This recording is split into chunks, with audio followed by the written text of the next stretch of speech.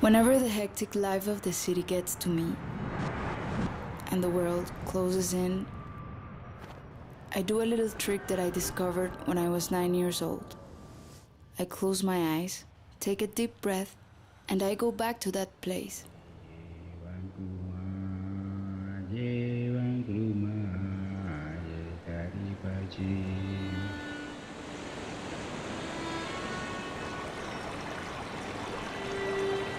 Suddenly, I am flying over that ancient landscapes.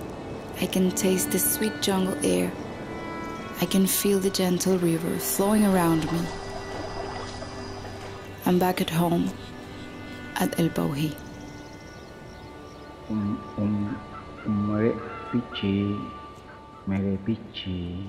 A rural community of less than 300 people, nestled between one of the most ancient places on earth, the Great Savanna of Venezuela, and the Amazon rainforest.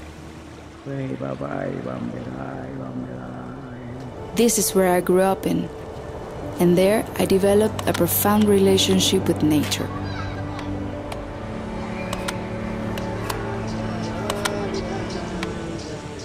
Throughout my life, I've had a recurring nightmare.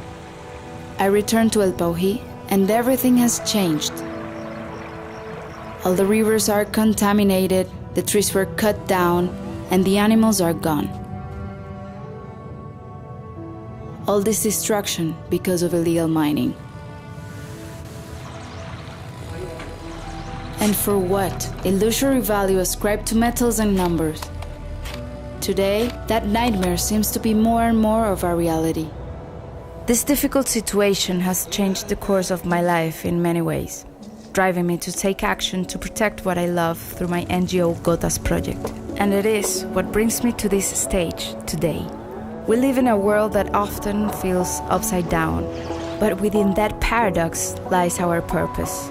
We are the many who know we can and must do better for future generations. We are called to remember where we come from, redefine our shared path, build our inner development, and co-create a new reality where nature, the guarantee of our future, is held sacred. This urgent moment requires us to shatter the myth of our individual insignificance and become together the force of the river. A single drop of water cannot move a rock or turn a mill, but when millions of drops merge and flow with shared determination, they become an unstoppable force. I am Liana Malva, a singer-songwriter from Venezuela, and this is Mundo al Revés, the upside-down world.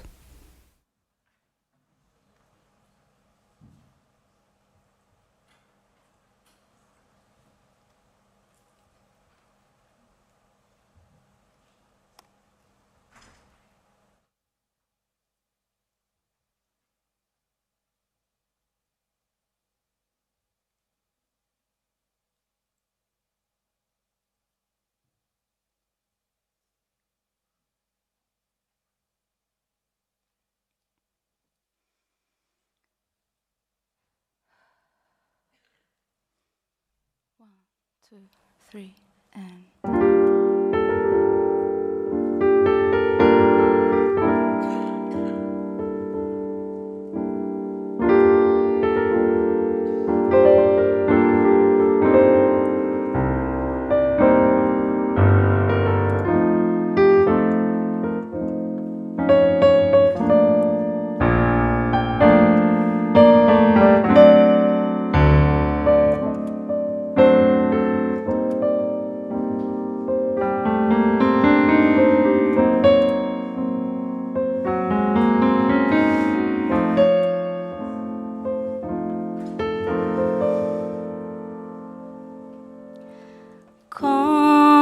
Contemplaré mientras construyes tu pared, aislándote de mí. Mañana despertaré con el mundo al revés.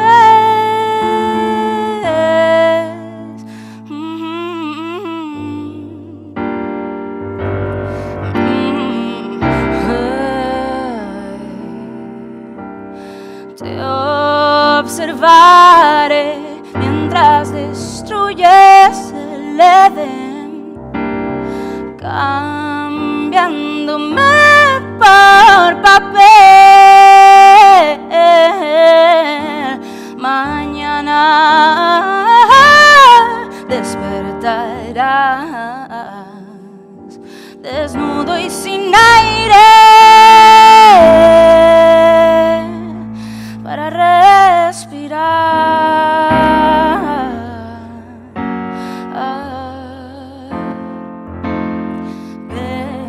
Pensaste que podrías dominarme.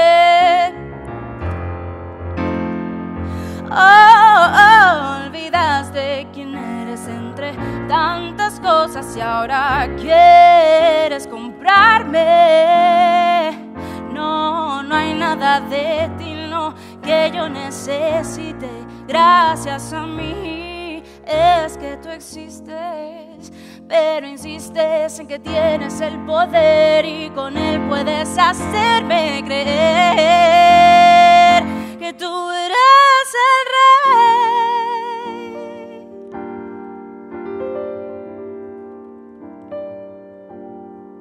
Sin agua no hay vida, no hay vida, no hay vida. Sin aire no hay vida, no hay vida. Sin agua no hay vida, no hay vida, no hay vida. Sin aire no hay vida, no hay vida.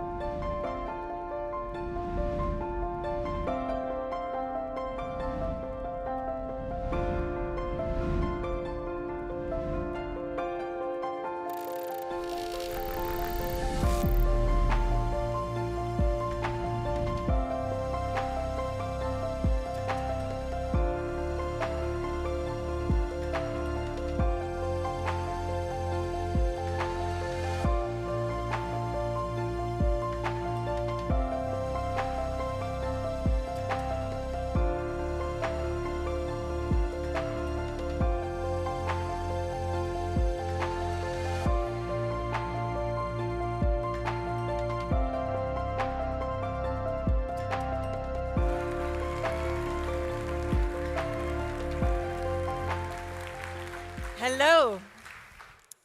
Hello, good morning, and welcome to the Inner Development Gold Summit 2025. The world we live in is full of polarities. And luckily, that is the case. Two opposite poles hold our earth together. Day and night form a natural cycle. And every breath we take is followed by its polar opposite, an out-breath. Polarities are an invitation to move between sides that, despite their differences, are mutually dependent. They support each other's existence. What defines polarities is a bridge between them, keeping them in connection. But the world we live in is full of polarization that asks us to pick one side at the expense of the other. Value one and reject the other. And as we do, the bridge collapses. And what was once a polarity turns into opposition, separation, enmity. Between neighbors and nations, between worldviews, and all too often inside ourselves. The world we live in needs us to rebuild bridges that are strong and flexible enough to keep us in connection.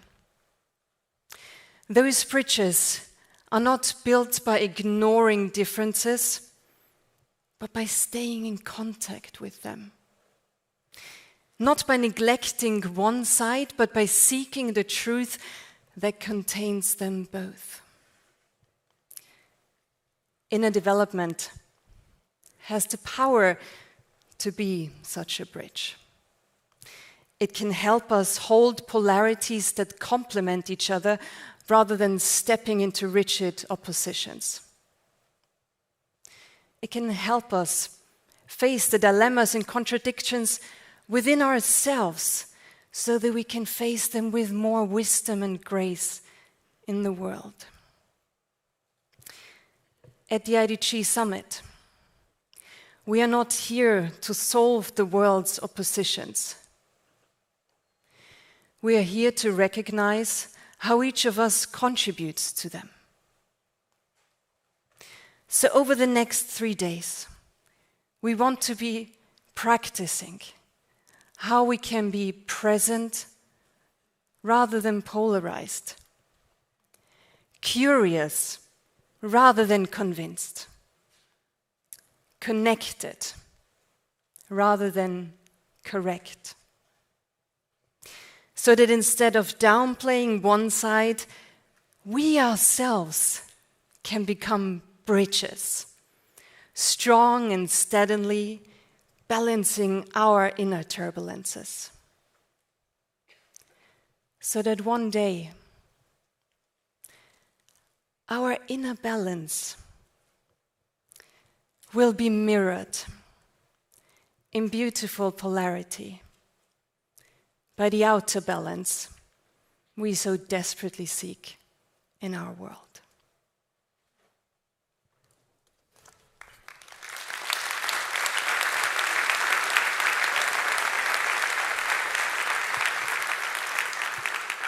My name is Katrina. I'm the director of the IDG Summit, and it is my great pleasure to welcome you as your MC for today in this beautiful new venue, the House of People, that actually dates back originally to the year 1901. And I'm also very happy to welcome our global audience that we have with us, again, from all over the world. I think at this point we have around 850 hubs and networks, and I know that a lot of them are also doing some watch parties, so please give it up for them wherever you are right now.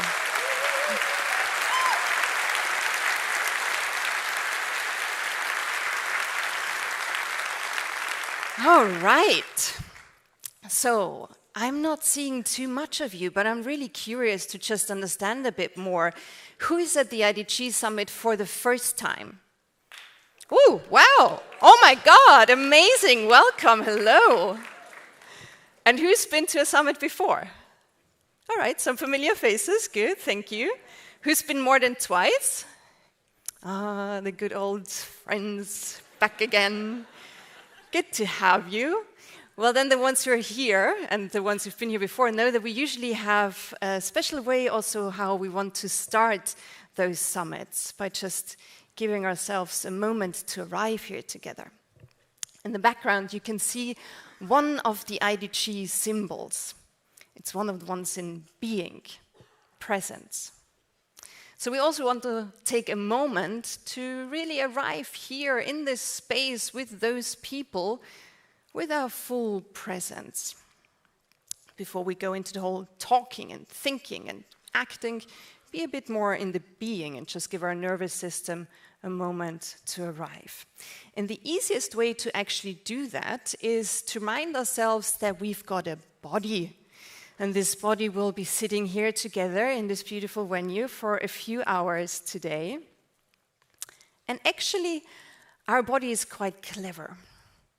There are so many different sensations in our body, and it communicates with us all the time, but sometimes it's not that easy to listen. But if we do listen, we might notice that there might even be sensations present in our body that are opposing, maybe even contradicting. We call that the principle of simultaneity. That different things can also be present at the same time. So let's just see if we can sense into that together. So I would invite you to maybe just sit up straight a bit, remind yourselves of your bodies, and then just sense into them. Is there anything within your body that you would say feels a bit tired? I mean, it's still early in the morning. Some of you have had travels. Is there something where you feel like, yeah, there's a bit of tiredness still in me? Then please raise a hand. And if it's just a bit of tiredness, you can come out down here as well. If it's like proper exhaustion, then stretch your arm a bit higher. If you want, this is also the moment when you can yawn. It will be about the only moment when you're not making me insecure when you do that, so please do it now. Yes, exactly, good, stretch. And then I'm curious. At the same time, is there also something in your body that you feel is actually energized? Maybe it's your face because you smiled already, or maybe it's a twitching knee and you're stepping with your foot a bit, whatever it might be. Is there something that at the same time as you feel you're tired, that's also something that is energized? So if you feel both, maybe you stretch your hand for being tired and stretch the other one if there's something that's energized as well. And then sense into it. Is it kind of on the same level? Is it like I'm tired and I'm energized and it's both the same? Or is it like I'm really tired but there's my little finger and that's a bit energized? Or is it that you're actually quite energized and there's not much that's tired? And just sense into a bit to yourself how it feels. Yeah, exactly. And you can just do that and start with a little dance. That's fine too. All right. So let's see what else we can find in our bodies. Is there something that feels stressed? I mean, sometimes in the morning when you have to come to an event and you have to, whatever, dress up or make sure that you've got all the things that you need, there could be something that is a bit stressed. Anyone who feels a bit stressed in your body? Then raise your hand. And at the same time, is there something that is actually quite calm? Then raise the other hand and again sense into it. Maybe it's just one. Maybe it's both. There I can see a bit more kind of, yes, slower movements. All right. What about strength? Is there something in your body that feels strong? It's actually quite a strong feeling. Raise a hand. And at the same time, is there something that feels tender, a bit sensitive? Maybe it needs a nice and warm touch by your hand. Thank you. So maybe let's give ourselves a roll of the shoulders, just a bit of a stretch, and maybe just shake your hands a bit to appreciate all those different sensations that your bodies hold within yourselves all the time, and just give yourself a good hug to appreciate that body for holding all these different sensations. Yeah, I feel like a lot of you were longing for a hug already. And as we have been focusing on the body, let's maybe also have a look at our hearts. What is present? What are the emotions that are present in our hearts right now? Who of you would say, I feel a sensation, an emotion of belonging? Right here, right now, maybe to the people who I'm here with, maybe to this community. And at the same time, can you feel independent? Does that contradict each other? Is it possible to hold both at the same time?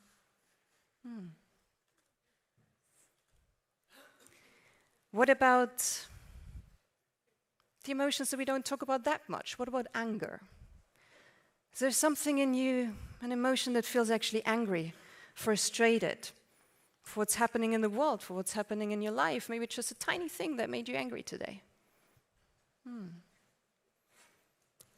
And at the same time, is there something that is sad? Can those two be present at the same time? For a lot of us, it's easier to access one or the other. But it also helps to see how both of them can be present in all of us. What about gratitude? Does anyone feel gratitude right now? And can we have at the same time a longing for something that might not be here? So maybe just also appreciate the different emotions that our heart is holding. Just give your heart a nice little touch, just a rub, to appreciate all the emotions that our hearts are holding. And then obviously there is our minds. And we're going to be thinking quite a bit, and talking today. So just check, what are the thoughts that are present in your minds right now? Is there anyone who would say, I'm a bit skeptical about this whole experience. Is this going to live up to my expectations? So now I'm checking very closely. All right. And maybe there's also the thought, I'm already quite confident it was a good decision I came. Oh yeah, good, I just wanted to check. Anyone who has a thought, this reminds me strangely of my university days, this venue. Or like no associations whatsoever. I can't even see, there's smoke everywhere. Anyone who has the thought, I hope she's going to make us interact more. Or I hope she's not going to make us interact more. All right, I didn't see any hands more on that. And maybe just give our minds also a nice little rub, a massage here at the back of our necks where it touches our back. Just to appreciate all the different thoughts that can be contradicting that we're holding in our minds. Well, before we get started, there's two more things that I would like to share with you. One is that this is all about inner development, and quite often there are also topics in inner development that aren't easy. We might touch on things that do something with you, that maybe trigger you, and maybe you don't want to be alone with whatever that is. And therefore, I'm so happy to tell you that we have an anchor team for emotional support. And I would like to bring the attention, I think I see them somewhere down the smoke over there. Please give their hands up. We have with us Marie, Charlotte, Hans, Lotta, Mona, and Lee. They are the emotional support team. You can easily identify them because they're wearing pink vests. One of them will always be at the registration desk. So in case you just want to talk to someone or not be alone, you can always approach our emotional support team. Thank you so much. And then there's one last thing. I'm such a fan of two-way communication. So you will hear a lot from the stage, from the speakers talking to you, and then sometimes you actually feel like, oh, that was a really good thought, or I liked what that person just said, but clapping can be a bit interruptive. So last year we came up with something else that we could do. Is there anyone here who remembers what we did? Oh, I like that. Exactly. I know it's not everyone can do it, or sometimes you can do it better with one finger or the other, but this is our invitation for you to really feel free whenever you hear something on stage that you just want to kind of say, that you can do a bit of a snap. And let's just do it once more because it sounds so beautiful when we all do it together. It's just such a soothing sound of like a rain. Thank you so much. And with this, I would say, let's get started.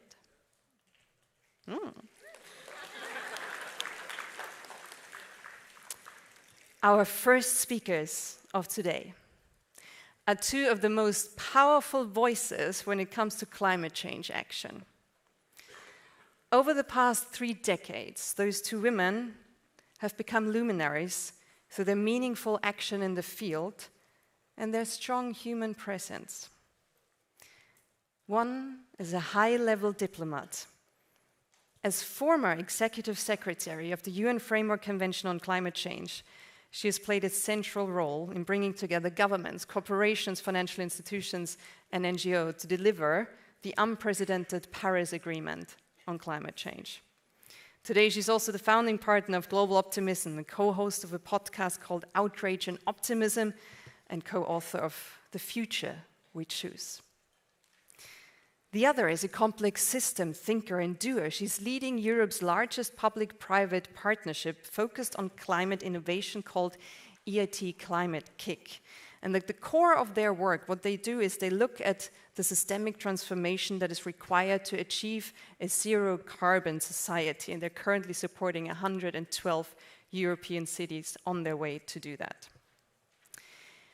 Today, they are gonna step into the unknown, and they will enter a space of exploration and uncertainty as we invite them into a raw and open dialogue, where they will tend to whatever emerges in the moment and show up as their full selves. Together we wonder, how do we bridge the inner and outer polarities on our journey of planetary transformation? Please welcome, for this very special conversation to open us up today, Christiana Figueres and Kirsten Dunlop.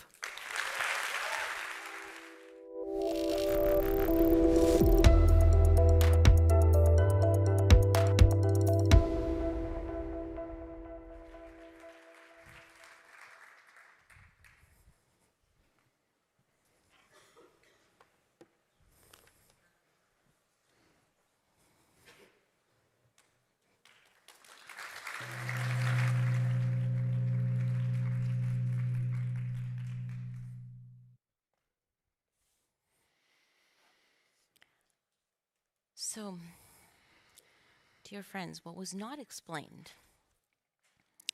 is that this is an experiment for you, but especially for us, in which we've been given a pack of cards.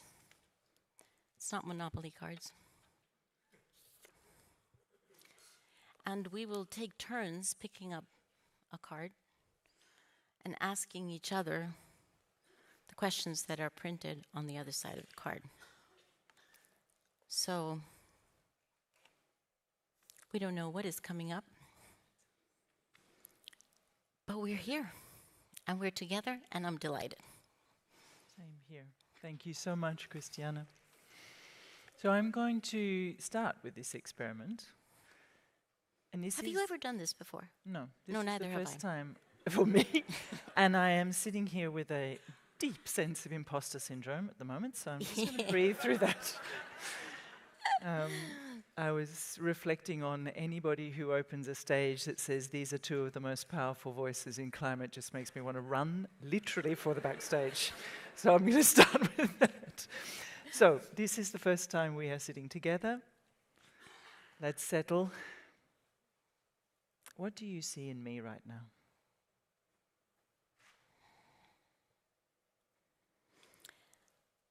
Well, first of all, I see a very tall person and a very small person. I see a person who is formally attired and one who is informally attired. I see a person who's wearing beautiful high heels and one who's wearing trainee shoes. And I see two women, both of whom flow in the river of our ancestry. And I see two humans who have chosen to embark on a life journey that seeks to understand that we are not just two women, two humans, that we actually are, to use the Thai word, that we actually exist in intimate interconnection and in permanent exchange with all other life on this planet.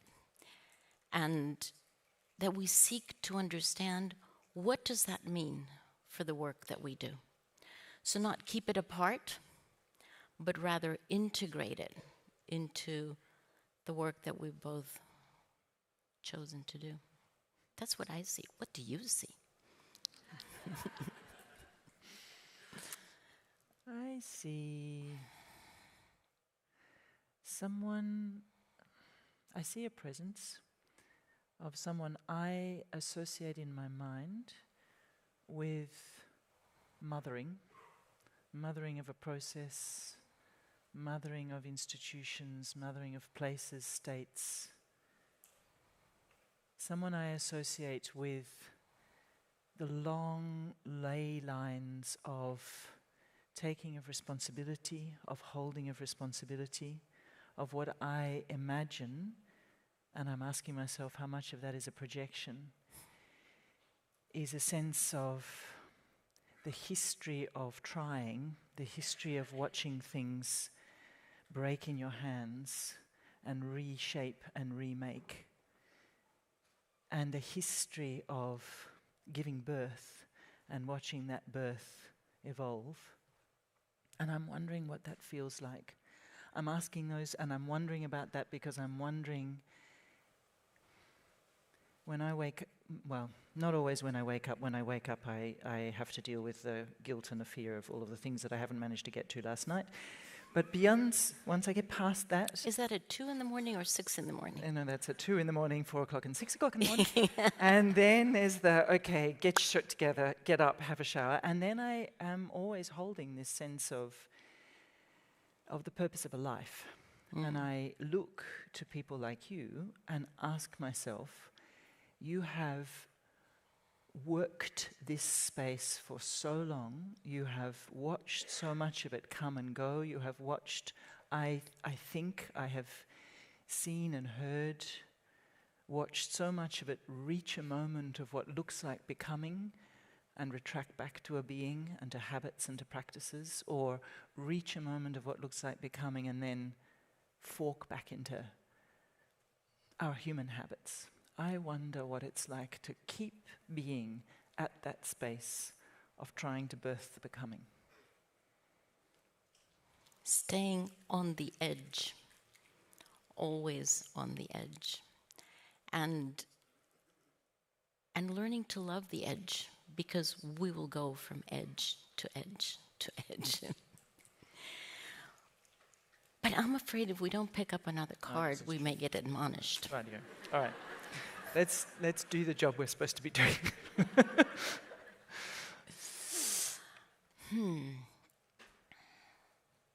Ooh, very nice. What part of yourself have you brought onto this stage today? And even better, the second part of the question. What part did you leave behind? Well, the part of myself that I brought onto the stage, let's start with the external. So yes, I'm wearing a formal attire and high heels, and once upon a time I used to act. And stages I like stages.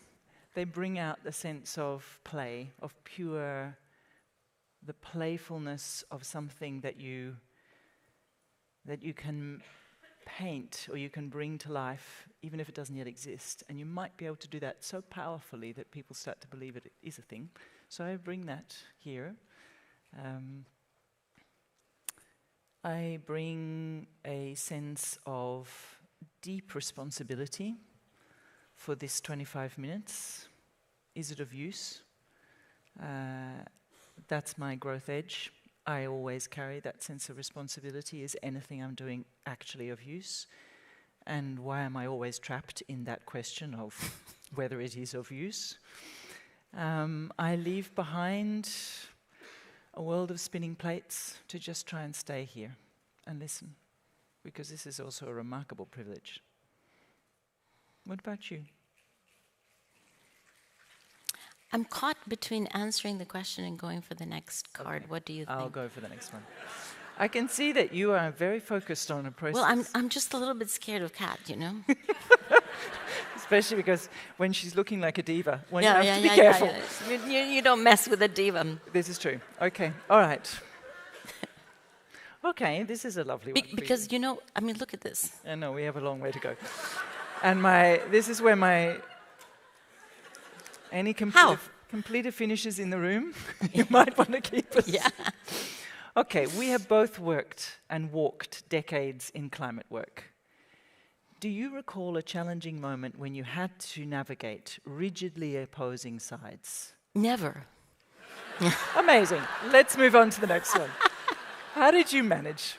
Assuming that might have happened, how did you manage? Never. That never happens in climate. It never happens in my personal life. Just have no idea what the question is all about. Actually, just yesterday, Marina Mansilla, who's my everything in life, reminded me of a very fun story.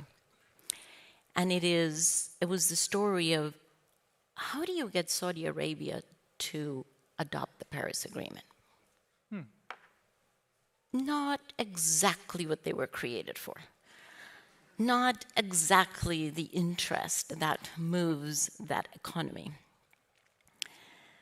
And so I wrote out the little story which summarized is I was fully aware of the fact that Saudi Arabia, champions all of the oil-producing countries, that whole group would be prone to want to sink the agreement, and that we needed their support. So I did travel to Saudi Arabia during the years in which I was executive secretary, more than to any other country. And I just went always with questions. I never told them anything.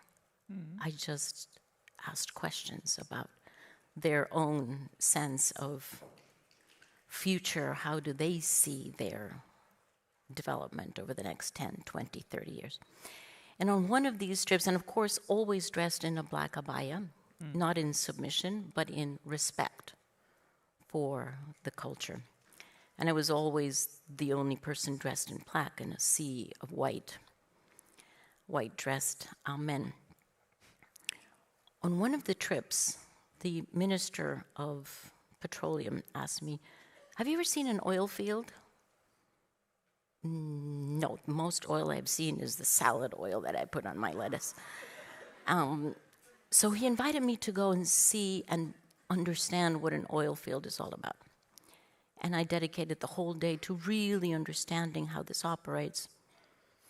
And coming back, we were sitting next to each other on the plane, and I had a moment of what I felt was human connection with this person as a human, not as the head of OPEC, not as the head of the oil, not as the head of the delegation. It's just human connection. And I asked him, I said, what does the kingdom need in order to be able to join others under the Paris Agreement? And he took a little napkin from the plane and he just wrote 2 words: economic diversification, and gave it to me. That was an incredible opening.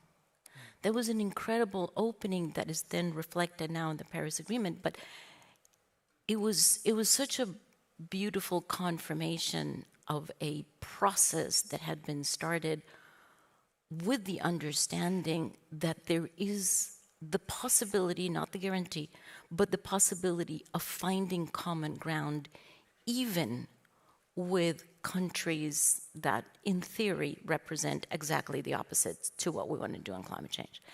And not boxing myself into that reality, acknowledging it, turning toward it, embracing it, going to the oil field, really understanding, and opening the adjacent space to that reality, opening the adjacent space of, is there something here that we can agree on?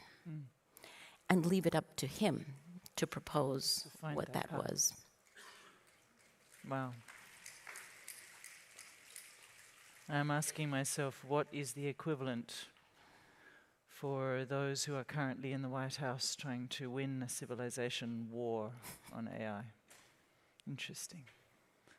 The space of common cause. Cat.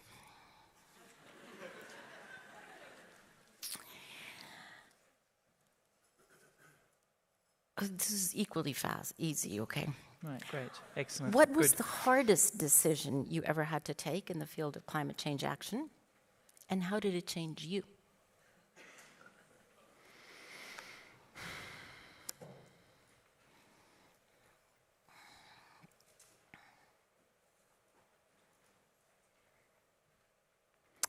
I think the hardest decision was to change the path of the organization that I work in and redirect its attention away from what was its founding story, its success story, its kind of grounding reality, which was creating a lot of attractive, viable, desirable, feasible solutions for climate, and to direct our energy to a place of not knowing and starting to create place or space for working from a destination backwards and kind of holding a space open for that and seeing if by holding the space as an organization we could invite others in or just hold it large enough and wide enough to flood in with multiple things and start to connect. The reason why I describe it as the very hardest decision is it felt like, on the one hand, an intuitively the right thing to do, to try and shift from really focusing on the supply of hundreds of solutions into the world, where we left the responsibility to others to magically put them and stick them together and make them work and give them money and adopt them, and instead take the responsibility for how those things might actually come together and who might care about them and what might bring them and combine them, or more importantly, how we might discover what other things were needed that weren't assumed by everybody inventing solutions or were not understood. But the challenge of that was it felt intuitively the right thing, but it was, in essence, playing with the lives of 200 people and their certainties and their sense of pride and professional success and possibility. Your staff. Yeah. And we are a community organization, so all of the other organizations in our whole network, which is quite large, it's taking a decision to change to repath a river, knowing that there will be consequences, and not knowing whether those consequences are the right thing to make happen in the world or not, but making a decision to try and living with the consequences. And the consequences were quite severe as it played out down the track, because going after systemic change, recreating a space for large, long, patient, place-based transformation in a very, very messy world isn't tangible, isn't easily deliverable, doesn't fit nice boxes of bankable investments or easy solutions. It creates a lot of risk, a lot of uncertainty. And above all, I remember one of the women who has helped me enormously in my own path of working a growth edge and trying to understand how to just show up and keep trying, said to me, "You have basically taken an organization that was used to thinking and being proud of thinking as a tribe, and you've thrown it forward into this space where people are supposed to wake up in the morning and thrive in profound uncertainty, complexity, and ambiguity. And you've done that as if that's fine for everybody to just leap there.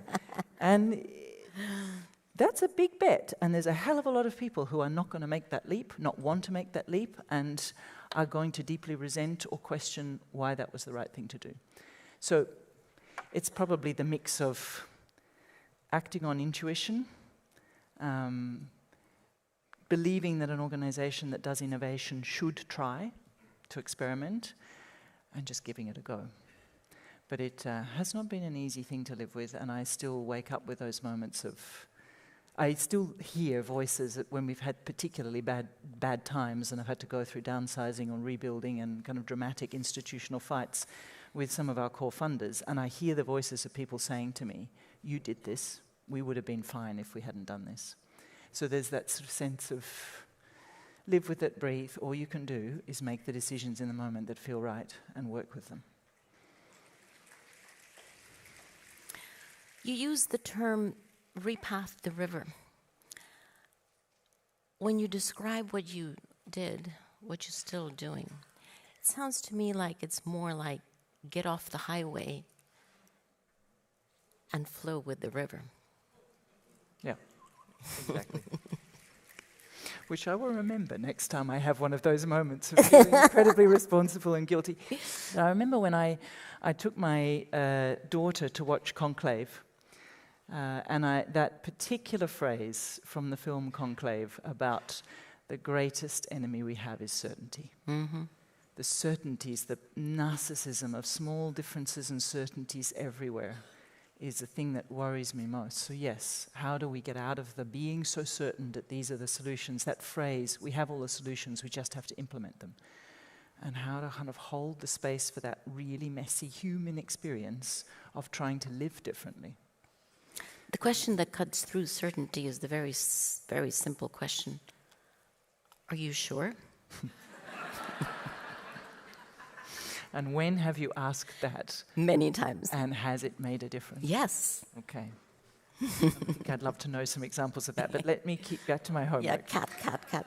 How did your journey of Cat is watching us, you know. Going, I know. How did your journey of inner discovery begin, and how has it deepened over time? Oh, wow. That's a good question. Don't know if I can do this without Kleenex.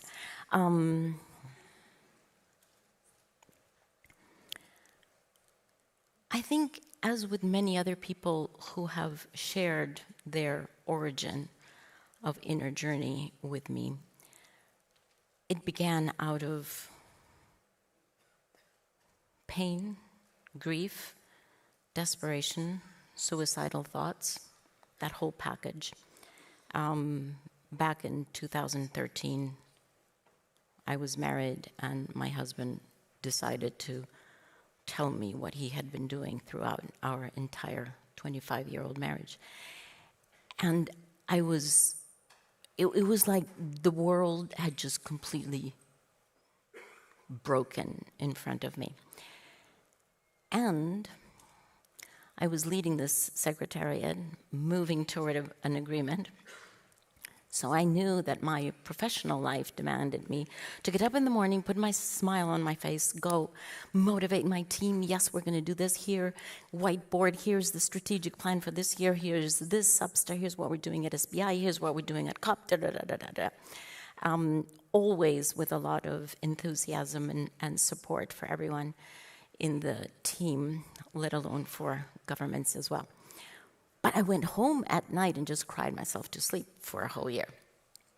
And that contrast between who I was at night and who I was during the day, my day job and my nightmare, just got to be so much that I became suicidal. So at one point, I did write to a friend of mine before WhatsApp an email.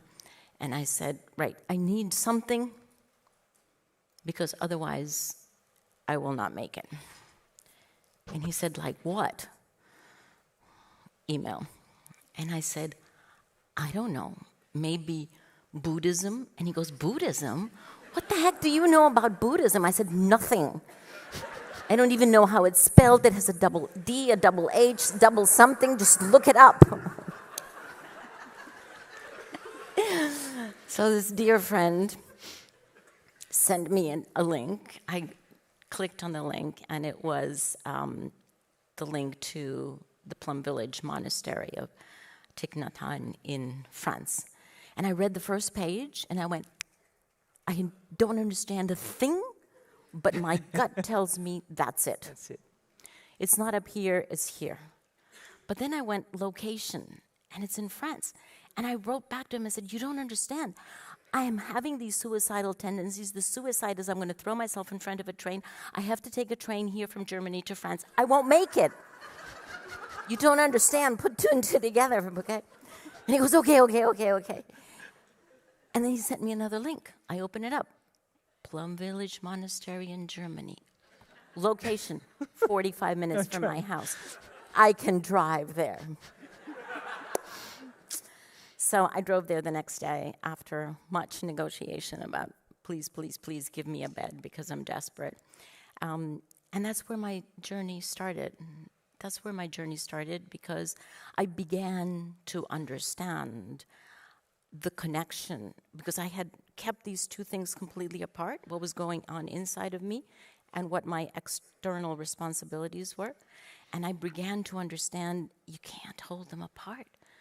We have to bring these into alignment, and it is precisely what I have inside. It is precisely that which I nurture and cultivate and fertilize inside. That is what gets expressed outside. It's not like these two are two different worlds. They're actually completely interrelated. They are mutually supported of each other, and they mutually affect each other. Okay. The universe is talking to you.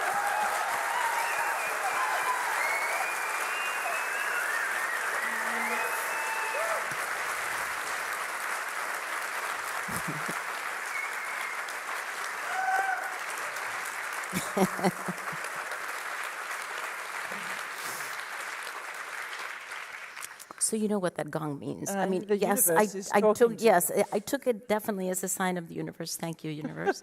But also, it means we have to go to the last question. I know, which is a pity because it feels like I'm only just beginning a conversation that matters.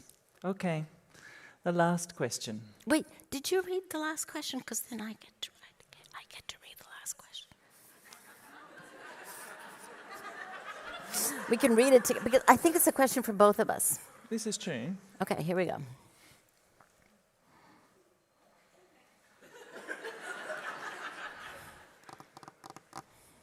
Okay, what is present in you after our time together? And what is your wish for me as we leave this space? Okay, because this is sort of a mirroring effort, it's a little bit complicated to understand who you and me is in this question. So okay, so let me ask you, what is present in you after our time together? And what is your wish for me as we leave this space? Long. It better be a good wish, okay? Okay, no pressure whatsoever. Longing. I would love to have another hour, possibly without a stage, to actually just have a really, really good conversation and learn. Because I feel like we just barely opened a bit of a door in so many different moments of choice, of opportunity, of what's going on in the world, and the implications of what this is, and what you are doing, and what Plum Village is doing. So, longing. What's my wish for you as we leave this space? I asked you a question backstage that is sitting with me as I meet people in my work who have gone or are going to Plum Village. And the question I was holding and am holding is, when and how do we get to critical mass of people who have taken that 45-minute trip at the exact moment that they needed it, have never looked back, and keep coming back for more, so that they keep building and rebuilding a sense of being in order to become, and holding and creating the space for being and becoming, and how to do that in a way that is humane, not performative, not a commodity, not a management consulting tool, not a new bright shiny framework that we're going to slap up there next year along with the McKinsey Horizon 3 framework, but actually just a space of being in every single moment, including the space of being when you are at your lowest point, and being able to find that space in the midst of the things that we are performing with each other to try and change the world. My wish is how can you work with me, with others, with all of us to get that critical mass to come through in time? Let me ask you this question. No, I think we're going to ignore the universe this time. What is present in you after our time together? And what is your wish for me as we leave this space? What is present for me is the delight of a deep discovery of who you are, because we've never spent time together. We've known of each other, but this is the first time that we're actually having a conversation. So I leave this with a huge sense, a deep sense of joy of the discovery of who you are. And my wish is that you'll be willing to be my soul sister. Wow.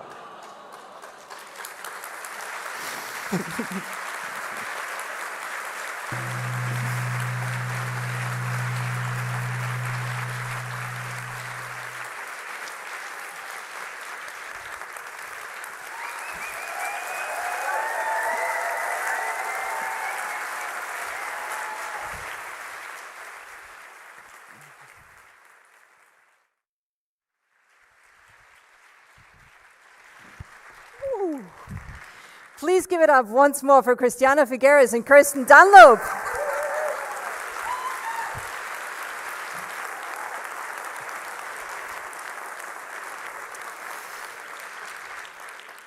I heard, don't mess with the diva, so I thought I'll mess with her myself. I wonder, is the IDG Summit a place that is glamorous, fancy, a celebration? Or can it also be a place that is down to earth, casual, chill? If you ask me, both. This is communication. And the power of good communication is that it transmits a message or a meaning without many words. And that is what good branding, design, marketing does. Our next speaker is an expert in this, as he calls himself a brand activist. An architect by education, he actually bridges design, strategy, and activism to transform complex challenges like climate change into actionable solutions. The story he is about to share is nothing less but a step-to-step guide that illustrates how one communication campaign actually managed to turn the entire Danish building industry around. It is also the story of one person who might have felt lonely in his frustration and stepped into action to actually mobilize many through that. Please welcome on stage Kasper Reimer Bjørkskov.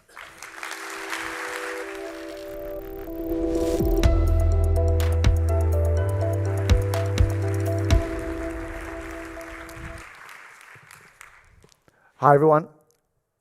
I'm not an activist, I'm an architect. And originally I became an architect because I wanted to make people's lives better. But that's not what the industry does today. It's a main driver of climate breakdown, and it's really, really neglecting the people it's meant to serve. That's why I was so happy when I met this pledge. This is Architecture Declare. It's a global pledge for architects to take climate action. So I quickly sort of wrote them and said, what do I need to do? What actions do I need to take? How can I be a part of this? And then came the very, very disappointing answer. Nothing. Just sign up, and then that's all good. And I was like, okay. I got frustrated because this is exactly how the status quo is kept alive. These commitments makes it seem like there's progress, but in reality it's nothing but empty promises. So I really wrote an angry post on social media, and then I asked if anyone wanted to be in on figuring out what it would mean to create a transition in the building industry that would actually ensure that we could enable this climate neutral transition. And for a long time there was just crickets. I was like, okay, I'm the only one with this. But suddenly 2 messages ticked in, and that was the spark. The spark of a movement called the Reduction Roadmap. And it's a movement that's with a vision to align the Danish building industry with the latest climate science and enable the transition towards a sustainable future. And to our surprise, we were actually quite successful, because this is the first time in Danish history that the entire building industry has come together, not to fight legislation, but to demand it. So how do we get here? And we have to rewind a bit, because to understand how we could enable this change, we also have to understand how our degenerative system works. So we live in a broken system. 7 out of 9 planetary boundaries have been broken. And billions of people live outside of decent living conditions, not having access to water, food, or even shelter. So how is it that we came to serve a system that promised us prosperity, but in reality is accelerating us towards collapse? To understand this, we must understand how power works and how it shapes our opinion. So in 1777, a Scottish philosopher, David Hume, says something striking. Nothing appears more surprising than the easiness of which the many are governed by the few. Why is it that billions live by the rules that are set by a small elite? His answer was quite simple. Power doesn't rest on force, it rests on opinion. And actually, 2 decades later, Anthony Gramsci sits in his prison cell in Italy saying that power endures by shaping culture. And it's that the powerful that maintain control by shaping opinion. So I just want to help, you need to help me illustrate something. Can any of you just raise your hand if you ever felt guilty for resting? Felt guilty for not working hard enough? Felt guilty for not being productive enough? Okay, look around, you're not alone. And I think that's the trick. This is not natural. This is a story we've been taught to keep us obedient. Because if you think your value is only what you produce, you will keep producing until it burns you out or till you break the planet. And that's the entire point, is that power doesn't need any change when it governs us from within.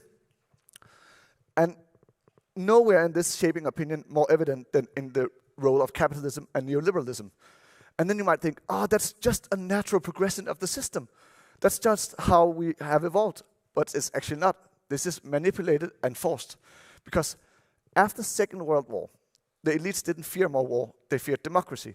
Because democracy means shared power. So what did they do? They set out to not build an army, but build an idea. Redefine freedom. Freedom is the market, and tyranny is the government.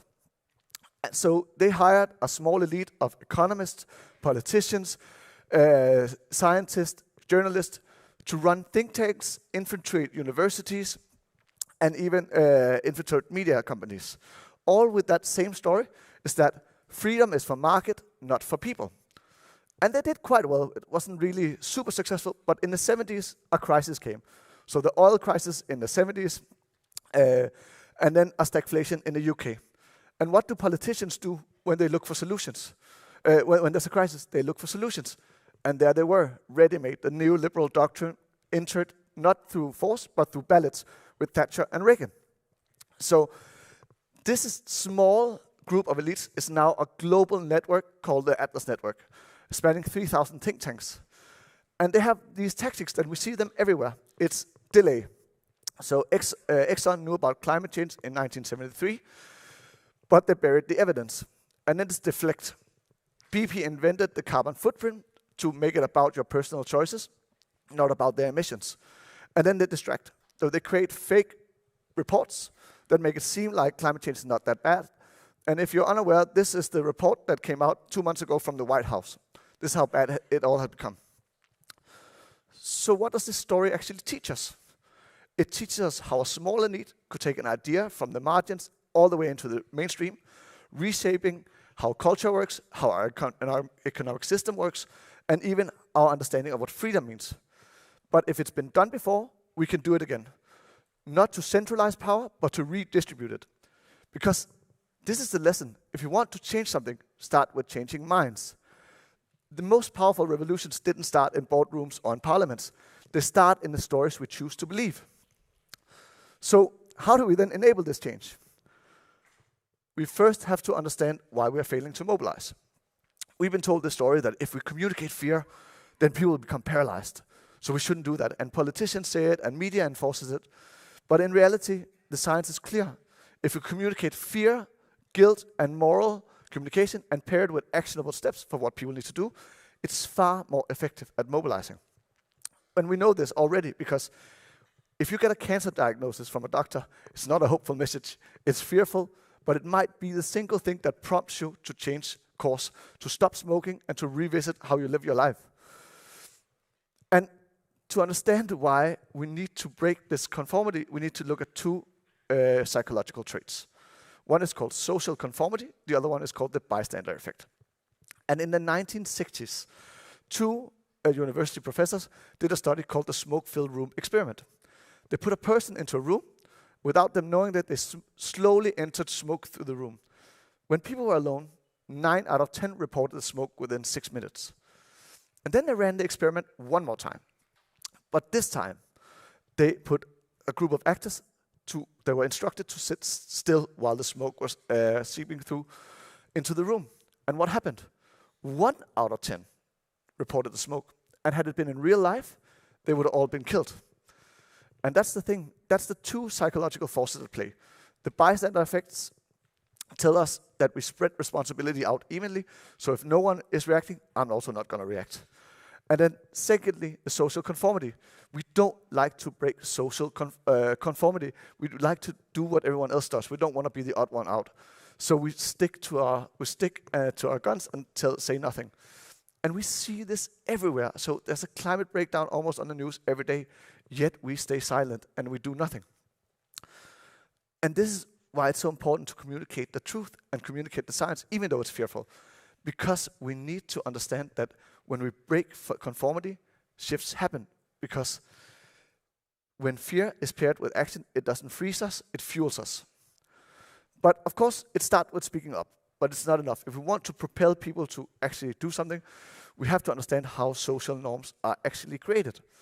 And we used to think that social norms are something that come from above. It's rules or punishment or sort of social change within our small group. And it's not. We know that it's the signals around us. It's the information environment we have. So it's the stories we hear. It's the behavior that is visible. It's the institution that legitimizes these things. And at the end, it's also the identity we choose to take on. And the cool thing is that we know from the countries that have been successful in getting people to smoke less, what happened? Was it a new study? No. Was it more information? No, it wasn't. It happened when heroes stopped smoking in movies, when we banned it from restaurants and cafes, when we made it much more expensive to buy cigarettes.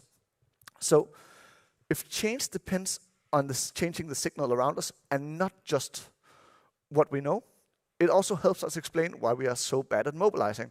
Because we keep assuming that values leads to action. We just need to know a little more, then our values change, and then action happens. But in reality, it's the other way around. Is that actions shape values? And that's the best way to understand this is that, think of it like this. It's easier to act your way into a new way of thinking than it is to think your way into a new way of acting. But of course, it's not either or. It's both. But we have to understand the sequencing. Action ignites, reflection sustains. And that's how it is. It's not either or, but it's how we combine them and how we understand how the sequencing and how they work. And change is not a loop. It's a spiral that could be either positive or negative. So our point is that we need to change the information systems around us that prompts a new action, that enables reflections, that then turns into value change, and then prompts new action. And I'm sorry, but this is a significant problem if we understand it this way to the IDG principles. Because if actions shape our values, we got the sequencing wrong. We need to go from action that enable collaboration, which fosters relation and ensures thinking, and then ultimately ends up at being. So, but because we get what we act on, not what we dream of. And we need to remember this, because it's so important. We don't need more insights. We need more action. But even when we shape our values, so now we said that we have to speak up, we have to understand how norms work, and then we have a value shift when we act. And that is also true. But we have to be aware of something quite fundamental, is that we don't absorb values passively, we bend them to fit our identity. So that's the kicker. We need to understand how identity is formed. And this is a quite striking example, because in 2024, the biggest part of Republicans said that they would never elect a convicted felon. What happened when Donald Trump was elected? They directly flipped. And this is because the value of not electing a convicted felon was secondary to the identity of being a Republican. So this isn't hypocrisy, and we see it in Democrats as well, so it's not just a Republican thing. But it's the cognitive dissonance that we believe our beliefs are not carved in stone. They're sticky notes that we use to rewrite who we think we are. And this is really important, because facts alone rarely change mind, but identity does. That's why branding is so important, because it's the engineering of identity. Branding is about shaping desires through identity. It tells us who we are and who we would like to become. It's a simple formula: sell identity first, outcome second. And it helps us explain why climate campaigns are so shit at this. I'm sorry, but but because we keep selling planetary boundaries, net zero, tipping points, they're all factually true, but it doesn't move anyone. That's why Nike never sold shoes. They sold the idea of becoming an athlete. And UN sells us facts we wish we didn't know. And I hope you can see the difference. And this is actually what the Atlas Network mastered.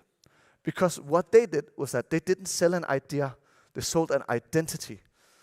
So when we understand this, we can also use it to really figure out what to do next. How do we reverse the playbook? How do we use this for the common good? So here are 5 sort of simple things we learned during the campaign that helped us enable this systemic change. So direction turns small steps into systemic change. So movements like to think that we need systemic change tomorrow because otherwise it's not good enough. But that's not how systems change. They gradually tip. So we need to have a clear direction, understand where to go, and take the best adjacent possible route. And this requires compromise and reconciliation. And it's very difficult to get this in movements, but we need it. So in reduction roadmap, we knew that we had to reduce how many buildings we built, actually quite significantly. But we could not get an industry mobilized around that. It was simply impossible. So we said, we need to mobilize around getting emission caps on how much buildings can emit that is in line with the climate science. So that was the first adjacent step. I'll tell you later why this matters. And then we turned minority insights into majority action. So we took insight out of old dusty PDF written for experts and turned it into something that everyone could understand. And that's the key. When you take complex insights and make it accessible for people, it creates agency. And when people have agency, they act. And then we branded it as something different.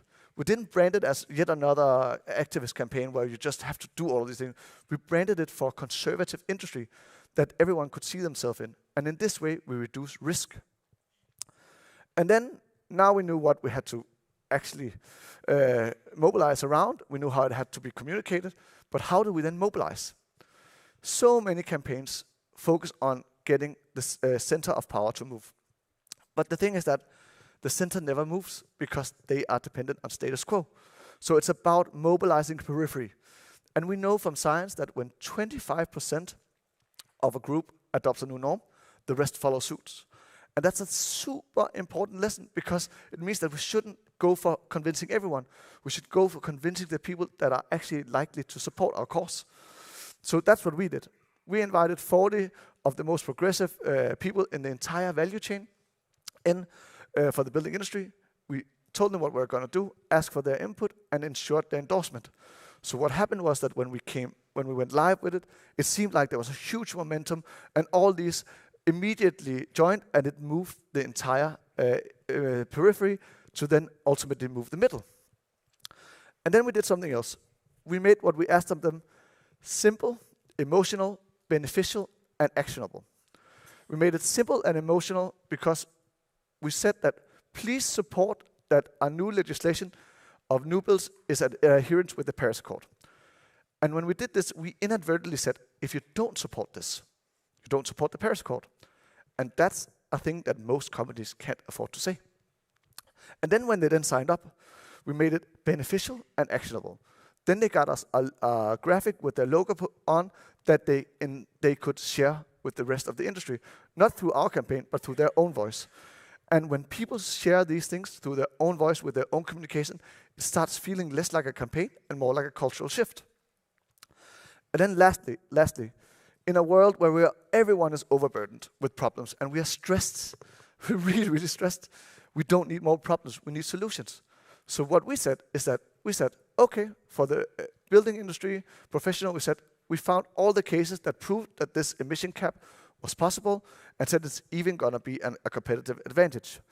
For the bigger industry, we showed that before we had very harsh regulation, which had enabled some of the biggest companies in the world, which is Grundfos, Danfoss, and which actually came out of our harsh legislation. And then for the politician, we calculated how much CO2 this campaign would save if it was enforced. And then we said it's going to make it so much easier to live up to the Paris Accord. And that changes everything. So that's how we took an idea from the margins to the mainstream. And now over 900 companies have signed up, and it's by far the majority of building industry workplaces that is supporting this. So it's a united industry. What else happened is that we reduced the emission caps for new build, but the most important thing that I'm so proud of, you remember when I said we couldn't run a campaign on reducing how much we built? 3 years later now, there's a huge building stop movement in Denmark, and for the parliament elections coming up now, it's endorsed by 2 political parties. So what was before impossible is now possible. And that's how you create the gradual systemic shifts. And this is actually the most important lesson. If you take one thing away, please take this away, because no company can do this alone, or organization. If we had asked individual actors to just follow the reduction roadmap that we set out, they would have been outcompeted by other companies that didn't give a rat's ass about this.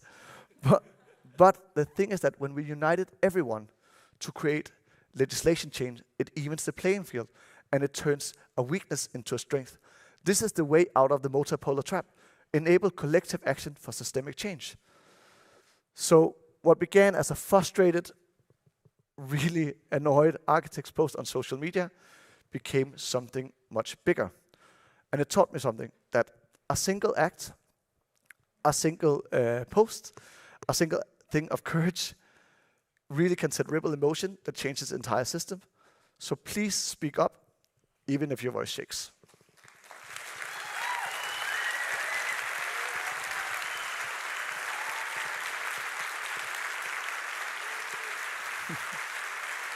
Good.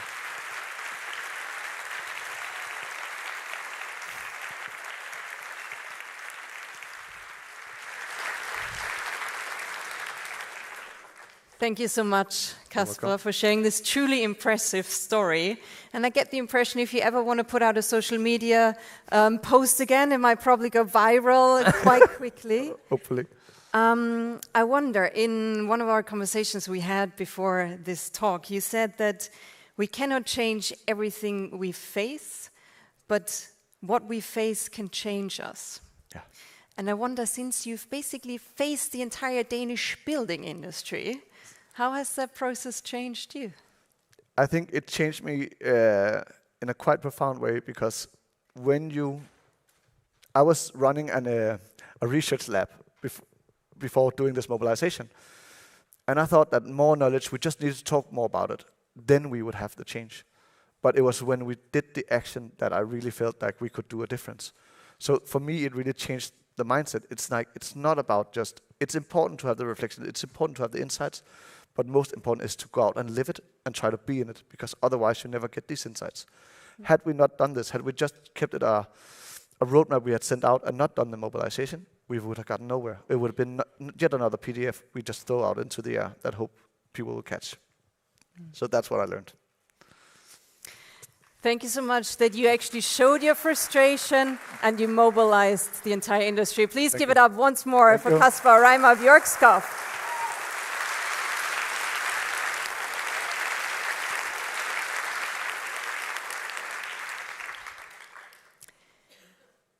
How many of you would say, I am happy?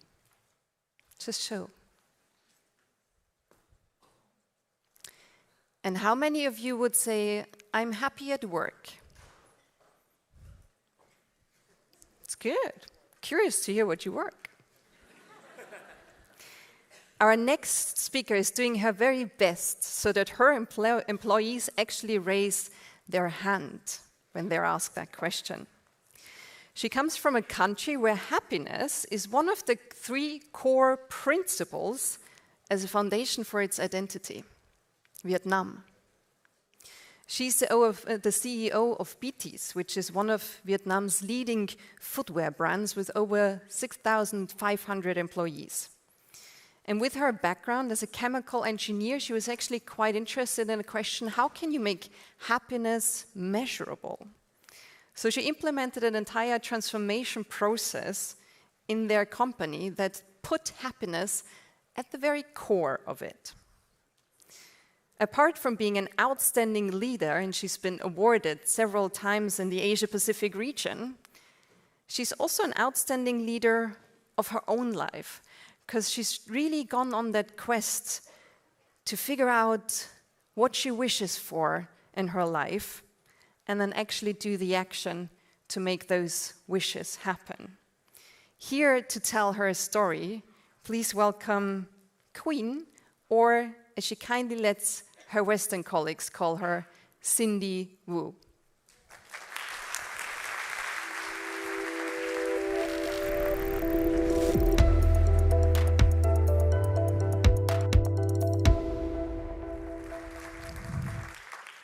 Hello, how are you today?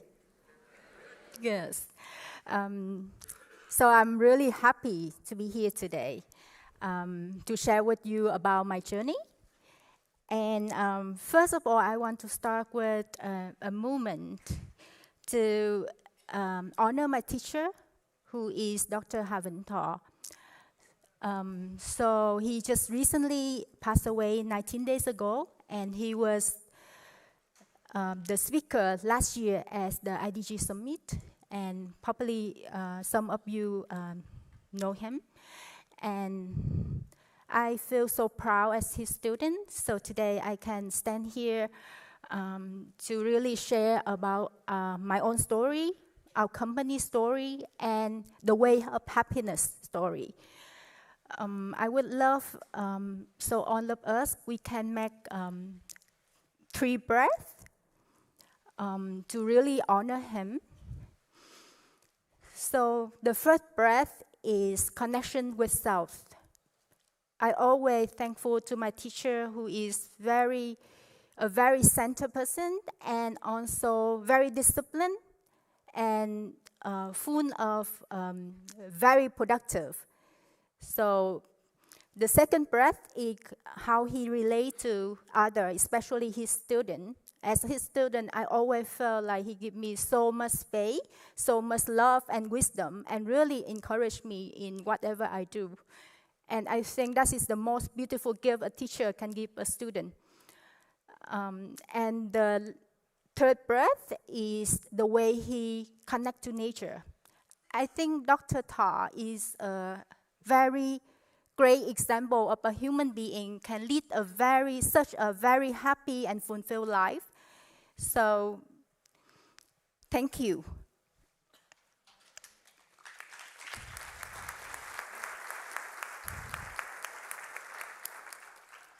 So here I would like to present you happiness as a corporate strategy. And it's really now become our strategy of the company. And I would like to share my story. So how I come about with this happiness journey.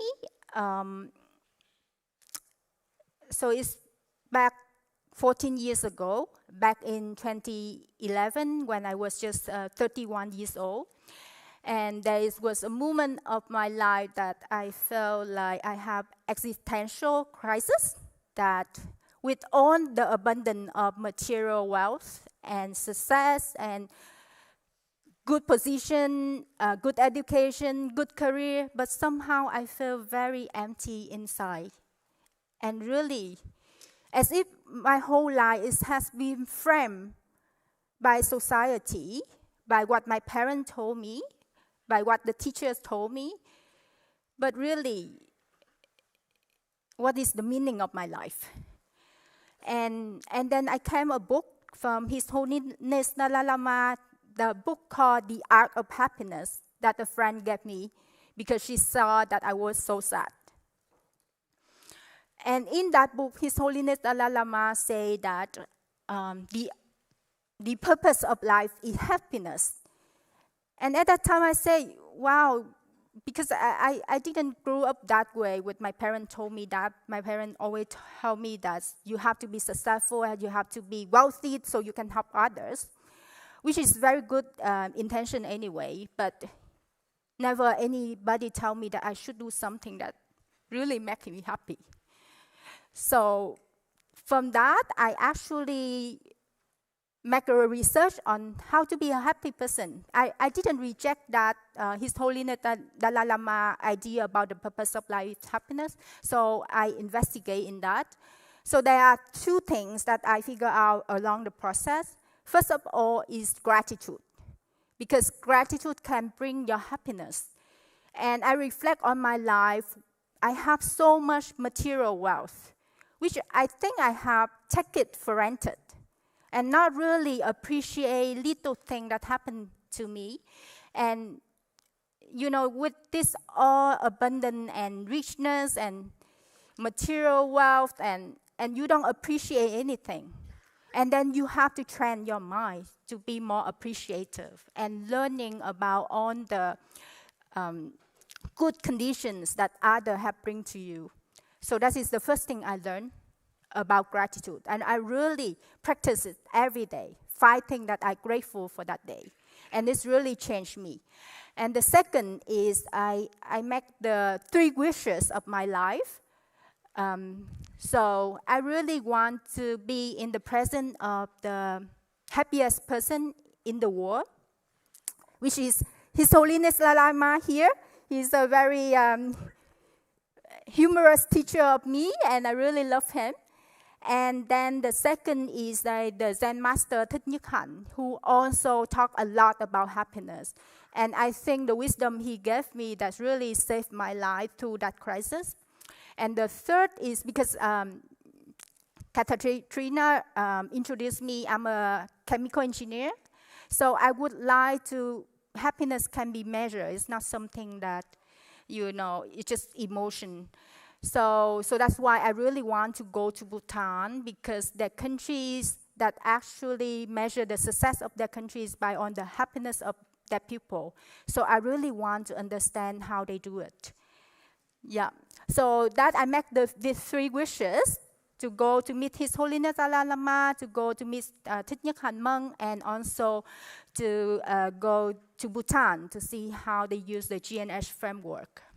GNH at Gross National Happiness Framework. So, you know, and then I met my husband, and we got married. 4 months after my marriage, he's got the stomach cancer, and 16 months later, he passed away, which is really devastated, because my husband, he's really my soulmate and the love of my life, and I was spending so much years to find him, and eventually he passed away, so it was really sad. But at that moment, I think that I had to let myself just 2 months to get over it, because if I just delve too much into my suffering, I think I would not be here today. So at that time, I see what I can do for others, really focus my life into be benefit for others. And during that time, I make myself that I need to fulfill that my 3 wishes of life. And in consecutive 2015, 2016, 2017, I fulfilled all of these 3 wishes, which is, I think, this was really the blessing of my husband, and also that pushed me to really go forward. And then I asked, after I fulfilled my 3 wishes, I asked myself, what next? What can I do? What next? Now I fulfill my personal wishes in this lifetime.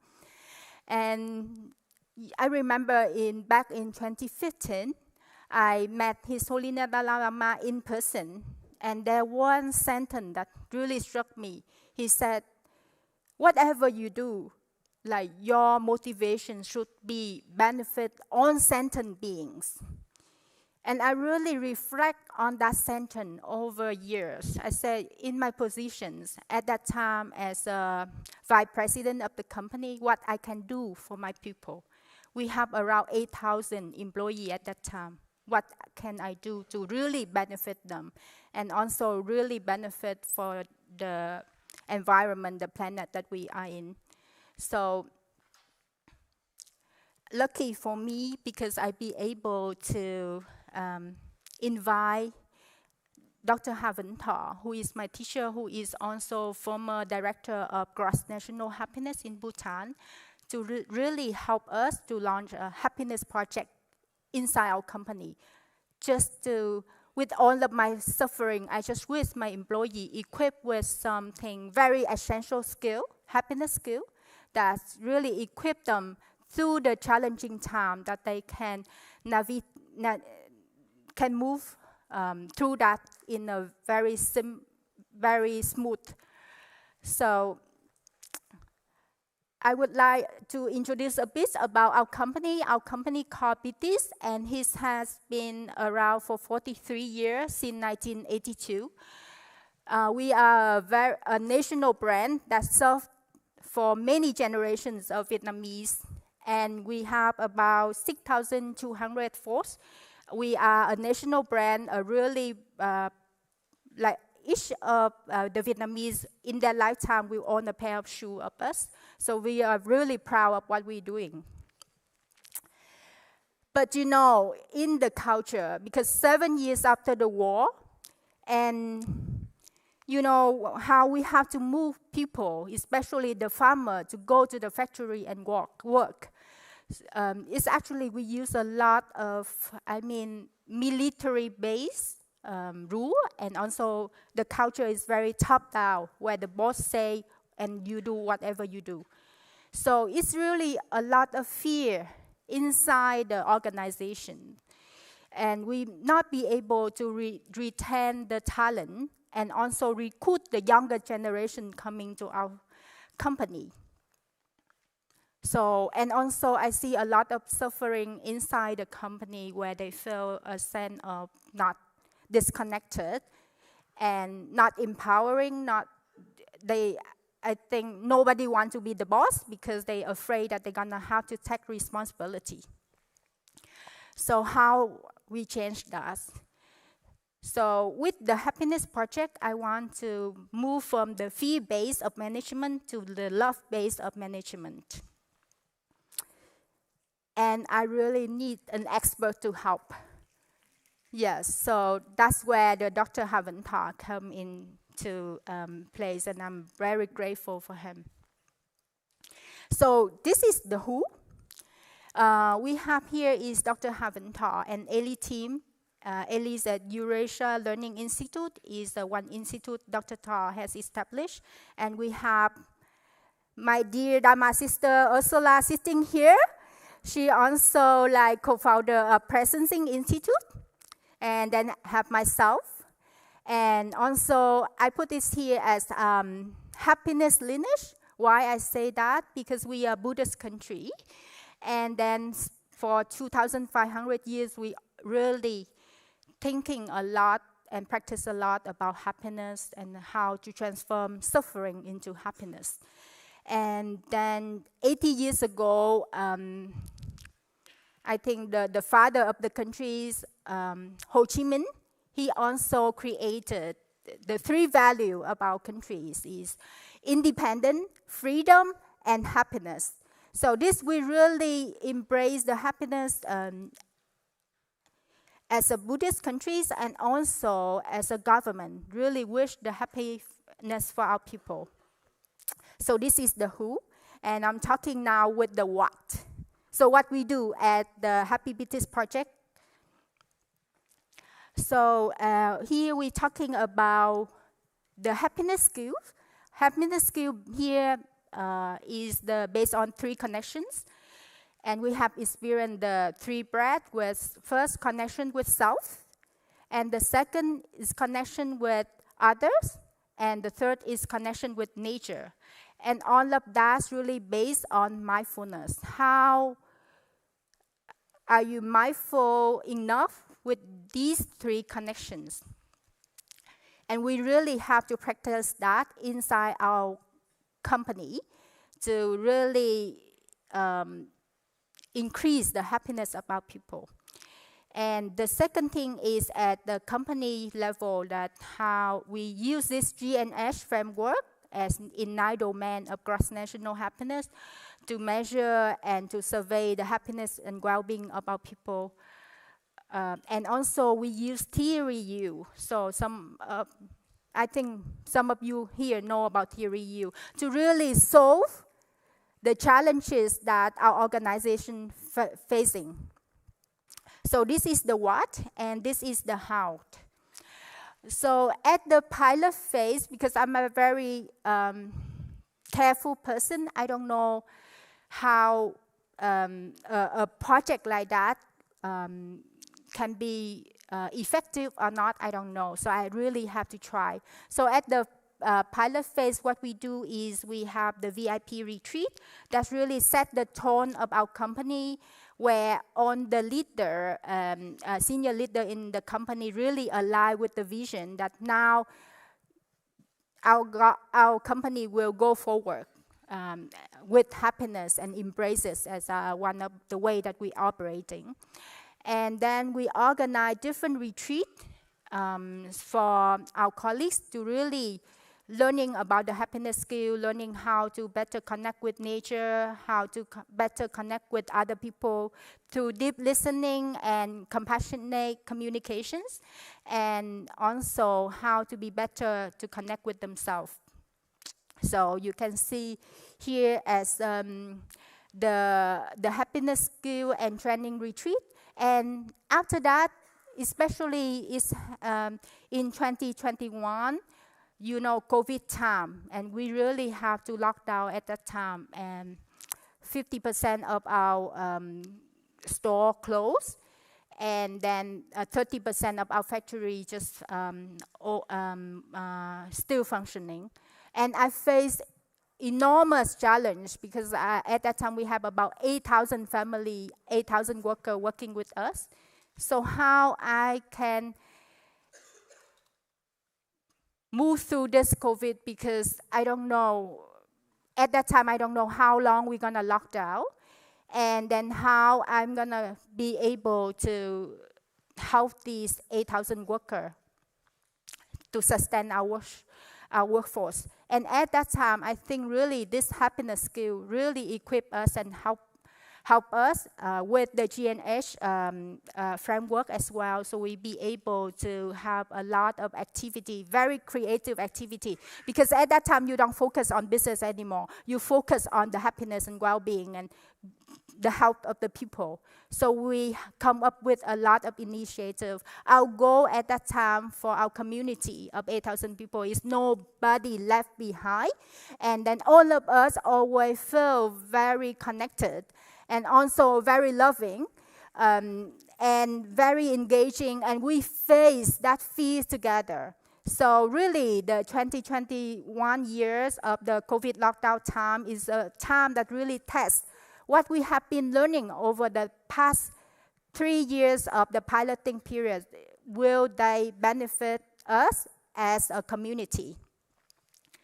So, and then we can see here, every year we do the GNS survey, the VIP retreat, to really look at in each of these domains, where are we with the lowest score, and how we can help our colleagues to improve this score. And I think that's also with this VIP retreat is actually open the door, the space for us to discuss to discuss the domain that's very strong. For example, we're talking about living standard. Why the living standard that our score of our colleague is very low? Why the time use is low? Why the health score is low? And also, where are the learning and development opportunity for us? And then also, we apply the theory U to solve the business challenges. We solve the challenges on the product making, on the marketing that really disconnect with what we do as a company, and the way that marketing is really superficial. It's just like you wear makeup, but it's not really you. And also on the learning and development model that inside our company. So I'm really thankful for my sister Ursula here, because really she helped us through that process, really building a model that can solve our business challenges. And after this is the Happy Birthday 7th year, what we do is each of our colleagues, they equipped with the happiness skill. That's based on the 3 connections. So on the meeting in our company, we will start with 2 minutes of mindfulness, and then we will have a check-in to know the energy of of the people in the room, to set the tone for the meeting. And then we have 1 hour per week that we have the happy circle, where we really practice this happiness skill and sharing. So all the people always feel there is a sense of belonging for them to belong to this company, and they be able to share with their colleagues. And then we have the 15 minutes of mindful movement practice every morning. And you can see this is the 5 years of we doing the GNS surveys of our company. But I will not go into it. I ran out of time now. So I have to manage the time right. So this is the Happy Business Success. And I just put it here. So you can take a photo. You can look at it later. So really culture change, one team, one vision. Our mission is to cultivate a happy and effective community of working and learning together. And we want to be an Asian brand that really embraces the happiness path of all. And then you can see about the retention rate, the team harmony, and the business as a force for good. And one of the important things when we're talking about nature inside our company, it's not propaganda. It's really the way you connect with nature that brings your awareness that on what the nature is facing. And from that, you take actions. And we also have really focus on health, to help Vietnamese, especially our colleagues, to become more healthy. And you can see this photo. I put this photo because it's the way that we celebrate the 50 years of independence from America. And you can see each of us here, this is our national flag, a red color and the star inside. So I want each of our colleagues to be really a star in themselves, and how I can provide the environment for them to really flourish, to be the best version of themselves.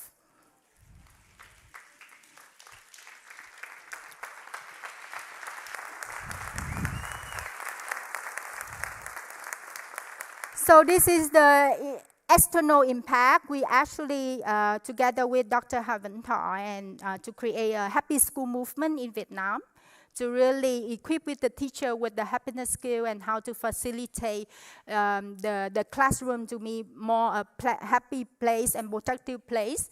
And also we have happy station, and also I think like social innovation on sustainability. So this is the external impact. You can take a photo of this. And then this is what we learned. I think throughout the way that we're talking about happiness GNH framework, I'll be able to put it down side by side with the IDG, the skill, and this all the skill that we actually have this. And also the SDG, we have the 15 SDG that we can fulfill with this. So you can see the link from happiness skill, IDG, and then SDG together.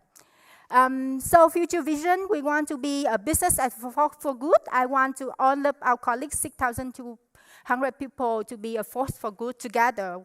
It's not just the leader, like all of us at the community. And we want to promote happiness and well-being across Asia. So thank you. And this is our mindfulness bear, what we create for the kids. It's really inspired from the lotus. In Asia, we have this saying, and also Buddhism, we have this saying, no mud, no lotus. We can transform our suffering into something very beautiful and very beneficial to all. So thank you.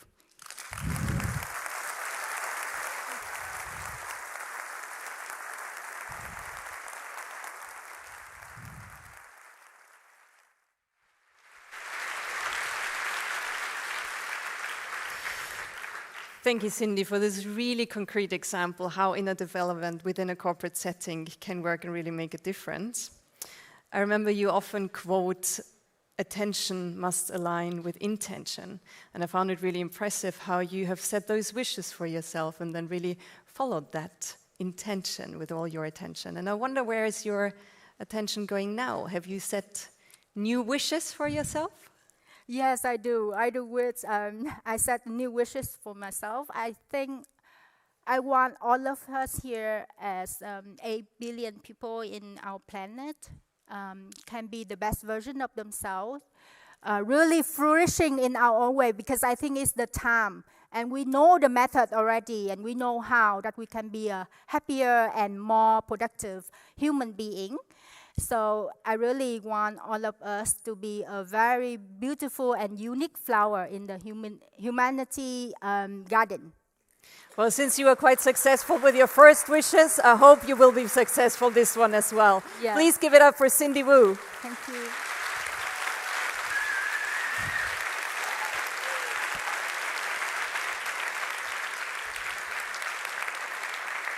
Thank you. Our next session is especially dear to our heart, as we want to draw on our own self-awareness, critical thinking, perspective skills, our openness to learn, both as an IDG organization and as an IDG community that we're all part of. Since the beginning of the IDG's existence, there has been a lot of skepticism, criticism, polarizing views around a lot of it. The IDG framework, how the organization is set up, the general idea of the IDGs. And at the IDG Summit, we also want to be a brave space that really invites for constructive criticism, healthy debate, and the respectful exchange that helps us to develop together.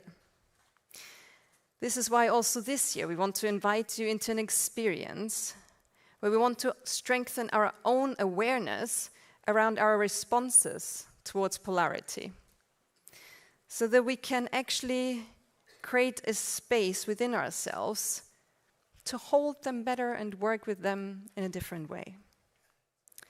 To guide you through this experience, I will invite a woman on stage who's a masteress when it comes to sensing a room, and the ones who've been through the IDG ambassador training will have seen her in action do that. She's an acclaimed facilitator, educator, and author with 25 years of leadership development experience. So please welcome an equally gentle and strong force of a woman, Pamela Fonsablia.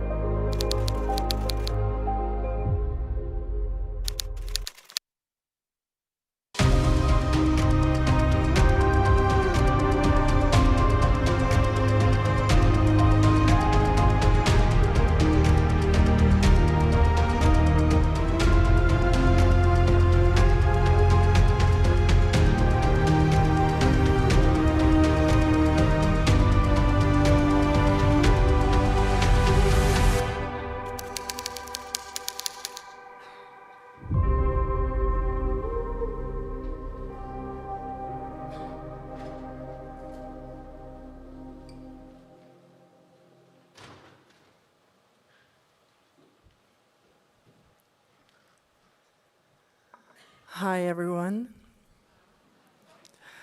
And I can notice right now I'm just trying to hold my own inner polarities of excitement and nervousness. So I would like to invite you to another experiment. Are you up for that? I'm glad to hear. I have noticing that it seems for us to really be able to hold complexity is about to be able to be on that emergent edge of not knowing and the unknown and the uncertainty. And we just watched the video and just pay attention to what a multi-layered IDD universe we are part of. So many possibly different experiences, perspectives, and most likely worldviews. And many of us, most likely on a conceptual level and an aspirational level, is trying maybe to move away from polarity and binary thinking. And still, I don't know how it is about you, but on an everyday practical level, I can notice myself falling into not really being able to hold polarity. I don't know how it is about you. I'm not always elegant by holding both and sometimes I slip into either off. Am I the only one in the room? Okay, thank you. For the nervous part of me, it feels a little bit good to know that I'm not alone. And this session is an invitation for us to practice together, to practice, like more to be aware of how it feels from within when I'm receiving something from the outside. And very soon we're going to move in to the exercise, so get ready. But before that, I would like to share a short story of one of my own failures when I couldn't hold, in the beginning at least, and it took some time, I couldn't hold the both and. 12 years ago, when my son was 15, I became aware of that he was drawn to right-wing politics. Right far out. And it hit me quite hard. One of my strongest values is equality. One reason is because I deeply believe that every human has the same worth. And the other is that my mother came to Sweden, his grandmother came to Sweden as a refugee when she was 9. So something in me got activated in the presence of him. And I went into, I'm not so proud of this, but I went into opposition, blaming, judging, trying to convince him that he was wrong in the polarity he was holding. And of course, the more I pushed, the more I tried to convince him, the distance grew bigger. And our conversations were silent. And luckily, at some point, I remember what I do on stage, at work. What I know and have known like for decades before this happened, that I was educating people about change and how to create change. That we can only meet another person when we are truly able to meet them where they're at and not oppose them. So I began a long practice. And it felt very long, because it felt urgent as well. It was my son. So it was a practice of self-regulation, nervous system regulation, perspective taken, curiosity, openness, connection, and presence, to be able to deeply listen. It took me some time, I can tell you that, before I could have a conversation with my son and actually stay open. To listen, to not argue, to just be fully there. And suddenly, something beautiful happened. A dialogue that is continuing to this day, where I could hear the validity in his perspective that I wasn't able to hear before. So now we're going to enter the exercise, and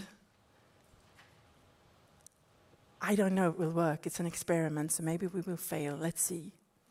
Are you ready? Okay, great. And it can be a bit activated, emotionally activated, maybe. So I hope I have your consent for going forward. Do I? Thank you. So in a moment, you will hear 16 statements. They are divided in 2 rounds, 8 statements each. And in the first statement, I'm going to very soon ask you all to stand up. And when you hear a statement, you have 2 choices. And I know this is already a bit binary, but just go with me, okay? And the most important part, maybe it's not only, when you hear the statement, what happens within you. It's also how it's designed, what we're doing, what we're not doing. And just keep on bringing your self-awareness to reflect what happens within me. We're here to practice. We're here to learn together in this moment. Not talking about it, but having a possibly felt sense experience. So, if you agree with the statement, you're standing up and you're facing the stage. If you disagree, you turn around. Is that clear enough? Okay, great, thank you. And this is not a moment for a debate. I hope you will have days forward when you can have conversations and debating and have dialogues around different perspectives and polarities. No, this moment is a moment of paying inwards and outwards as an inner laboratory to just be curious. What's going on? How do I relate to differences, to polarity, to tension? And we're going to do this exercise to expand our capacity to hold complexity, because that's what is in my worldview. So please stand up, everyone. And I invite you, and this is an invitation, so you don't have to do anything in this moment or for the rest of the session. But I invite you to don't overthink. We grown-ups, we tend to overthink, so don't overthink. Try to breathe into your body. We can breathe a bit, just go in so you're connected. Maybe push your feet down the floor, maybe push your fingers in your palms. And then we just try it together. You agree, you're facing me. You disagree, you turn around. Just try to turn around one more time. Yeah, like this. Thank you. So it's about making a choice after every statement. So now the light will go off. So are you ready?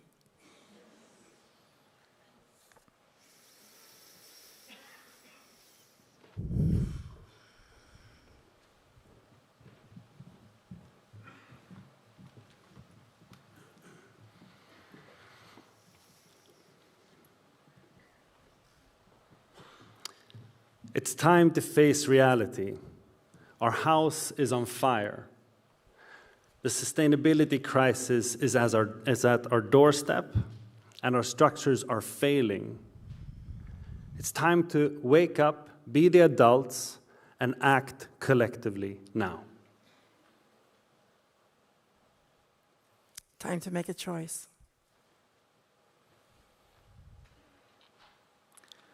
What we face will take generations for us to adapt to.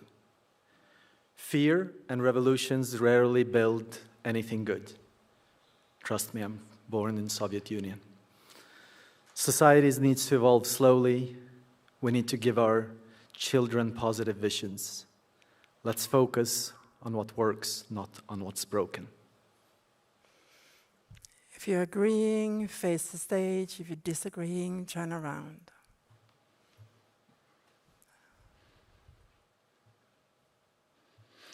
Much of what is called inner development is just a nice distraction. It can make us self-centered and less likely to develop real power in the world. Instead of engaging in courageous collective action, too many people are sitting in ice baths and attending sound healings. And again, make a choice, agreeing, disagreeing. Pay attention to the social field in the room, to your inner landscape.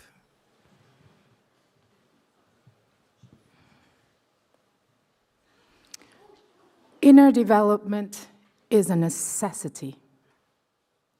Without it, anything else is useless. If we don't change the people in the system, we will not change the system. We have to stand within to change the outside.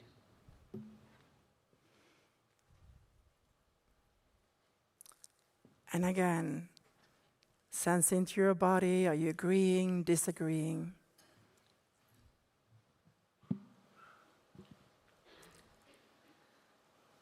The main focus of the IDG movement needs to be within the business sector. This is where change can be led. This is where economic power lies. And this is where cultural norms are ultimately set. And again, noticing the room is moving. How does that make you feel in your inner world?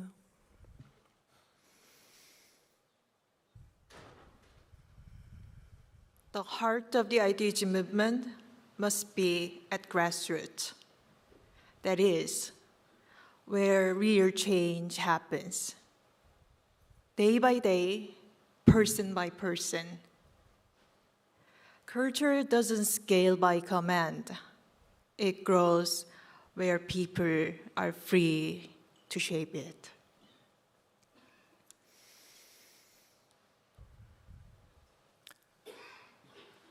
Are you contracting? Are you expanding? Do you feel resonance?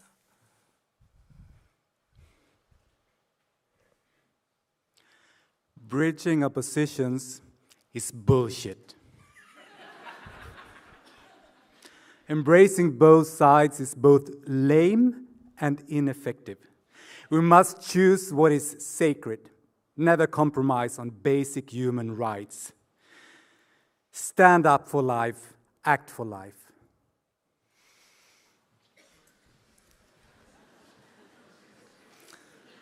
Can you notice resistance, resonance, agreeing, disagreeing, maybe both, maybe none, maybe one?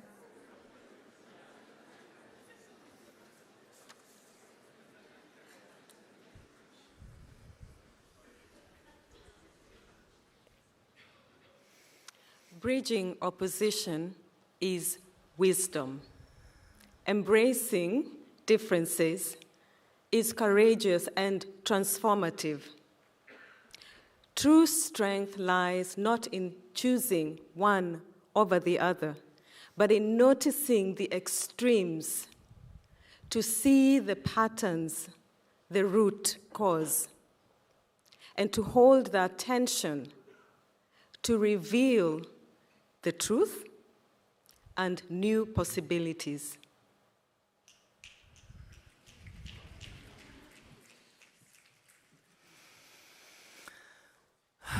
And again, just pay attention.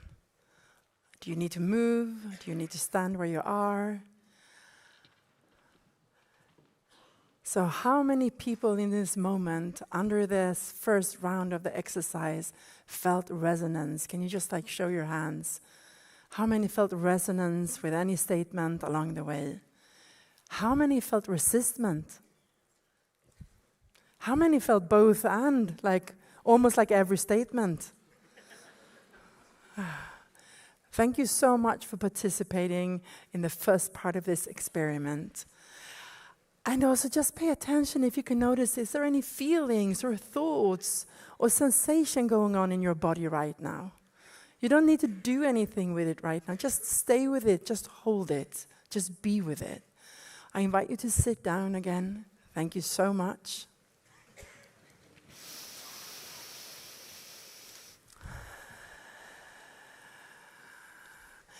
Before we move on into the second round, I would like to offer you all a little bit of a nervous system regulation tool. Would you like to try it? Yes? Okay, great. So what you will do is you inhale, and on the inhale you hold your breath, and you really try to sip in as much air as you can when you breathe in. And then you can tense your whole body, just tense, like from feet, thighs, bum, stomach, hands, arms, face. Do you understand me so far? Yeah? And then we will hold breath and we will hold the tension. And then on my instruction, we will release it and then we will breathe again. And we will do that 3 times. Okay, 1, 2, 3, inhale. And hold your breath and tense up your whole body. As you're like 2-year-olds, angry, holding your fist like this, just tense. Come on, you can get it more.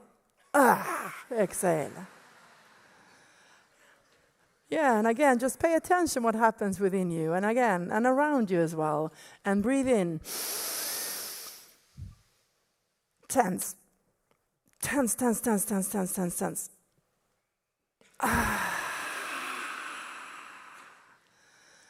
And just pay attention to the social field in the room, to the space in between you.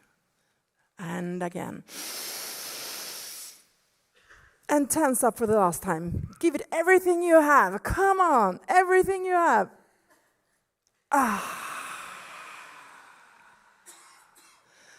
Thank you. And I just want to create awareness. If you just take a moment, what inner feelings, thoughts, tensions, impulses, sensations, maybe like impulses to react, respond, contradict. Just like allow yourself to take a moment and pay attention.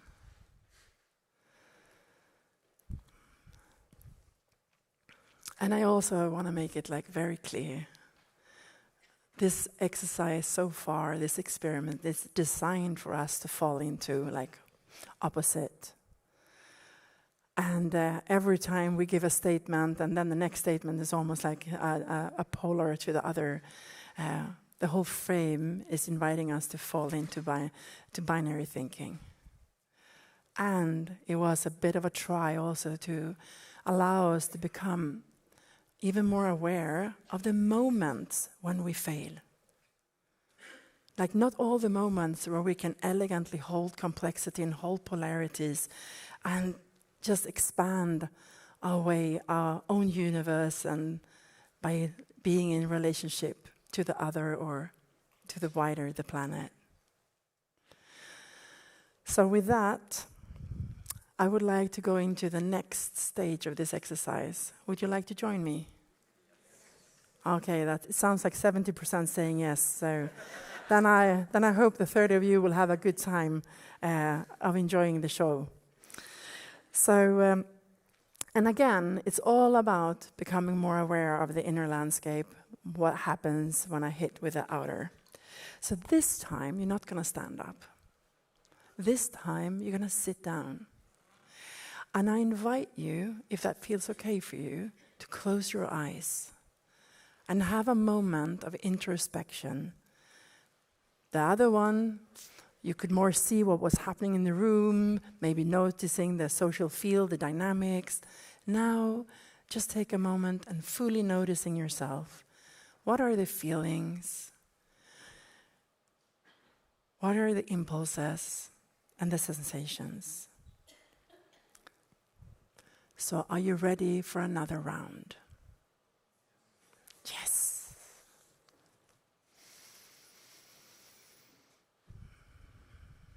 So you just have your eyes closed, sit down, breathe, and pay attention to your inner landscape.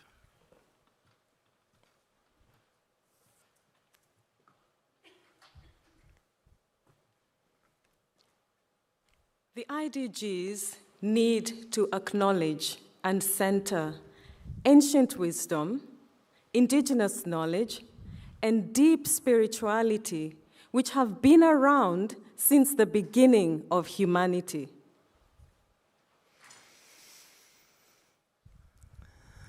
Just breathe and keep paying attention. The inner development goals need to be rooted in scientific evidence, peer-reviewed studies, and proven methodologies. Otherwise, we risk losing the common language with the wider society that we operate within, including governments, institutions, and corporations.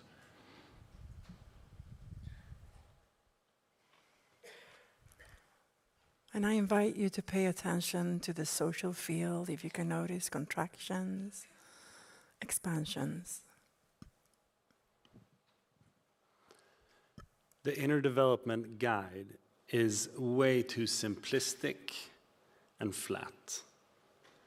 You can never capture development into 23 skills. It's not possible.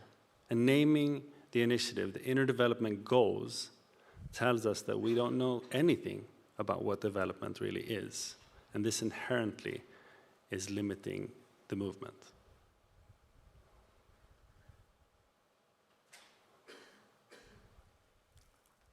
What are the inner impulses that you're aware of in this moment, if any? The Inner Development Guide needs to be as simple as possible. It's a mainstream communication tool that explains why we should even care. We can't only speak to those who have the luxury of time, money, or academic underpinnings.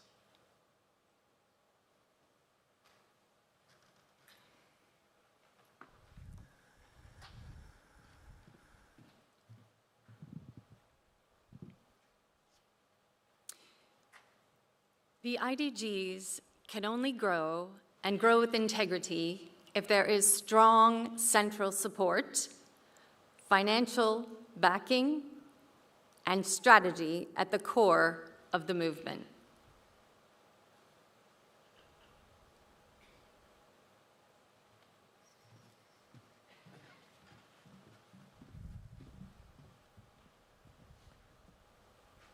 The IDGs can only grow big by letting the decentralized parts grow organically. There will never enough money or step power to lead something of this scale. We need to be leveraging the power of volunteer work and allowing people to go things ahead in their own way.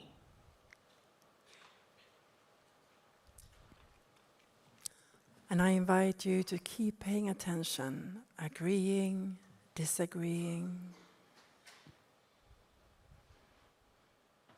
We are getting stuck in endless conversations around ideology, trying to get it all right instead of moving forward. Stop talking and just try to do something differently.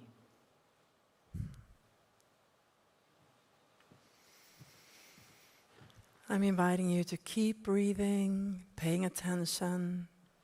What happens within and between you? We are moving too fast. Just running will take us off track. We need to stop and first get the basics right. Before we start, we need to address questions around power structures, diversity, or colonialism. If we don't, whatever we build will inherently be flawed and failures.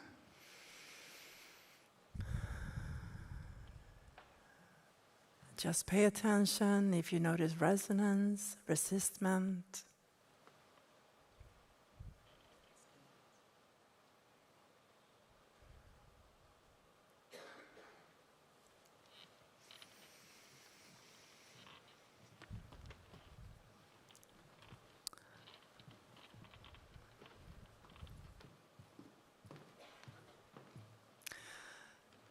So now we're moving to the next phase in this practice moment, and that is to reflect in pairs.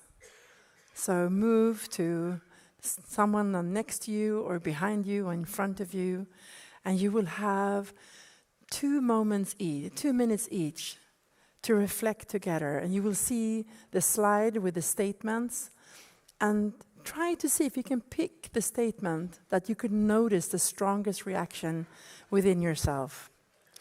And person A, the one with the biggest hands, okay? The one with the biggest hands of the 2 of you will start sharing for 2 minutes feelings, thoughts, impulses. And person B with the smaller hands, you will just give presence. You will just give presence. And then I will let you know when you swap, and then it's the other person's turn to share. Is that clear enough? Okay, someone, please continue.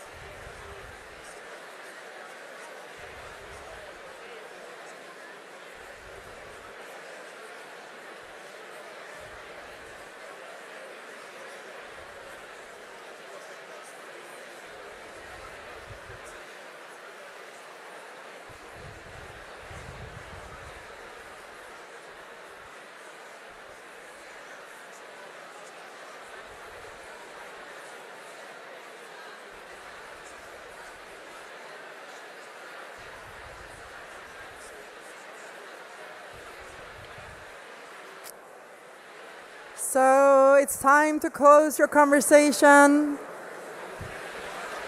Time to close your conversation. Next time, this is a facilitation tool. Next time you see my hands up, it means I need your support to close the conversation in the room. So you raise your arm and you close your mouth to support everyone to see what's going on. Thank you. Thank you for your engagement. Thank you for your presence. And now it's time to swap. So 2 minutes for the other person to share.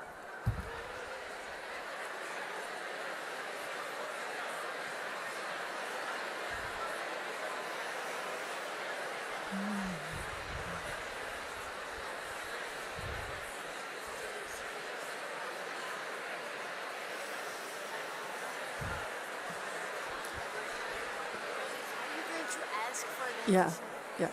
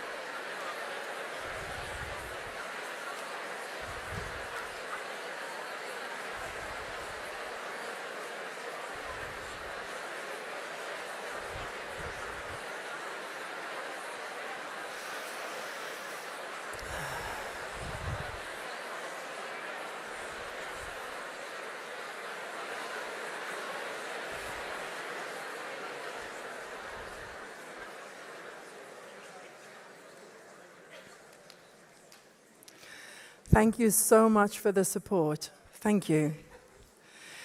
So I wonder, like, we have just experimented, we have just practiced together with the purpose of increasing our self-awareness to pay attention when we lose our capacity to hold both and drop into either of.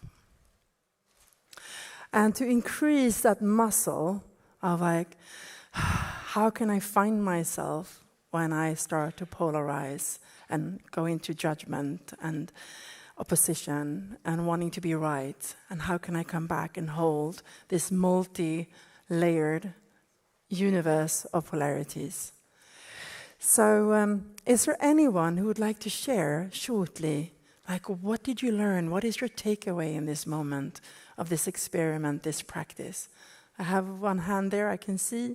I think there is a mic somewhere as well. And please be mindful of time, just to... What are we learning? There were 3 of us, so we had 2 conversations, and one person didn't get to share, but he held the messy middle of both of our conversations. Oh, I agree fully. Or, yeah, I can see that. So it was nice to see that even in a 3, we could represent polarities and someone held the middle. Thank you. I have a hand over there that I can see. I don't see all of you that good because of the light. What are we learning? What are your takeaway from this practice moment? At the end of the first session, there were 2, one man that said, we should take sides, and then the other woman said, we can't take sides. And I was like, yeah, we can take sides. You're wrong. Oh, shit. And I'm just grateful because I think this is such a potent, embodied examples that the IDG is taking, and we need more examples of this to see what it looks like, because it's so easy to fall into polarization. Thank you. Thank you. So I have one here. That's the last one, and please be mindful of time. So short. Yes. I found it very apparent that when we went through the exercise, I had opinions and I had preferences, but when I was reflecting about it, I got reconciled and I could hold the polarities, but only once I have reflected and processed them. Thank you. Thank you. So as a last thing, I want to say deeply thank you for the speakers that came up to stage and was a part of this experiment. They come from different places in the IDG universe, and I want to release them from their statements so you don't keep projecting that this is what they think they are. So you need to...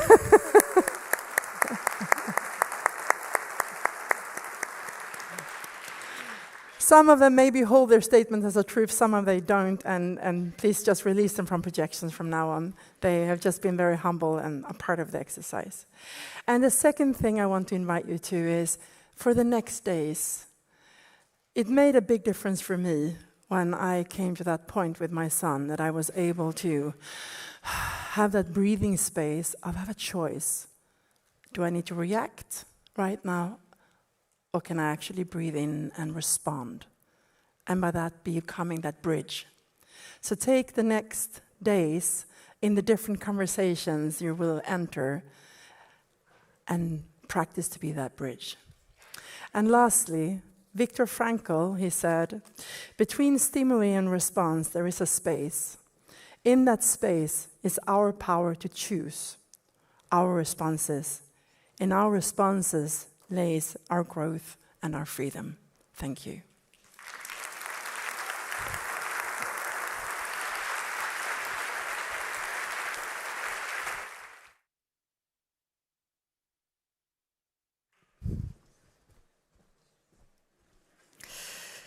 Thank you so much, Pamela, for helping us to build bridges here together. Thank you for the speakers to be brave enough to stand up for those statements, and to all of you for stepping into this experiment together.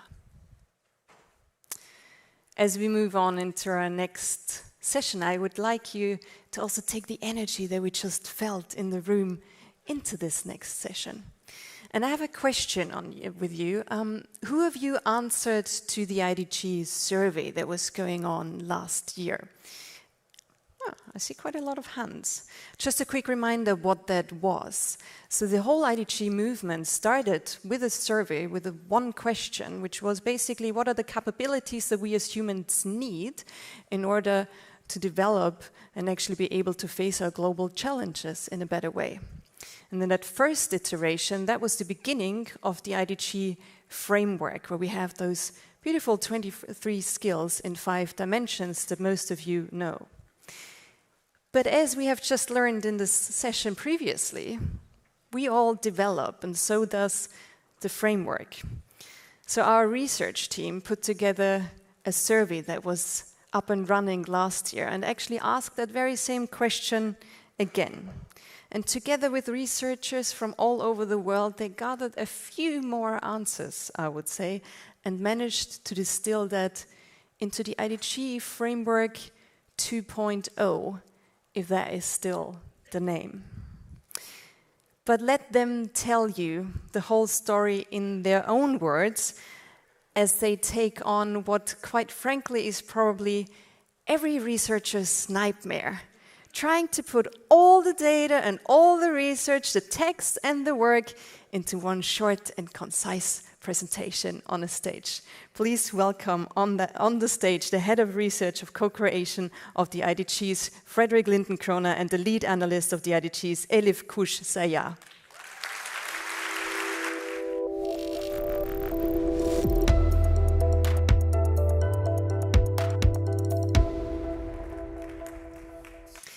Hello, Fredrik and Elif. Thank you so much for joining us. Thank you so much, Katerina. As you're going to tell us about this new version of the IDG framework, I wonder, the first question, Fredrik, maybe, can you tell us a bit why we even changed that first framework? Let us take us back about 5 years when we were all meeting in the kitchen of Jakob Trollbäck's. The conversation was already up. We wanted to become a global community, and a global community requires us to listen from everywhere all the time. So this is the guiding star around the process. How do we bring most voices in to weave it into a beautiful quilt that will help us, hold us, support us in whatever we want to do? And it sounds like there is quite a lot of work that has actually gone into this. Elif, maybe you can give us a better picture of what that work was. Right, do we all get it? Yeah. In fact, it's there is much more than this. This is only the process of what we call analysis. And there it started while we gathered these almost 22,000 responses. And then what we had in our hands, we had almost 1 million, okay, not 1 million, but 900,000 words in total. And when it comes to analysis, the process, in fact, it's not about numbers. We love to speak and show up with big numbers, but really you can see the complexity of the process, and it is a collective sense-making process. So it had real, it was a real collective effort together. So we worked together, 19 region teams, and also we had this social body, I call in that way, but also we had the techno body. We needed sense making is a very interpretive process. We needed to have structure also. So they need to be together, and then we asked help, and we received from Max QDA, and I would like to also now share that, and it supported us very much. So we operated together in this complex process. it was complex, but it was thanks to the shared purpose, maybe, and the intention. We really moved with good energy. And with that good energy, a lot of changes have happened to what was initially the IDG framework. Maybe, Fredrik, you can actually show us what has changed. So are you ready? Drum roll. We did work a lot, taking the Bridging Polarities mantra to ourselves, because we have a beautiful IDG framework, but we also have 22,000 people's voices. And how do we find a way to develop the best possible and between them? Well, we use what's strong, we improve it, and we continuously do that. So the approach is to say, okay, learning from everywhere all around the world around, this is actually functioning a lot as a guide. We have to make decisions, very intentional decisions on how to bring it into the particular things we want to solve, right? So we want to guide as the name. We also spent a lot of energy on the way of formulating the dimensions, so the being, thinking, relating, collaborating, and acting dimensions, both in the short descriptions we call taglines and the longer descriptions. And we did work on trying to preserve the skill names when there was not overwhelming information to change it. But we elaborated a lot when it came to the descriptions of each of the different 25 skills.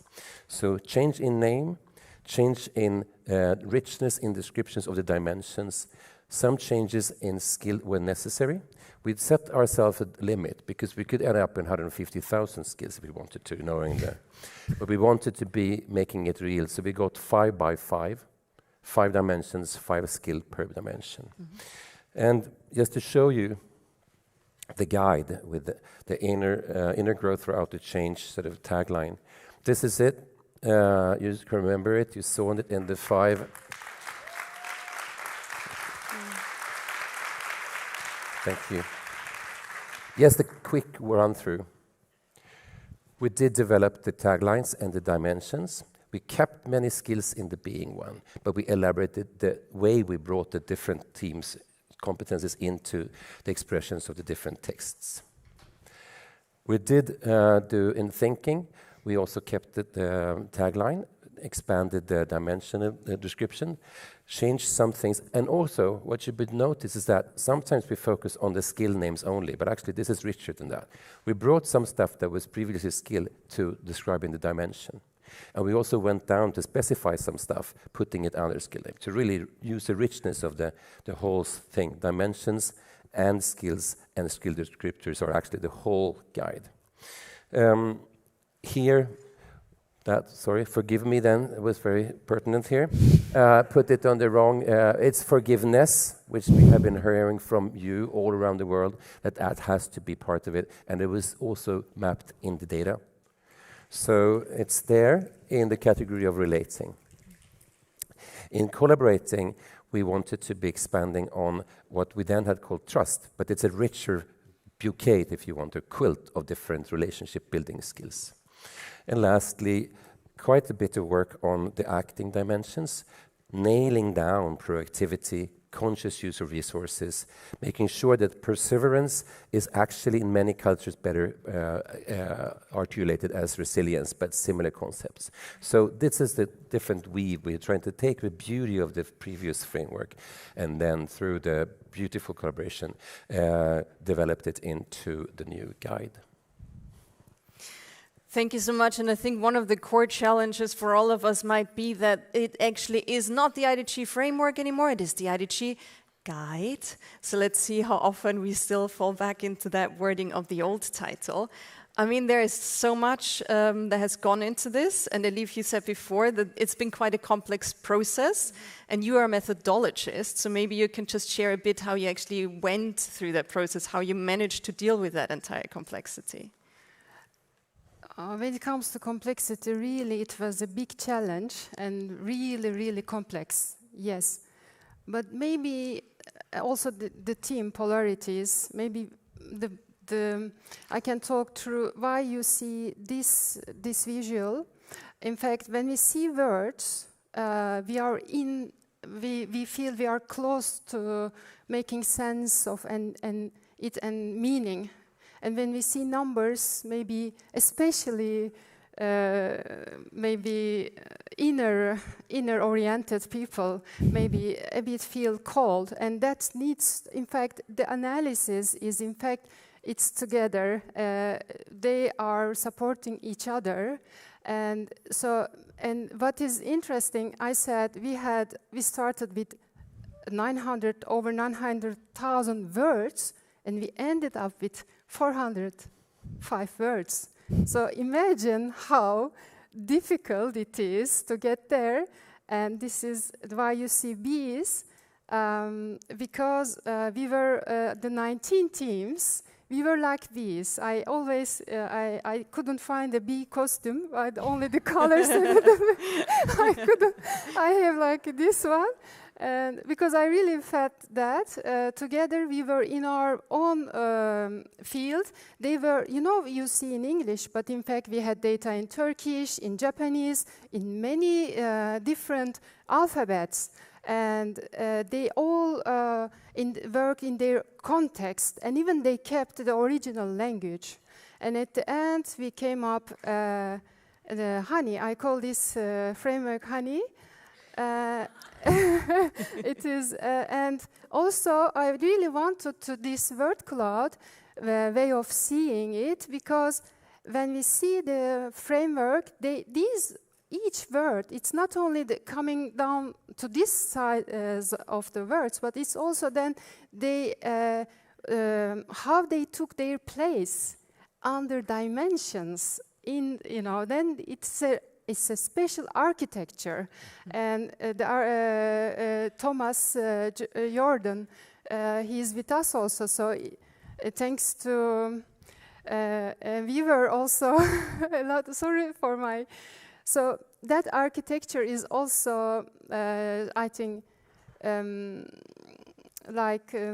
very, very important thing that we forget when we see only the frame in that flow, in that like a tabulate or linear form, maybe we forget, but in fact it is a special architecture.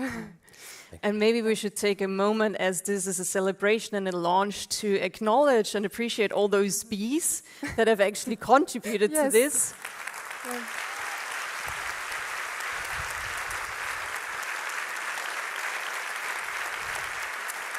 I know maybe some of the researchers and contributors are also here with us today. Feel free to also just stand up so we can see them. I know we have Thomas Jordan, we have Christina Rügg and Jakob Trollberg, who've tremendously contributed to this. Thank you all. And I know we also have people from all over the world who've also contributed to this, who are now hopefully watching us online. So thank you so much for all the effort of this united change of the IDG framework. And as a kind of symbolic maybe step of handing over that essence of that honey, I might want to invite actually the chair of the IDG Supervisory Secretary General of the IDG Foundation, Caroline Stjernstedt-Sahlborn. Please give it up for her as well. So, as a token of our love to what we're doing together and the honor we have to be working with you under this, here's for you. And I hope you will carry it forward for every one of us. Thank you so much for handing this over in your trustworthy hands. I'm sure you will do something very meaningful with this. Elif, I recently read on one of your LinkedIn posts that you said to understand means to interstand, to stand in between and to connect. And I want to thank you for actually helping through your work for us to actually understand inner development better and to turn it into this very tangible tool that so many of us, I'm sure, will continue to use, and the IDG Foundation definitely will continue to use. Thank you so much, Frederic, Elif. Thank you so much, Caroline. Thank you.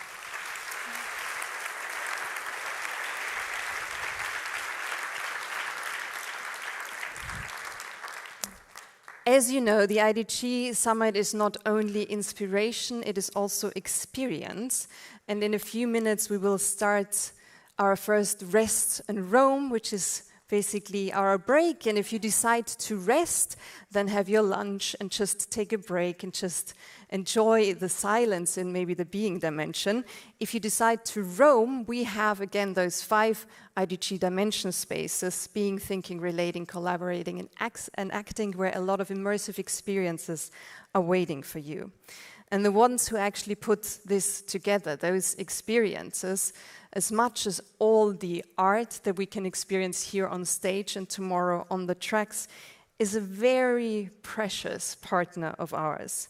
They add so much value to the content of the summit by actually merging it with artistic experiences, which allow us to really understand and perceive the content in a completely new way and have much deeper experiences.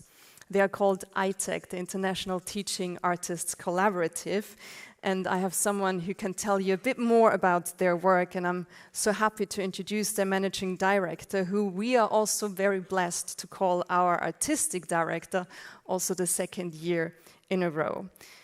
Quite frankly, I don't know how any of this would have been possible without her endless creativity and our very shared passion for a well-structured Excel sheet.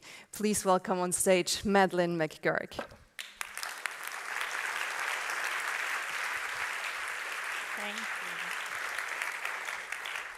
Thank you, and it's true, I love an Excel sheet. I am the director of ITAC, as Kat said, and I am so delighted to be here on behalf of our network of thousands and thousands of teaching artists all over the world who use their practice to create social change, and in that capacity to serve as artistic director of the summit here. Our time together is really short right now, but I wondered if you would join me in a bit of an activity. It's like 25 seconds. It doesn't ask very much of you. Are you up for it? Great. Okay. Up for it? Go for it. Great. So we're going to hear a beat. We're going to hear a beat, and all you have to do is contribute to that beat. You have to keep it going in a way that is unique to you. So pick a way. It can be this. It can be this. The only rule is, if you see someone else doing what you're doing, you have to switch. Yes. Okay, so we have a beat coming.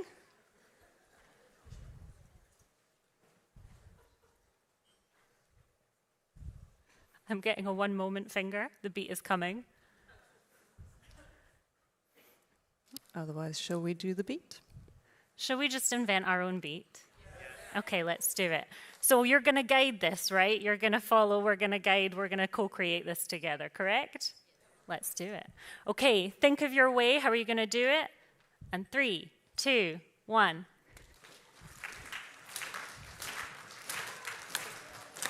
Nice.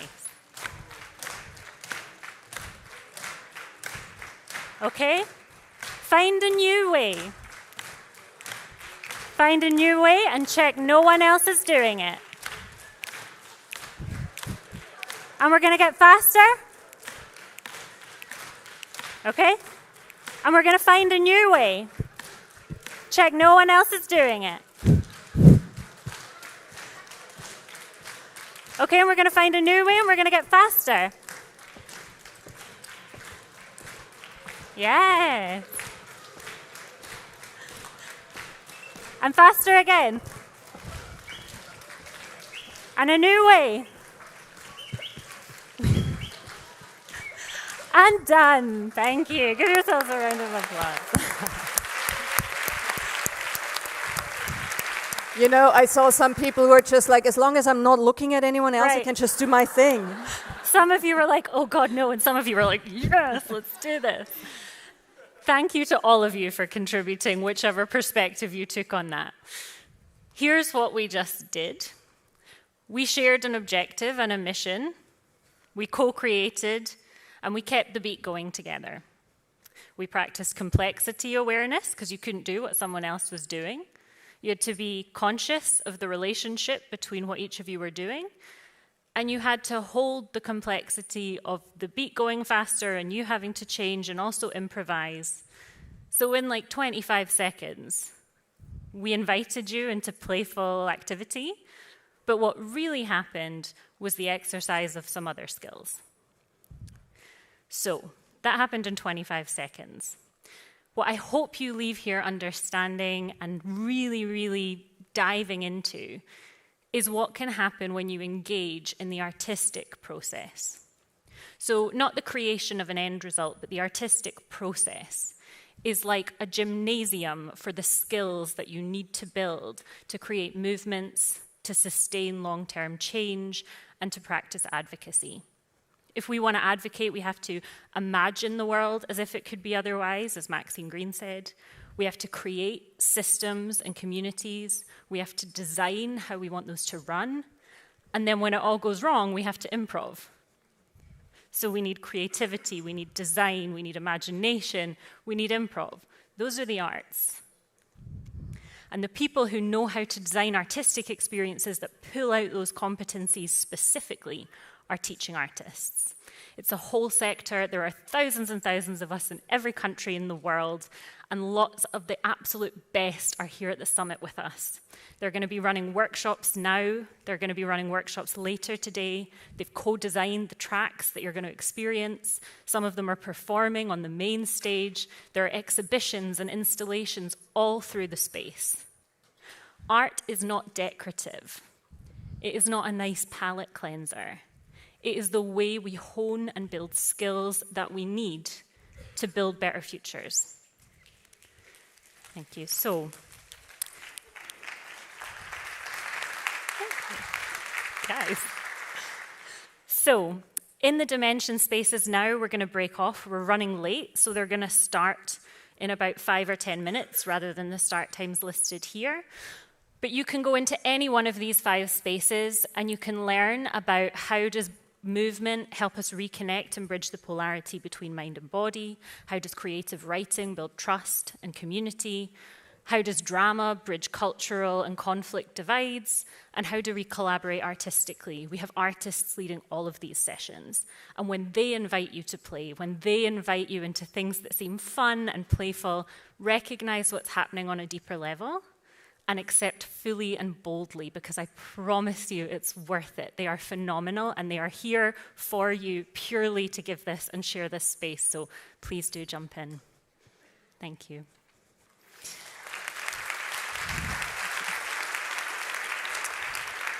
Thank you so much. I also encourage you to really use the dimension spaces. In case you are a bit hungry, though, we do also serve lunch. You will find it basically all over the place, starting from the stairs, but you can also proceed. There will be more places where you can find lunch. And maybe another nice thing, if you find the time to do that, we have set up love letters for all of our speakers. So if you feel like you actually want to say something back to the speakers, feel free to also leave them a note.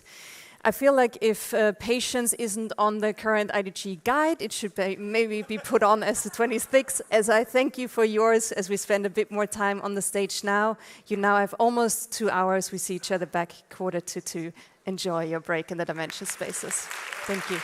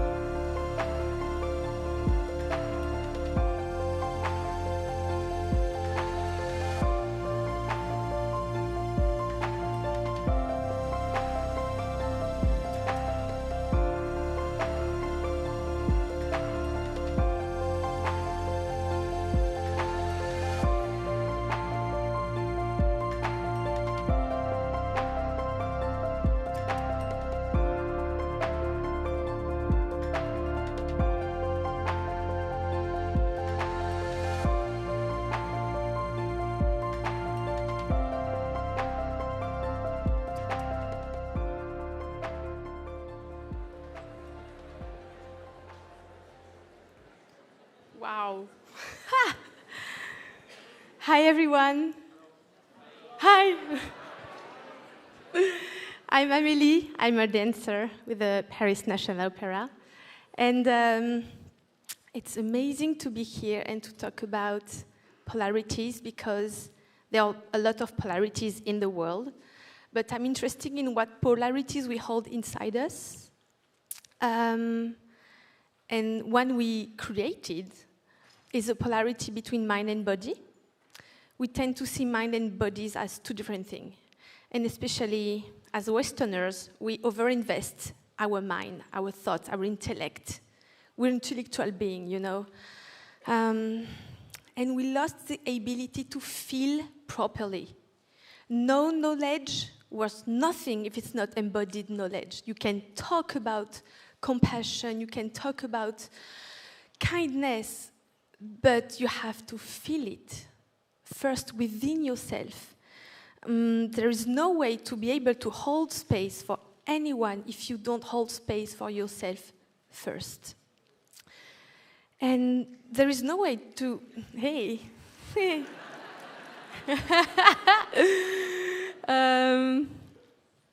How can you meet someone else's anger or sadness or grief if you're not able to meet yours? But in our societies, we lost those spaces, those moments that used to exist, still exist in some societies, where we can express and not suppress or depress. Art is an amazing way for that. Artistic practice exists since prehistoric times. Humans used to make music and dance and paint since forever. They used to do it for spiritual purpose, healing purpose, communities purpose. And it's been proven so many times how art is essential to human societies. And I want to take this one angle right now and talk about emotion. Emotion comes from the Latin word emovere, which means to move out. Emotion. And we became very sedentary. First of all, our lifestyle became very sedentary. We tend to, be a lot of screens and computer. But we are taught. We are taught to behave. Stay calm. Men don't cry. Women don't get angry, and so on. So whenever we feel an emotion coming, giving us an information about where we're at, or about something, we suppress it. And this is how the disconnection starts, the disconnection with ourselves. So every emotion is an impulse for the movement. And this is where dance comes in, and it's very good to express and explore our own emotions in a safe way. So I'm going to stop there. I'd rather be dancing than talking. But I just wanted to, first of all, if the people in my workshop were here, were you here? Oh my God, thank you. Human dancing is the most beautiful thing ever. And I just want to invite you, while I'm going to share a dance with you, a piece of Swan Lake, to maybe reflect on what is the last time you let yourself be moved. What is the last time you let your body move the way it wants to move? And what is the last time you let yourself be part of nature? When is the last time you felt that you are nature? There is no disconnection between us and nature. We are nature, and our bodies,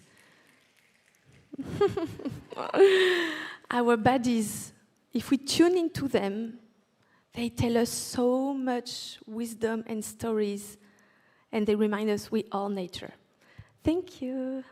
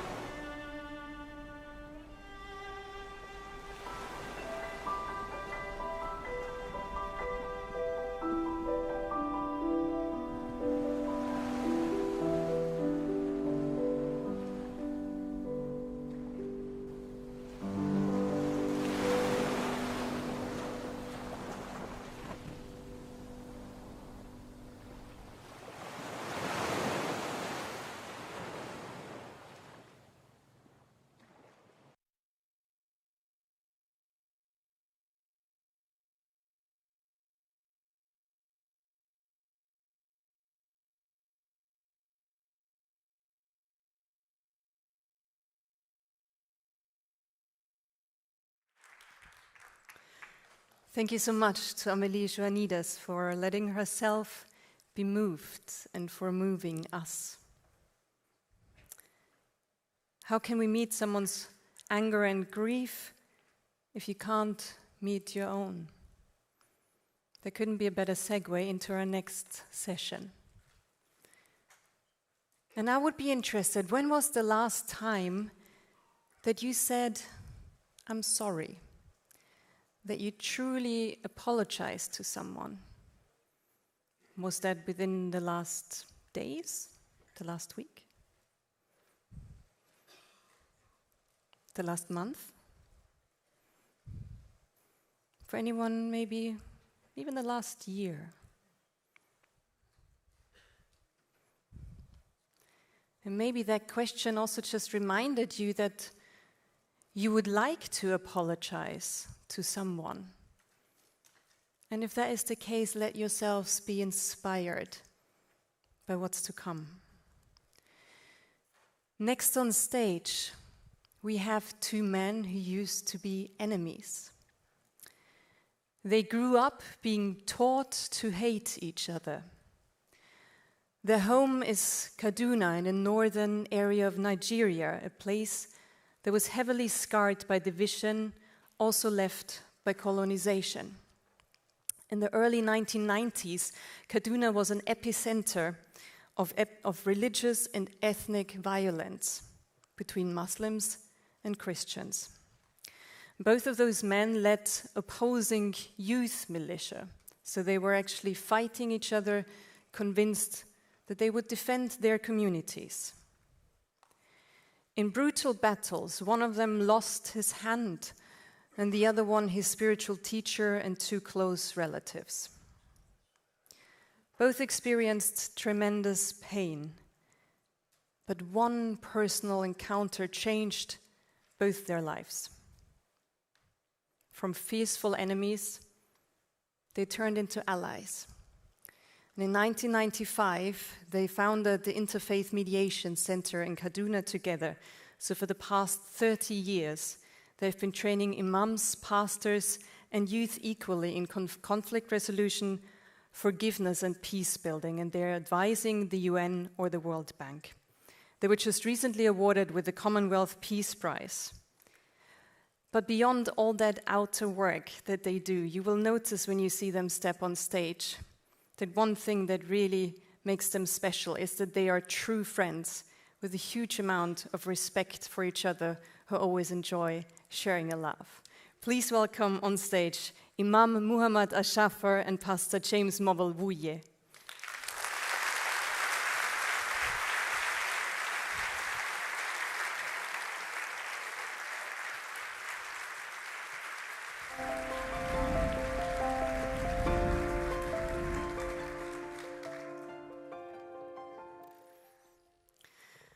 Reverend Wuye, Imam Ashafar, it's my great pleasure to have you here with us. Thank you very much. Peace be with you. I know you're both very spiritual men, and we had a few conversations before this where you said when you step on a stage, and I know that you have stepped on many stages, you also kind of sense of what's present in the audience.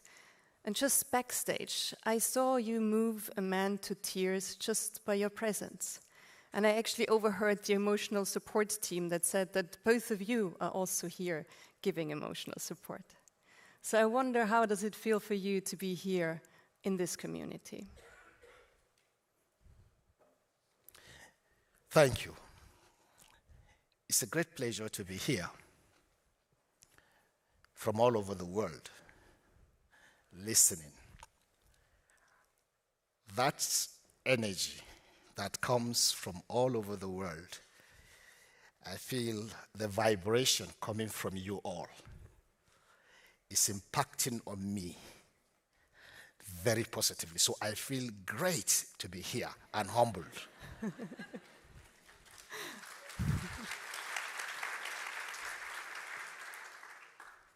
For me, as I say, Assalamu alaikum wa rahmatullahi wa barakatuh. Meaning, may peace and blessing of the Lord be with you. Today for me is just like returning home. Here I see my brothers and sisters from different faith, different culture, different traditions, sharing the peace from their heart. I think for me, it's a great honor to be here and to share and to learn from your experiences across the world. And it is our pleasure to learn from both of you. I know that you have told your story many times. What is the part that usually goes unmentioned? Being who we are, the part that is never mentioned is this. Each time I pass through the mental dictators at the airport, I beep. And I'm taken aside for secondary checkup. That experience alone tried to take me back to the early years that I lost my hand. So I never share that. But here, it shows that the human in me comes out. But out of humility and accepting what has happened as a sacrifice for the future, I go through that. And some, they say, please, can you pull out the hand at the airport? I do, because the goal of coming to impact and to share is more than my pride.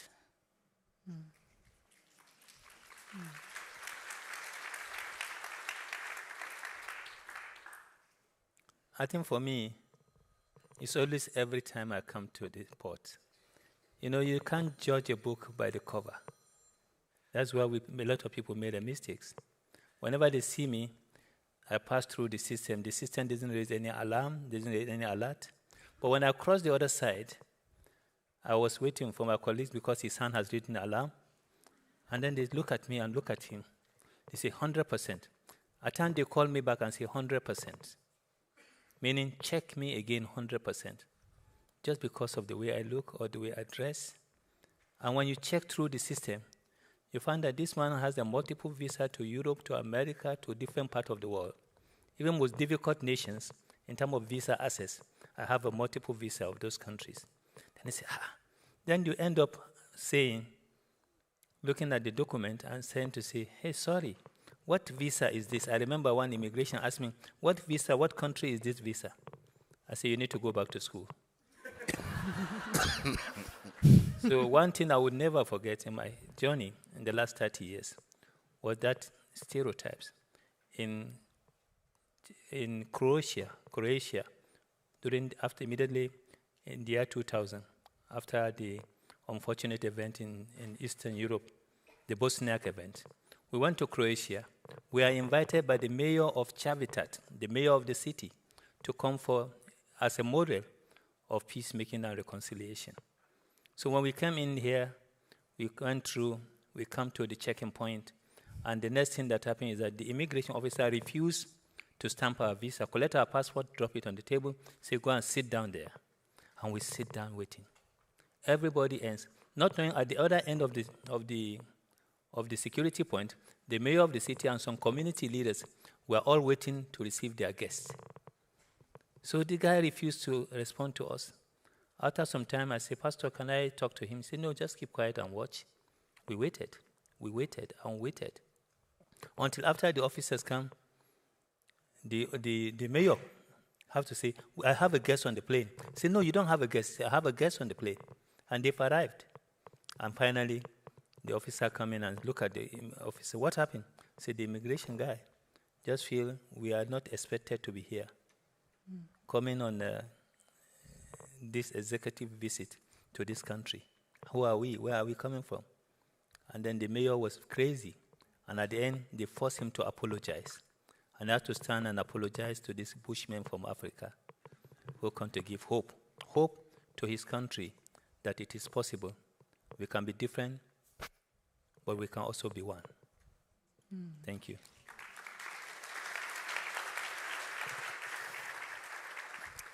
Well, I'm very glad that both of you came here and went through the airport experiences to come here.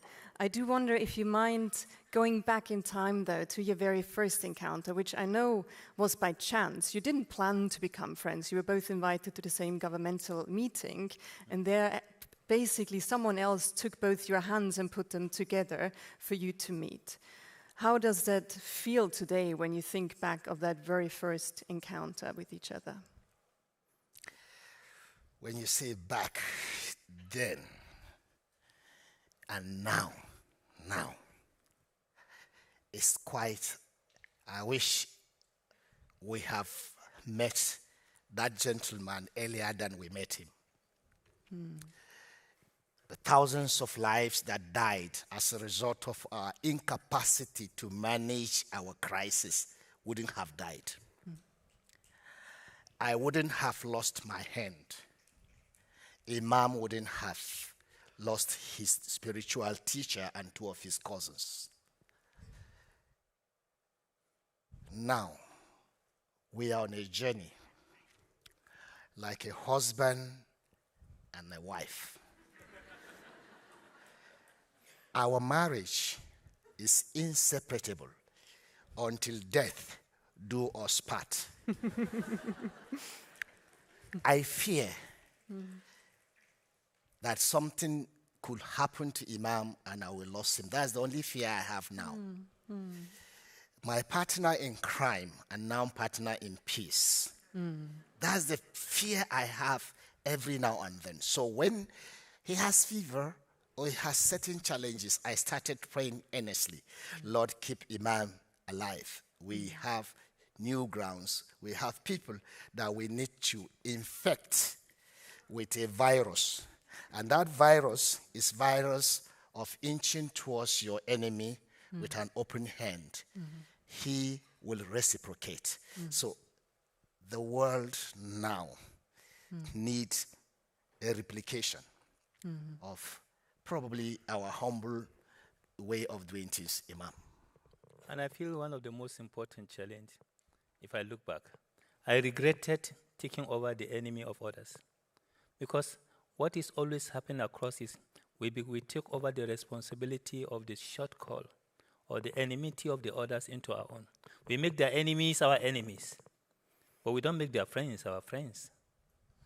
Our families have transferred from generation to generation, telling us from the days of the old, when the British then Empire, colonized my people and our nations.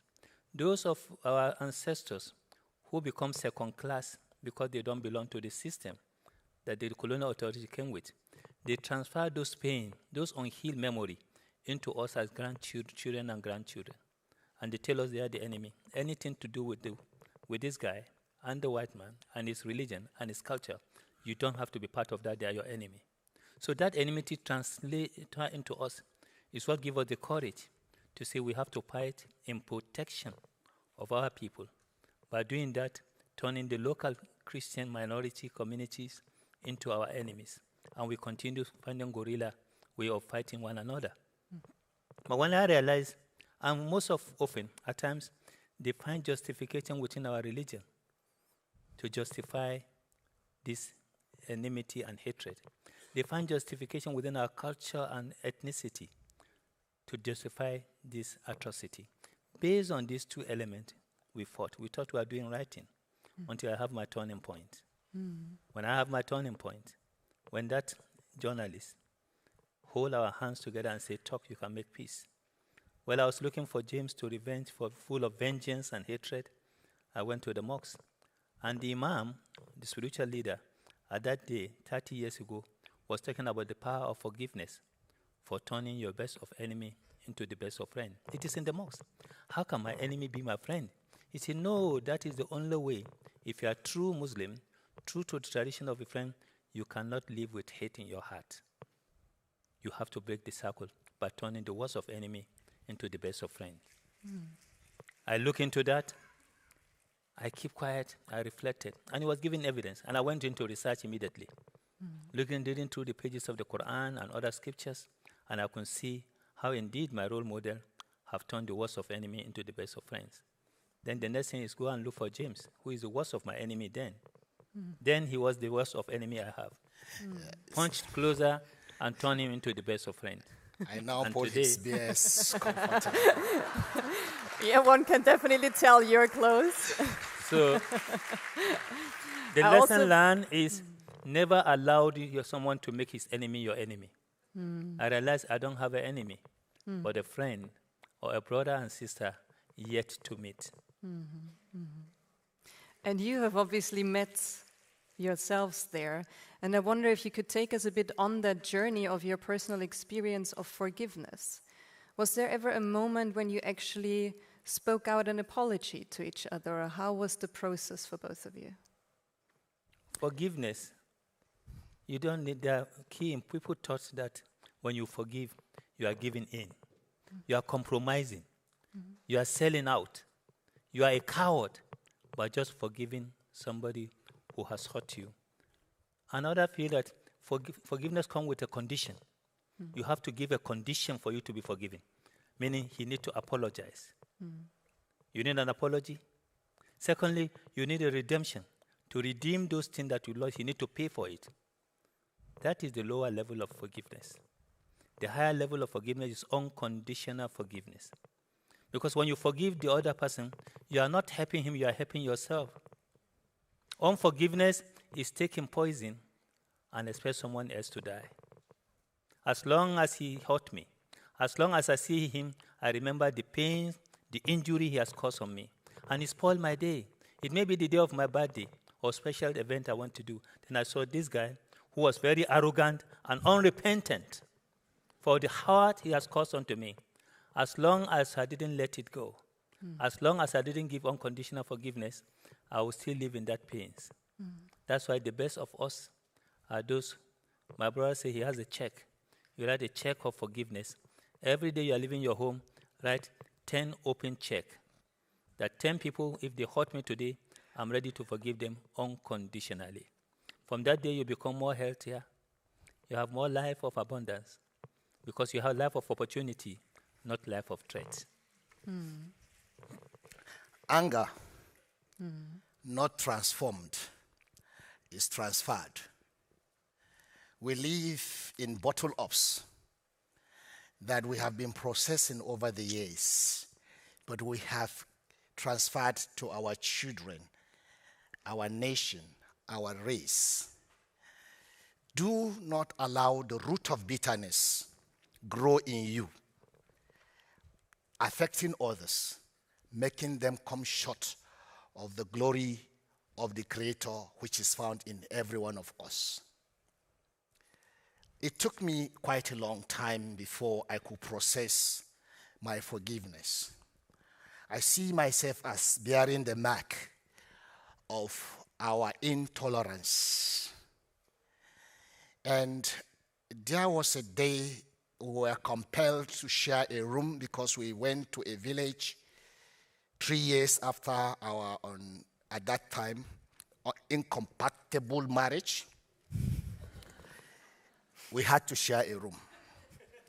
And in the middle of the night,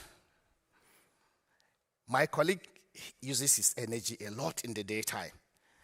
At night, he actually sleeps like a log of wood. So, I was tempted to use a pillow and suffocate him while he was sleeping deeply. But there was this force that kept ringing. The inner man, the inner person was saying, "Thou shalt not kill." And I'm glad I did heed to the voice that said, "Thou shalt not kill." Otherwise, there wouldn't have been Imam here, and I wouldn't have been here. So, forgiveness is a continuum. Those negative voices can come from time to time, but you have to remain resolute that those strange voices are not the voices that comes from the inner mind. They are polluted voices coming to give you negative energy. I have learned to process that, and I'm glad it's a continuation. Keep forgiving until your enemy becomes your best friend. And when you talk about processing those emotions, you've gone through tremendous pain, both of you, hate, vengeance. How do you process these type of emotions? Have you found ways to also express them that weren't harming each other? Well, I think there are two ways. One, you can't give what you don't have. For you to be the best of yourself, to go beyond hate, beyond vengeance and unforgiveness, you have to, one of my great Islamic scholars, Arumi, a Sufi, he says, between what is right and what is wrong, there is an open garden. Between what is right here and what is wrong there, there is an open garden. Let's meet there and share our journey of life together. So it's not about who is right and who is wrong, but it's about ability to carry the others along with you. Giving an excuse that as a human being, he is infallible. He may fall. I should help him to stand up again, even though he hurt me. Like this small story of the snakes and this man who was walking along the pathway. And he saw these snakes falling into the pit. And in that pit was what? Was fire. Fire was burning. He rushed to look for a stick and come closer to the hole, put it inside so that the snake can hold into it and come out of the pit. As he put the snake was coming up the heat of the fire. The snake moved up, hands up, sword, a little to get up. The snake stings, bite the man in his hand. The man dropped the swing, and the snake go back. But as the snake go back, he still go and look for another stick. Still put it into the pit hole to remove the snake. And the snake hold onto it again, and he removed the snake and let it go. Another man standing by, look into him and say, "Hey, why do you do this? Don't you know it's a snake? It has even bite you, and you still go back to do what? To help the snake save his life? Why do you do that?" He says, "The snake gave what she has, and I gave what I have. The snake have poison to share, but I have antidote, compassion to share. It is my compassionate position that saved the life of the snakes, not the ability for what." So always often give the best of what you have and try to be a positive energy. When you become a positive energy, you rather save the world than be part of it. Well, this life is about accepting the differences, not tolerating the differences. In tolerance, there is power relations. If you get into my orbit, I will not accept you. Who accepts who? The heart is eager to connect. The flesh is pulling us back. 70 times 7 checkbooks. Always forgive and follow peace with all people. And then you can have more friends. I challenge this house that when we go home, assignment please, as a teacher, look for someone that has hurt you. Go to the person and say, "What happened? I am sorry. Please forgive me." Immediately, what you give is what you receive. And in those 30 years of working together on peace building, what would you say is the main thing that you have taught each other? And one thing I've learned from him is that he is an introvert person. I'm an extrovert. So I want a decision, let's move. Say, I'm coming. It takes a lot of energy before he say yes or say no. But I am just the guy who say, hey, yeah, we're going to do this. I may regret my action, but I'm going to do it.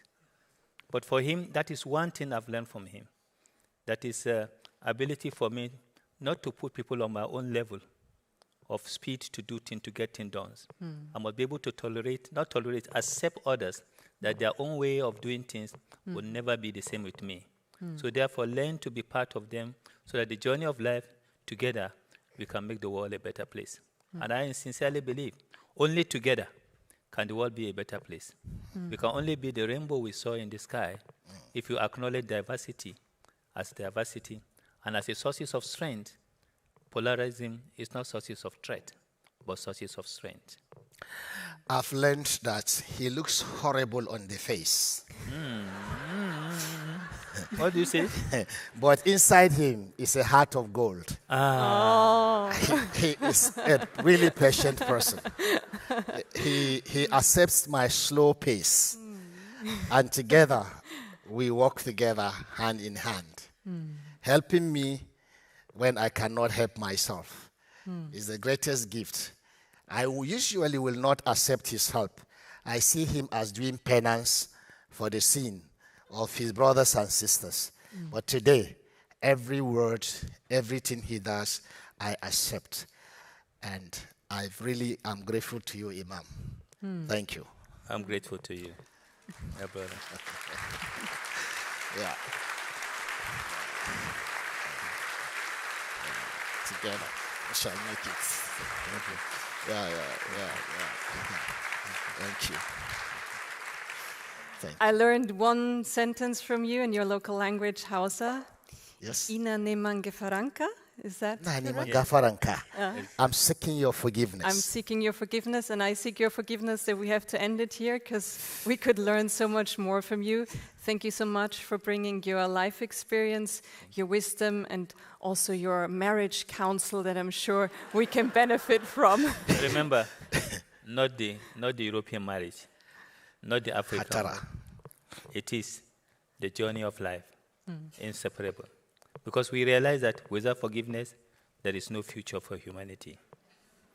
Thank you so much, Imam. Thank you so much, Pastor. Please give it up for them.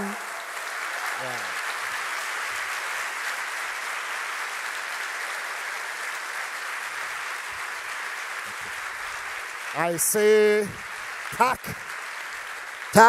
to all of you. Kitos to those from Helsinki. In the Nordics, it's either tak or kitos. And I say nagode. Thank you so much. Oh, wow. Thank you so much. Thank you. Thank you. Okay. Thank you. You can...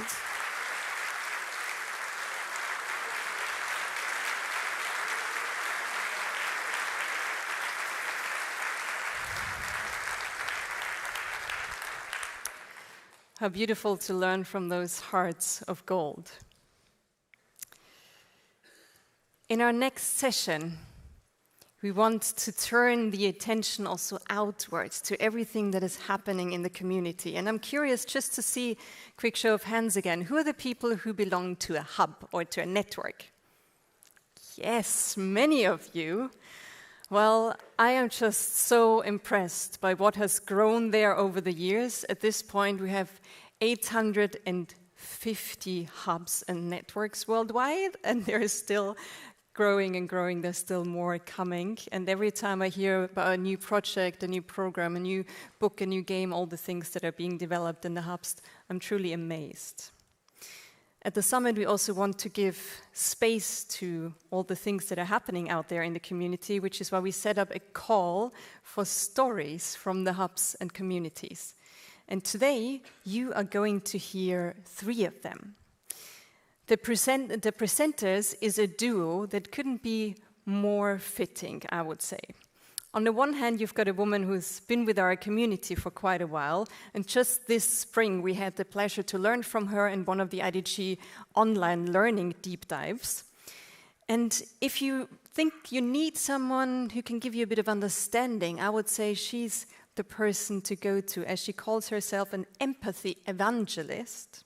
She's the author of Purposeful Empathy, and an award-winning educator and coach. And one of her latest projects is that she actually did interviews with 100 hubs, and her findings are going to be what we hear about today as well. And at her side, you will see a man whose colorful attire and shiny smile is probably familiar to a lot of you. He's officially the Director of Global Collaboration of the IDGs, but more informally I would call him something like the father of the hubs and network, as he's done an incredible job at actually coordinating the network, or as he puts it, being at service to something that wants to grow that is unstoppable. Please welcome on stage Anita Novak and Pontus Holmgren.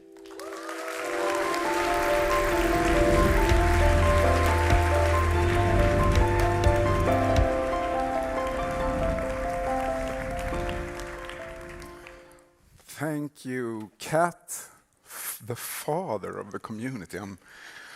I'm not sure I resonate with that. I would rather say that I am together with Rafaela Rolim. Where are you, Rafaela? There.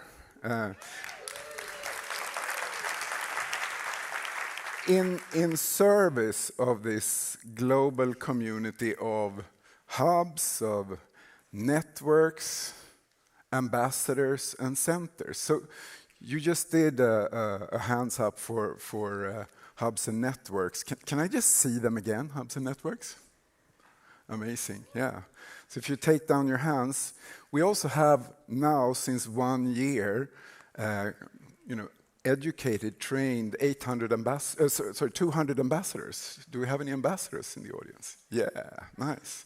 And by the way, we are just launching the new dates for both the in-person and online ambassador training. So you can find it on the webpage. And what about country centers? Do we have any representatives from country centers here? Yes, we have a few there. So together with Åsa Jarskog, we are also trying to support the emergence of country centers that can also work towards, penetrating the institutions of our countries that need also to be better at inner development. So, do we have the slides here? Yeah. There you go. So this is actually an updated slide of the hubs and networks, but to me it is actually more about creating connection, because that is how we get collectively wise and can get into collective action also. It is about nurturing this mycelium between us by learning, by doing. And this is where the stories of the field come in. So, like Kat said, we launched this campaign in the middle of the summer with quite short notice. We got more than 40 applications, and it was really, really hard to decide, because all of them are worthy to come up here on main stage. But we did select 3. It was a difficult choice. With the help of Erika Harpe, Nadine Cannings, and Ritu Rana, we debated and debated, and finally we landed in the 3 that you will soon hear. But in order to present them, I'm really happy to be here with you, Anita. You are an amazing source of inspiration in our community. You're also a hub coordinator, as well as a professor at McGill's. And you've been deep diving into our community. How did you end up here? Well, thank you, Pontus. I attended the first IDG Summit 3 years ago, and maybe some of you in the audience will relate. I remember feeling like every presentation on the stage and every conversation in the hallway felt like coming home. And I just felt inspired that I wanted to contribute to this movement. And so I have a podcast, and I spent the first half of the year in interviews with 23 global experts of each of the skills. And of course, as of today, I know I have to do at least 2 more, and maybe a whole 2.0 series again. And as Kat mentioned, I also, with my team, spent a year interviewing leaders from the Global Hub community. And I know some of you are in the room, including I spotted somebody that I met over Zoom a few months ago now in the front row. And I will be talking more about the research, why people feel compelled to join this movement on Friday at 1:30. I have been studying the power of empathy for more than 15 years. to transform our relationships and our organizations and change the world. And I've come to two conclusions. The world needs more empathy, and empathy is our superpower. So before we hear 3 inspiring stories from the field, how about we flex our empathy muscles together through a very simple exercise, 2 minutes of eye gazing. So the way it's going to work is a 4-step process. The first step is you're going to turn to someone next to you, and that will be your partner. Then you will stand up, and for 30 seconds, you will look into each other's eyes.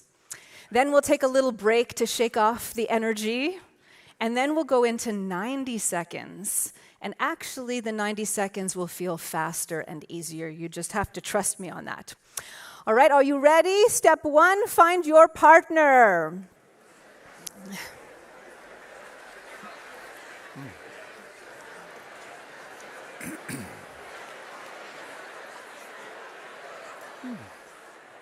All right.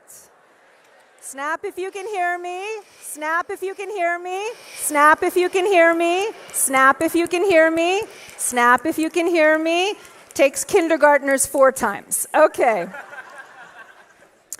All right, so there are only 2 rules. The first rule is there's no talking.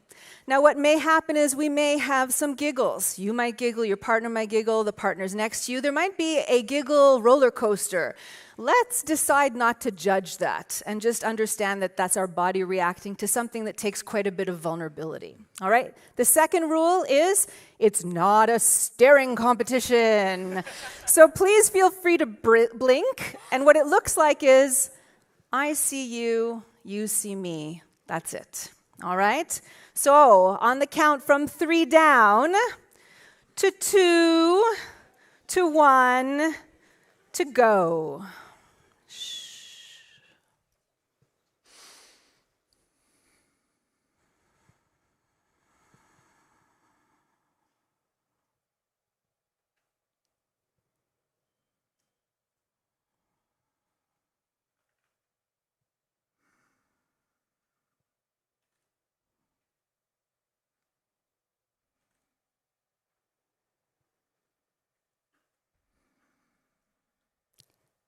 You did it. Oh. Shaky, shaky.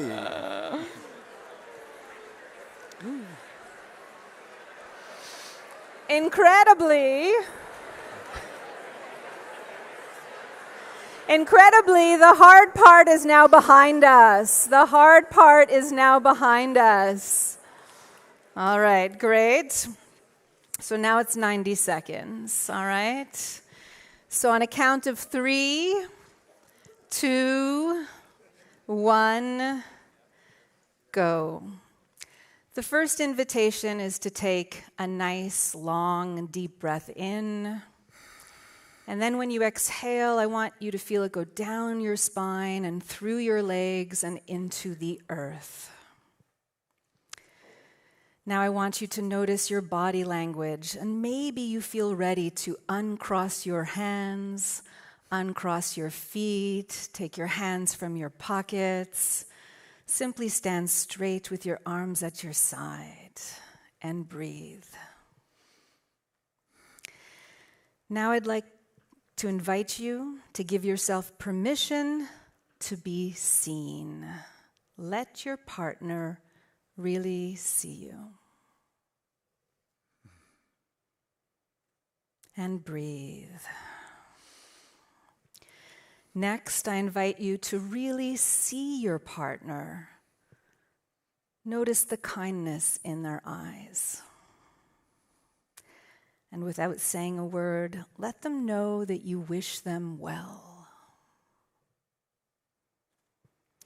Finally, a nice, long, sweet, relaxing, deep breath in and out.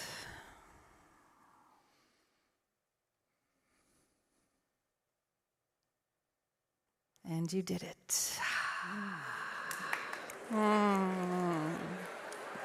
Hugging, I love it. Okay. Look at the hugs. I love it. Okay. All right, we have beautiful stories. Snap if you can hear me. The hugging can continue in the hallways. You just did something with a ton of courage. In fact, many of the skills of the Inner Development Guide happened in those 2 minutes, which is a perfect setup for what's up next. Pontus, back to you. Yes. So it is time for us to introduce our first storyteller. So I am really pleased to introduce to you Dr. Jia Wang from Taiwan. She's exploring the intersection between inner development, IDGs, and the SDGs. She's tirelessly working with addressing the ecological crisis and co-creating a more sustainable future for humanity. Please welcome Jia. Jia.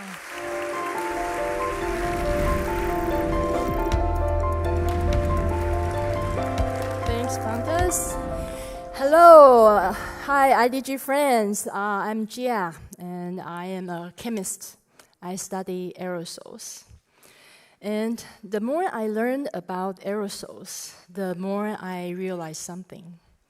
We are all deeply connected through the air we breathe. Let's begin by take a few deep breaths and just pay attention to the flow of air while we breathe. Let's begin. Inhale. Imagine that the air is passing through your trachea, bronchioles, alveolus. The oxygen molecules are permeating through your alveolus to enter your bloodstream. These molecules are picked up by hemoglobin and carried to various organs in your body. They nourish your tissue cells, keeping you alive and vital. Exhale.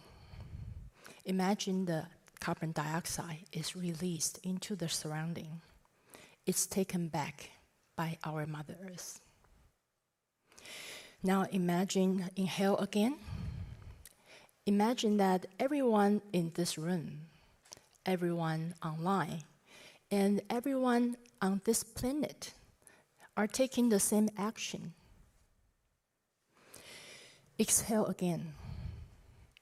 And know that our Mother Earth is taking all the air exhaled from all beings back to her arms, the atmosphere.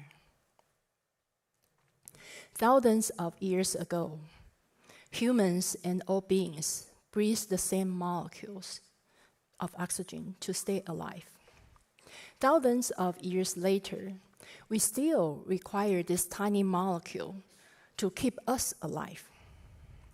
However, what if there is something more than pure air in the atmosphere? What if the air is contaminated? Contaminated by air pollutants produced from various human activities. According to WHO, more than 99% of world population is breathing contaminated air. Air pollution is causing 7 million premature deaths every year. And what if the air we breathe contains pathogens? Nearly 7 million of lives were lost during COVID. Airborne transmission has been confirmed as the primary transmission pathway spreading COVID. The same goes for many other respiratory infectious diseases. Throughout my research, I have seen the close connection between aerosols, the atmosphere, the water sphere, the lithosphere, and biosphere from the molecular level. And from this understanding, it totally changed my view, my perspective to the world. I start seeing the world that everything is connected. I began to wonder, it is not only the air, but the whole planet that I wish I could protect.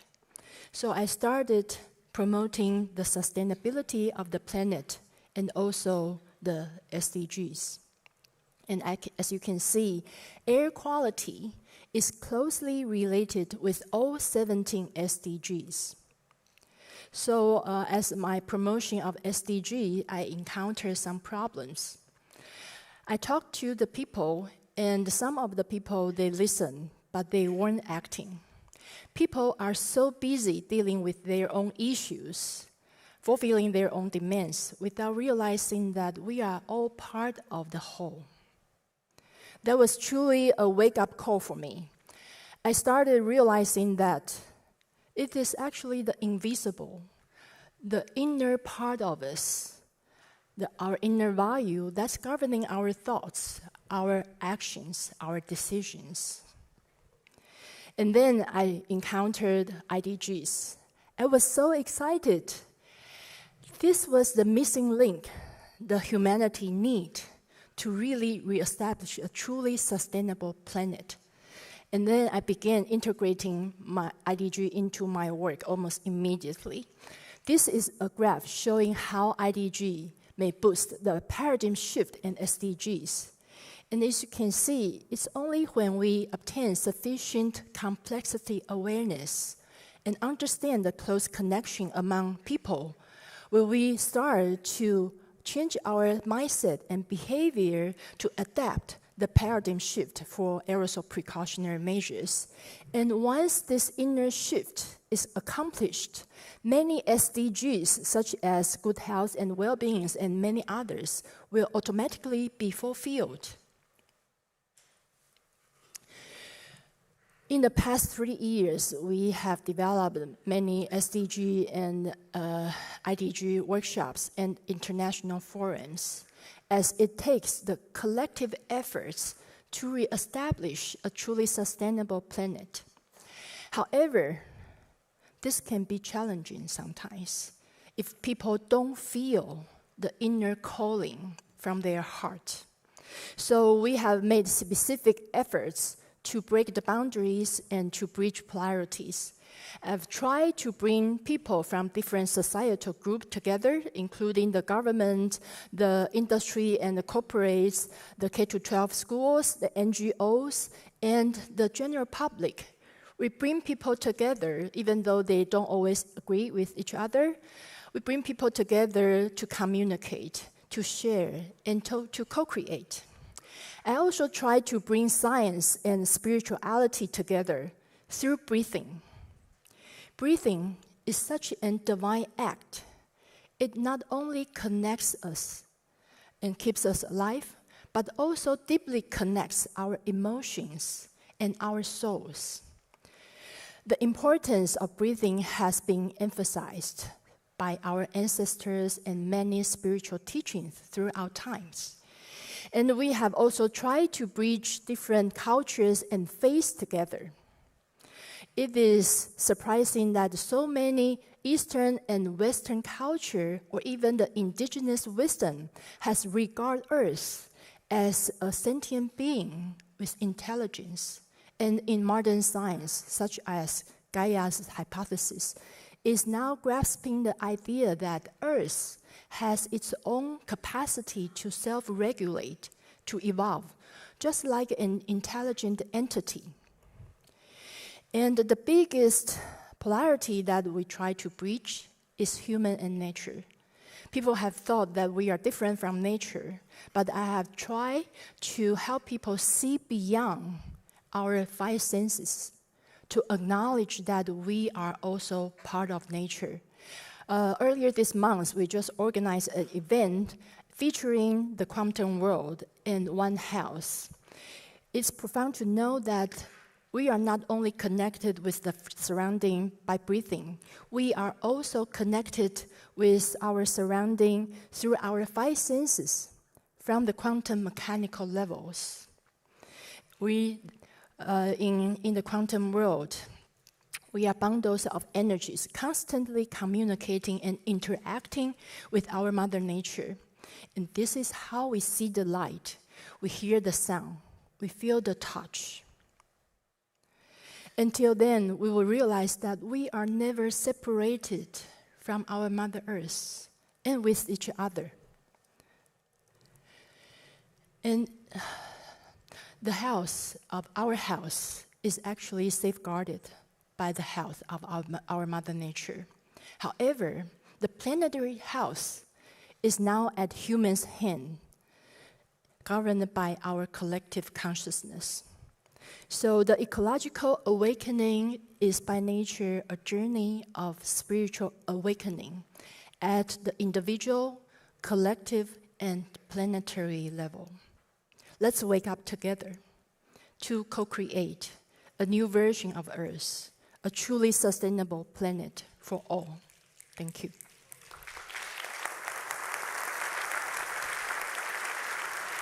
Thank you. Thank you, Chia, for such an inspiring story. Thank you so much. Thank you so much. Pass it along. It is now my pleasure to welcome Dr. Max Clow to shine a light on how inner development can revitalize American democracy. More than 2,500 servant leaders have graduated from his programs, and he believes that anyone seeking power must be able to balance the polarity between light and shadow within themselves. To the center stage, please help me welcome Max.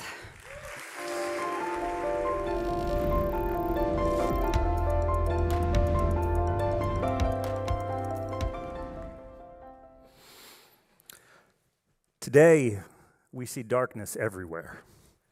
Our environment is in crisis. We're witnessing devastating wars in Ukraine and Israel-Palestine. And our democracy is under assault, and authoritarianism is on the rise in the US and around the world. Everywhere we look, it seems we're confronted by the darkest shadows of our own human nature. Our greed, our hatred, our ignorance, our fear, our own arrogance, our belief that some of us are morally superior and justified in trying to control and dominate others. In my own country, the United States, the situation is particularly alarming and particularly heartbreaking. For centuries, we have aspired to be a beacon of freedom and democracy in the world. And today we can find masked thugs arresting US citizens in the street without due process. It is a desecration of our most sacred civic values. And I have to ask all of you a question. Are you concerned about the state of US democracy? Yeah. It's a scary time. And it's reasonable to ask, how do we work with all of this darkness? How do we confront this darkness that is so powerful and everywhere? Is there work we can do to find our way back to the light?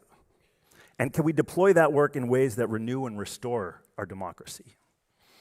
I believe there is. And I'm here to share a story about an organization that is doing that work. So my entire life's work has been about refining an approach to inner development at scale. And over the course of years of experimentation, I've derived at a model that I call the flame. And as you can see, it's got 4 elements. It's got organizational culture and values, be, know, and do. It is a model that illuminates the relationship between inner development and civic impact, between our being and our doing. Now, I arrived at this model before encountering the IDGs, and when I first saw this guide, I was amazed at the similarities. And it's clear to me that the flame is really a manifestation of the same global movement to bring focus to inner development. And I've just been thrilled by the way the IDGs are creating a narrative that helps more and more people understand why this work is important. Now, most of my career has been focused on guiding servant leaders through a process at the innermost B level of the flame.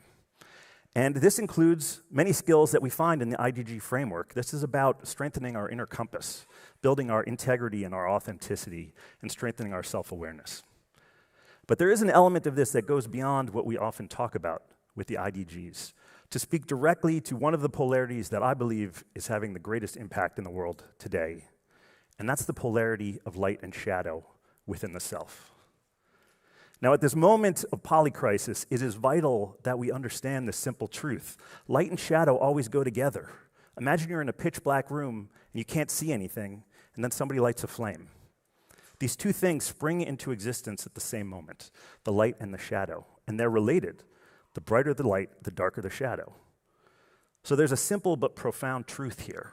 If we want to strengthen our light, then we must confront our shadow. We must summon the courage to own the parts of ourselves that do not align with our limited understanding of who we would like ourselves to be. And the psychologist Carl Jung says if we haven't done this work, we end up projecting our own darkness outwards onto some other, and we believe them to be pure evil and darkness while we are pure goodness and light. Now, for the last 9 years, we have been bringing this work of confronting darkness into the space of American politics with an organization called the New Politics Academy. NPA is a nonpartisan nonprofit that is dedicated to revitalizing American democracy by recruiting, supporting, and empowering servant leaders who put community and country over self. We work with military vets and with alumni of national service programs like AmeriCorps and Peace Corps, as well as with people who have chosen careers in fields like healthcare and education. We believe that by bringing more of these proven, tested servant leaders into our politics, we can renew and restore our democracy. And we have made the work of inner development and of working with light and shadow central to everything we do. So let me share a story that captures the power of this work. Many years ago, I was facilitating one of our leadership development programs, and one of the participants was a uniquely accomplished servant leader. This was somebody who had graduated from a US military academy, who had spent several years as a member of an elite special forces unit, and at the moment that we encountered him, he was getting his master's at an Ivy League school. And this was somebody who was wondering about possibly running for US Congress one day. And let's be clear, this is somebody who had the biography, the credentials, and the network to be a viable candidate for that office. Now, as part of the work we invite people to do, we first invite everybody to craft a personal leadership mission statement. And this is a statement that articulates our vision for how we're being when we live out our highest values. And this individual put words like personal courage, leading with selfless service, and leading with country over self. But our work never ends there. We then invite all of our participants to craft their personal shadow mission. Now, this invites everybody to take a look at how are we being in those moments when we are not living with integrity to our mission. And for this individual, that meant moments when he chose ease and comfort over courage, or choosing to focus on his own self-preservation over selfless service, or feeding his own personal hungers for power and significance rather than focusing on the good of the country. And when we had a moment to debrief these exercises, this individual was very contemplative. He said, "Nobody has ever asked me to think about this before. And I realized that my shadow mission is every politician I hate." Now, it's important to understand the consciousness shift captured by this statement. This is a shift from I'm purely goodness and light, and my job is to go fight the bad guys, to actually I have shadow within myself, and it's my responsibility to work with that so I do not one day become the kind of leader that I claim to hate. Now, at this point, we've graduated more than 2,500 servant leaders from our program, and I'm proud to say some of them are currently walking the halls of Congress. And all of them understand it is dangerous to live in this illusion that we are pure goodness and light, and that it's actually our civic responsibility to confront our darkness and work with our wholeness.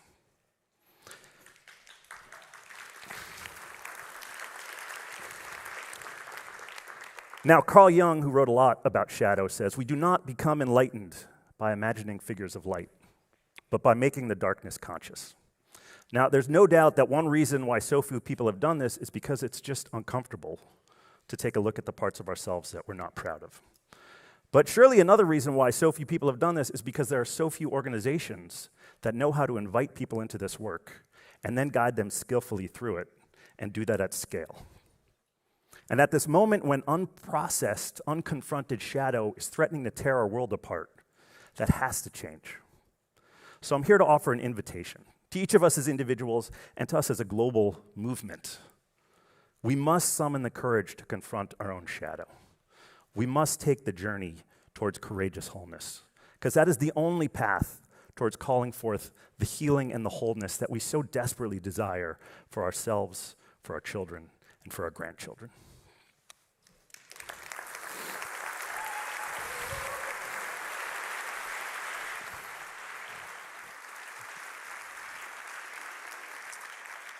Yeah, thank you, Max, for your courage and your perseverance.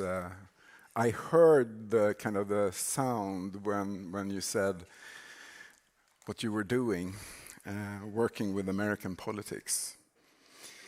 So let's move south, and we're going to Argentine. And I'm really pleased to introduce Violeta Lacrosse. When I saw her 2-minute pitch video, I started to cry. She is responding to youth loneliness and the mental health crisis among young people, including escalating suicide. She has developed, together with partners who are also IDG ambassadors, an immersive 3-day journey, Contribuir, an incubator for inner development and human flourishing. Please welcome our youngest speaker that just turned 22, Violeta.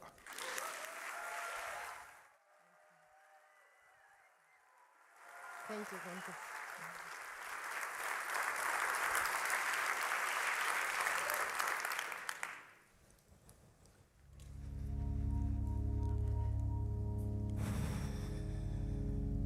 Today, young people under 30 make up half of the world's population. We are the most educated, committed generation in history, driven by a deep desire to make the world a better place. And yet, with all this potential, humanity still struggles to hold us. In Argentina, every 20 hours, a teenager takes his or her own life. In 2023, suicide became the leading cause of death among girls aged 10 to 19. It was the second cause among boys, and for men in their 20s, the rate was 3 times higher. For every life lost, there are in between 10 and 30 attempts. Suicide is only one symptom of a quiet crisis that affects youth everywhere. 1 in 4 say they felt lonely for more than a year. 1 in 7 struggle with a mental disorder, mainly anxiety or depression. But half rarely talk about this at home.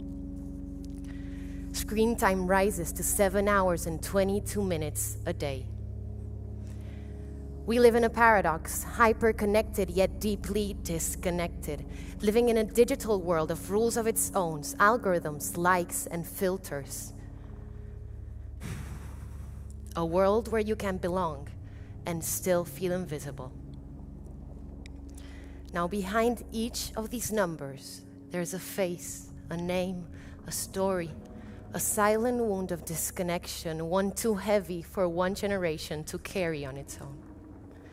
But let's be honest, it's not only about youth, it's not only about us. We all know what disconnection feels like. You, me, and the person next to you. Ankira was born in the middle of the COVID pandemic from a shared wound and a shared dream. Ankira means anchor, and above all, it's about hope. We are a human development incubator led by young people. We incubate immersive community experiences to rehumanize. For us, our wounds are not places of failure, but places to reconnect. For us, our wounds are our most powerful bridges. 3 years ago, the founders came to this very summit and met the IDG. Since then, the 5 dimensions have become the backbone of our work, not as slides, but as practice. For 3 days, we gather 150 students from different contexts in Argentina. They leave behind the noise of grades, screens, and expectations and step into a space of presence. A living container where they are held with love, tenderness, and care so they can just be. Imagine this.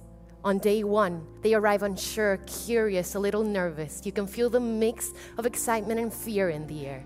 We set the scene and focus on getting inspired. Through movement, conversation, reflection, dance, art, and music. And that's where the magic happens. It experiential learning. We dare to dream big, to imagine a new future, and 2 questions begin to rise. Who am I? Who do I want to be? And by day 2, something changes. We focus on getting empowered, and we start small, going inward, listening to our inner voice and to others with empathy. We explore 3 IDG dimensions: being, thinking, and relating.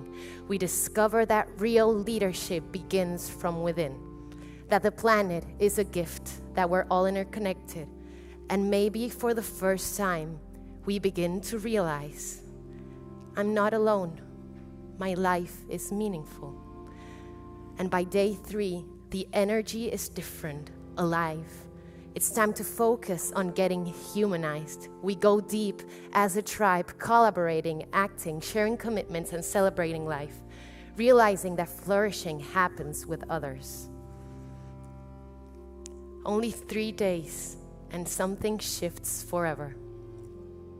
We flourish in every dimension: body, heart, mind, and soul. Information becomes experience, experience becomes connection, and connection becomes transformation. Contribuir holds. It embraces pain, turning wounds into wisdom and isolation into belonging. And it's not only about students, it's about all of us. Because when one person heals, the whole community changes. Here's a couple of testimonies.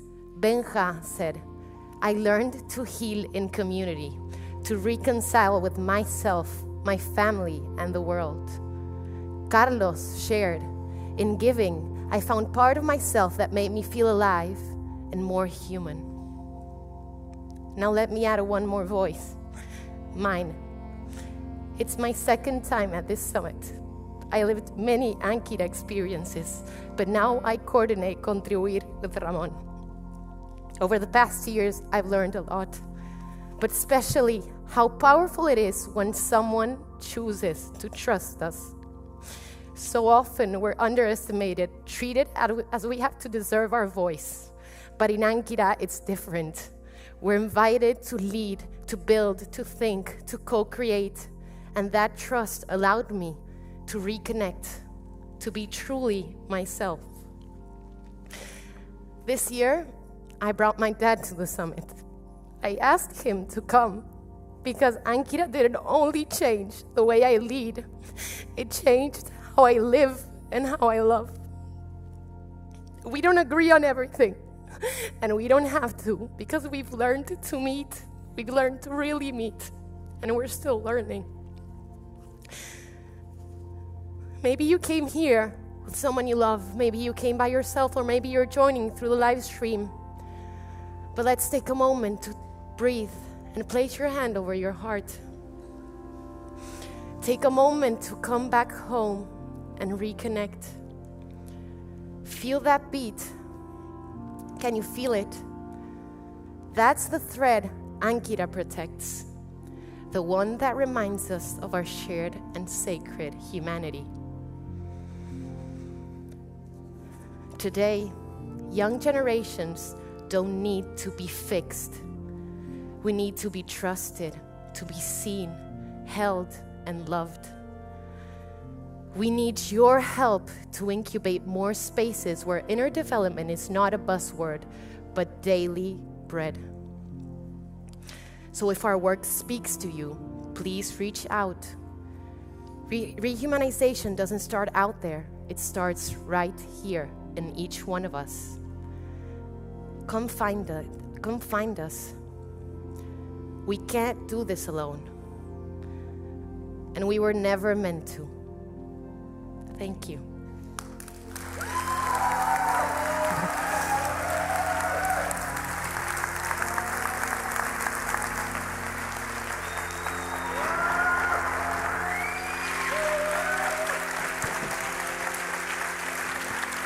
Voice for a whole generation.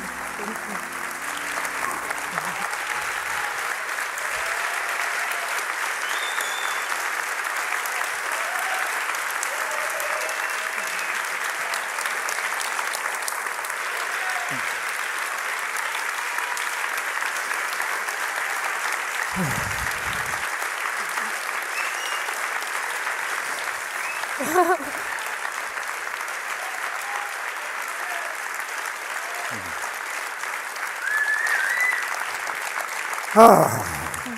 Okay. Thank you, Violetta. Yeah, you did it again. You made me cry again. And I just realized maybe it has to do with the fact that my sister took her life at the age of 17. And I just wonder how many of you have people in your families or in your, among friends who actually this happened to? Yeah. So we're all somehow affected. Yeah. How are you, Anita? How is this for you? Stories from the field are beautiful. Yeah. And we're all carrying them. And these 3 stories are just, scratching the surface. There are thousands of these stories out there. And let's put the spotlight on them and spread it, because it is possible. And for you who are here, you can go down into one of the community lounges and see the other stories on posters and maybe meet some of the people behind them. If you are online, you can go to Housespace and you can go to the subspace in Housespace called Stories from the Field and read more about it. Thank you so much. Thank you. And yeah.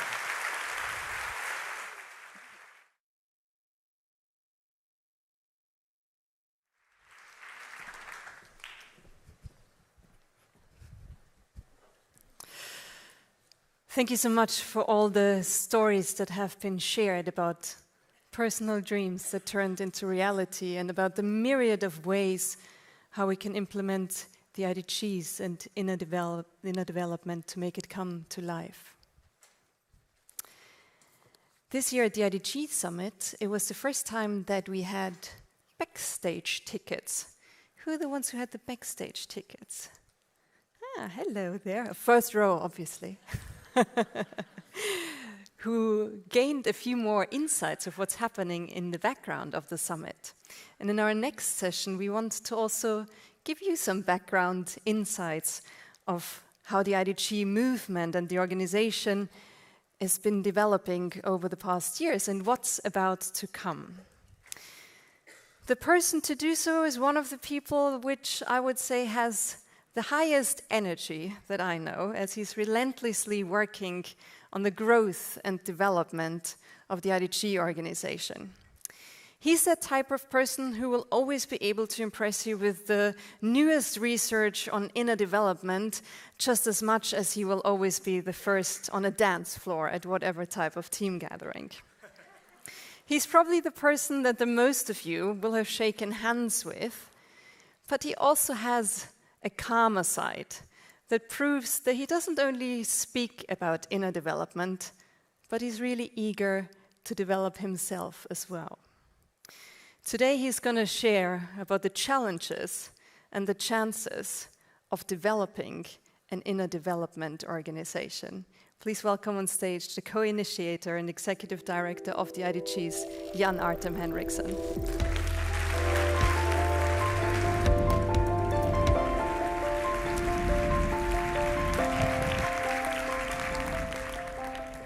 Thank you all. I'm trying to get my act together. Recovering from being at business school, teaching at business school. It's hard to cry. How many men here feel it's hard to cry? I mean, I'm grown up with a culture where Soviet Union, Ukraine, Zaporizhia, it's the place with the biggest nuclear plant. This is where I was born. I have 3 brothers there still. And I've grown up, learned not to focus on the inner because it's just too goddamn hard. Like Al Pacino once said.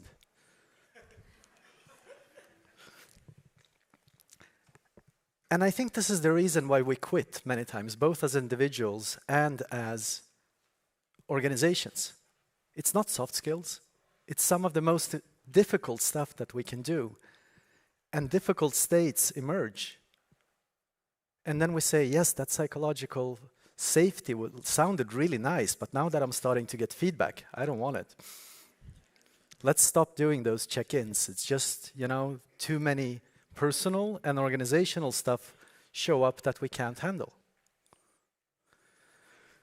Like the old joke where the chief financial officer tells the chief people officer, I'm really worried if we invest all this money in our people and then they go, what are we going to do? And the chief people officer answers, I'm much more worried if we don't invest in our people and they stay.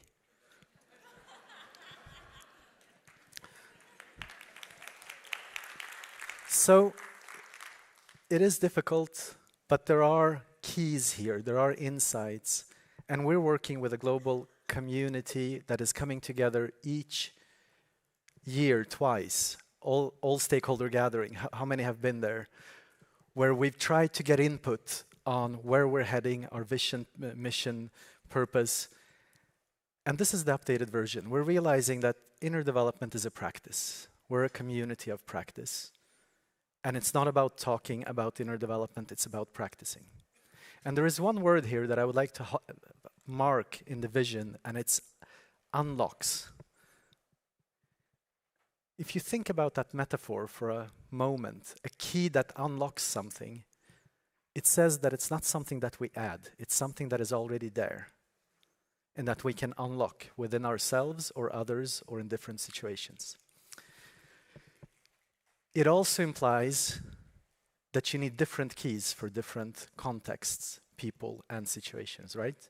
You can do a lot of damage if you try to force with a key that is not the right key for that person or situation. This is where religion has gotten us in a lot of trouble sometimes. And since we're doing the movies, how many have seen The Matrix here? Yeah, working with inner development is sometimes dodging bullets, right? We're the Trinities and Neos of the world, but there is a humble character there called the Keymaker. And if you remember the movie, the Keymaker never forces anything, he just offers keys. When you're in trouble, sometimes when you're trying to change the system, you're like Trinity standing on that truck with motorcycles and agents all over the place, and you just need to get out of that situation.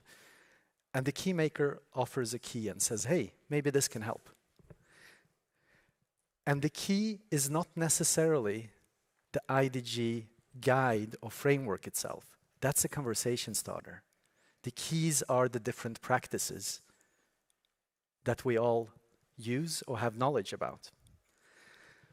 But what sometimes worries me with the IDGs is also that we, with this beautiful framework and marketing and wanting to change norms, we sometimes also don't ask the difficult questions. And any practice can be an IDG practice because we don't have a specific practice.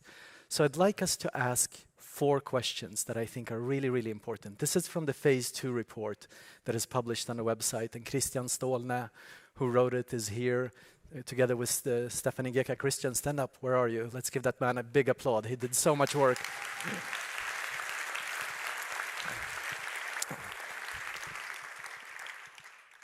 We need to ask ourselves, first of all, what are we trying to do? Like, what do we try to achieve with a specific practice, or we work in a specific context in an organization? And is there any theory of change or theory underlying this and explaining why this works? What's the mechanism behind?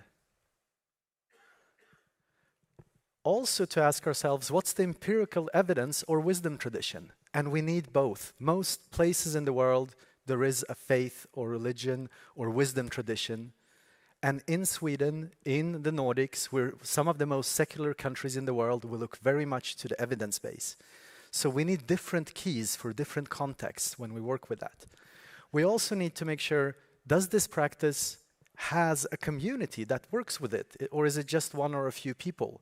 Because practices that do not evolve will not be as effective. And let's face it, there are more effective and less effective practices out there.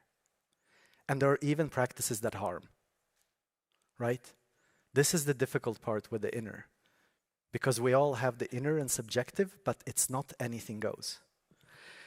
And does this practice, as Jamie was joking, and it's not Jamie speaking, but just like, does it really change anything with the global challenges? Or is it just something that boosts my energy or helps me feel more alive? And we need to, as Christine Wamsler has said so many times on the ambassador trainings, this is not a magic connection that just happens by itself if we work with inner development. We need to connect that to the larger issues. So my question to you is, what is your practice? Let's check in here. As I said, I'm recovering from a business school. I've done a lot of leadership development, which is how we frame inner development in corporate settings. How many here are more grounded in leadership development? Let's see just. Okay, sustainability science or those approaches. Beautiful. How many embodied-based practices? This is also yoga, this is also workout. Going out and running every day can be an embodied practice. Thank you. Mindfulness-based practices? Yes. Psychology, psychotherapy, trauma work? Thank you. Adult development practices, approaches? Group, team, or family-based methods where the core is the group? Thank you. Organizational-based or values methods like sociocracy, holocracy, or you try to change the values, culture of the organization primarily. System thinking, complexity theory.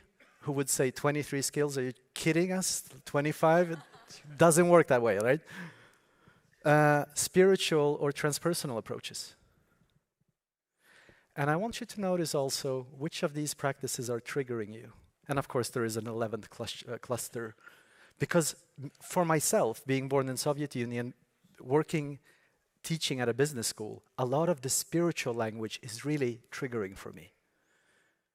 But I'm learning to understand how important that is and see that. How many here find the other opposite triggering? Like, oh my God, there are so many corporates. What are they doing here? That's the old world. Like, yeah. So I have people from both sides coming to me, especially in the early days, and saying, this is so great. But could we just have a little bit less of that other side, either the corporates or the spiritual people? And how can we work as a global community of practice, honoring that there is both evidence and wisdom traditions in all of these? And there are, of course, many here that are not mentioned or that we could create ourselves. So 2 good examples that I think is a way how you can work and honor this complexity. It's something about the footwear companies. Have you noticed that? They're like, we're attracting footwear companies like crazy. So Icebug is another one. And this is beautiful, I think. I mean, David, Lena, Charlotte, are you here? Stand up. Let's give those. Yeah. What they did was they hired a good psychologist, a good coach who could have her own knowledge and practice, her own keys, and they integrated that into their context. That is a medium-sized company operating from Sweden, but also having production in Asia. And that's how they have worked with it. And they're sharing a book. And David is actually doing a talk and talking about this book just after this break. So check it out. And the takeaway here is this is their way of doing it. And if you do it in a similar company, you will do it in a different way probably. But there are keys that we can share or learn from each other. The second amazing example that is not corporate is the Transformative Skills Guide. Frank, Haley, where are you? Stand up, please. They have been working so hard on this. This is a collaboration between both federal, non-federal, and international agencies. Started in the US with a climate literacy guide, where they discovered themselves that they need to broaden the definition of climate literacy and included transformative skills. So we're launching this today. This is the global launch. If you scan the code, you will get access to that 20-page presentation of how we look at inner development through a climate literacy lens. And there are good examples for each and every one of the skills of project that has been happening, how we can develop the skills and how we can demonstrate them. And this, I think, is so brilliant because we can take any SDG, just like we've seen with clean air or gender equality, and we can apply and see what is specifically important for gender equality. For example, we know from meta-studies that we need to work with the inner if we ever gonna become an equal society and not wait for another 100 years. And especially there are two skills important. That's critical thinking and empathy and compassion. If we include those two skills, especially for men who have a hard time crying, we are unlocking those projects that include that are so much more effective than those who don't. So we can use our money, our investments in much wiser ways in different projects if we understand this. Okay, so now time to reflect a little bit on where we're going. And to be honest, when we built the IDGs and we started thinking of how to organize, we built a lot based on old thoughts and systems, to be honest. We thought, okay, we're going to meet corporates and governments. Let's create something that they can recognize so we don't confuse them too much. So we centralized the organization quite a lot. But when we look today at the flora of different agents, hubs, centers, nodes, and I think everything that is happening, the magic of this room is the co-creation, is the energy that people put in. We're a very small team who are working and actually getting paid. It's people like you who shift the whole system. And we've been wrong in how we created the organization. We've been overwhelmed. I've never felt, even working and giving as much heart as we can in the team, we're finding the same limits, the same balancing systems that we see in the old world with centralization. And we're looking into and listening together, and here we want your input. How can we organize in a different way?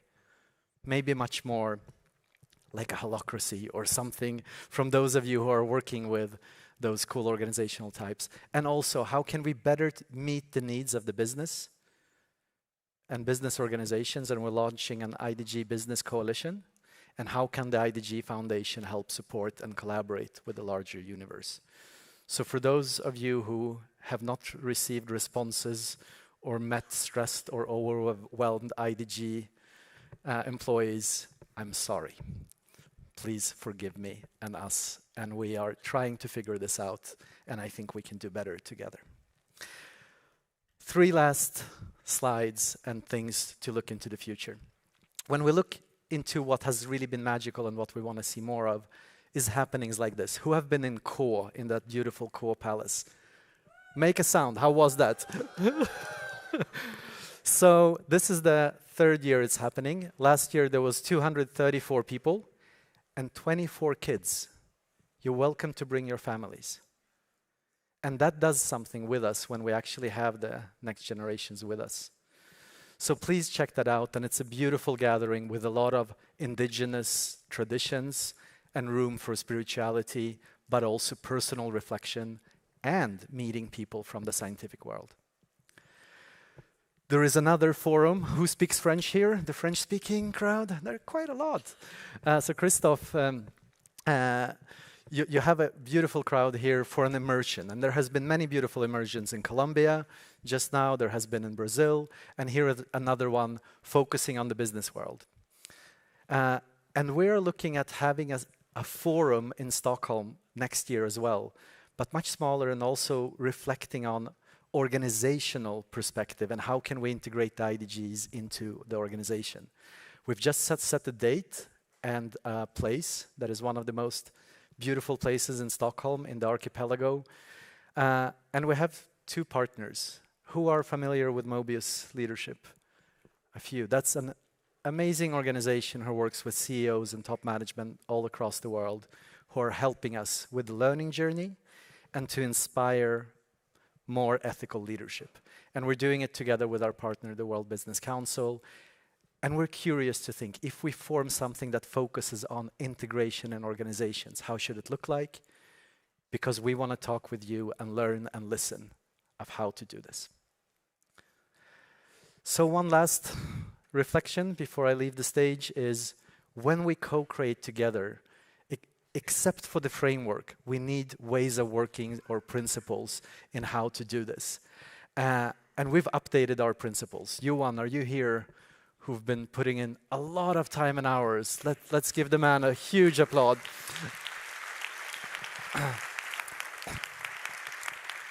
So this is a little bit, and there has been so many workshops.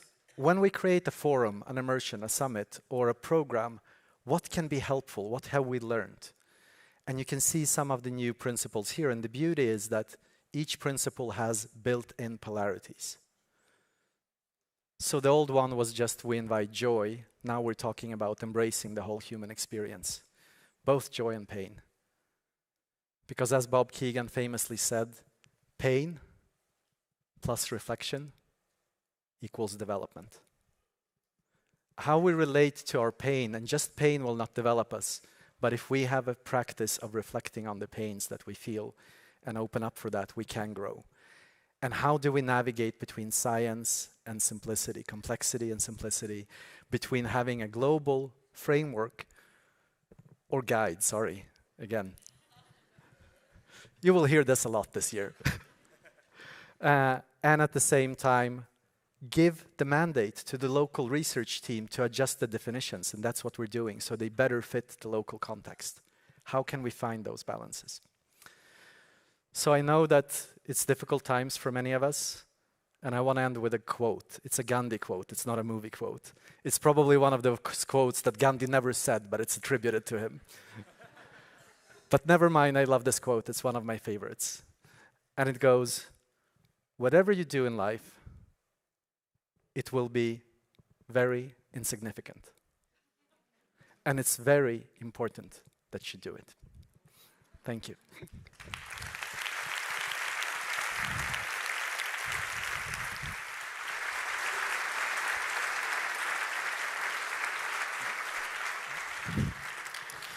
With all the insignificant and important work that you do, I just want to come up with one follow-up question before I let you leave the stage, Jan. You were one of the speakers who was standing here in the polarity session today as well, so I'm going to just project onto you that you actually meant, but I think you are a believer, and you often say that sentence that when times are urgent, we need to slow down. What's your honest experience? How has that worked for you? How has that worked for the organization? Caroline has really helped me to slow down. She is a fan of Bayo Kamalafe, just like I am. I'm really happy to have new members in the board. Mila Waikani, I love you. Thank you so much for your support and all that you have done throughout this year. And I'm really bad at slowing down, but they help me. Good thing is we can all still develop, right? Yeah. Thank you so much. Please give it up for Jan.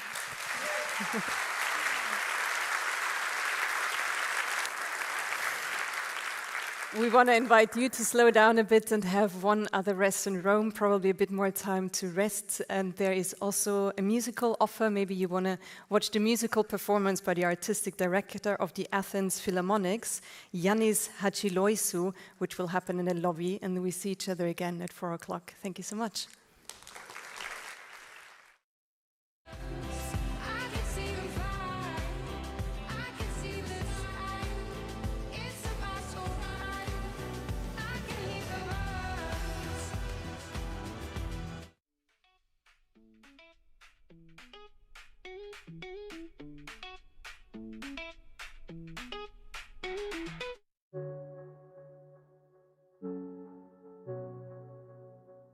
Thank you.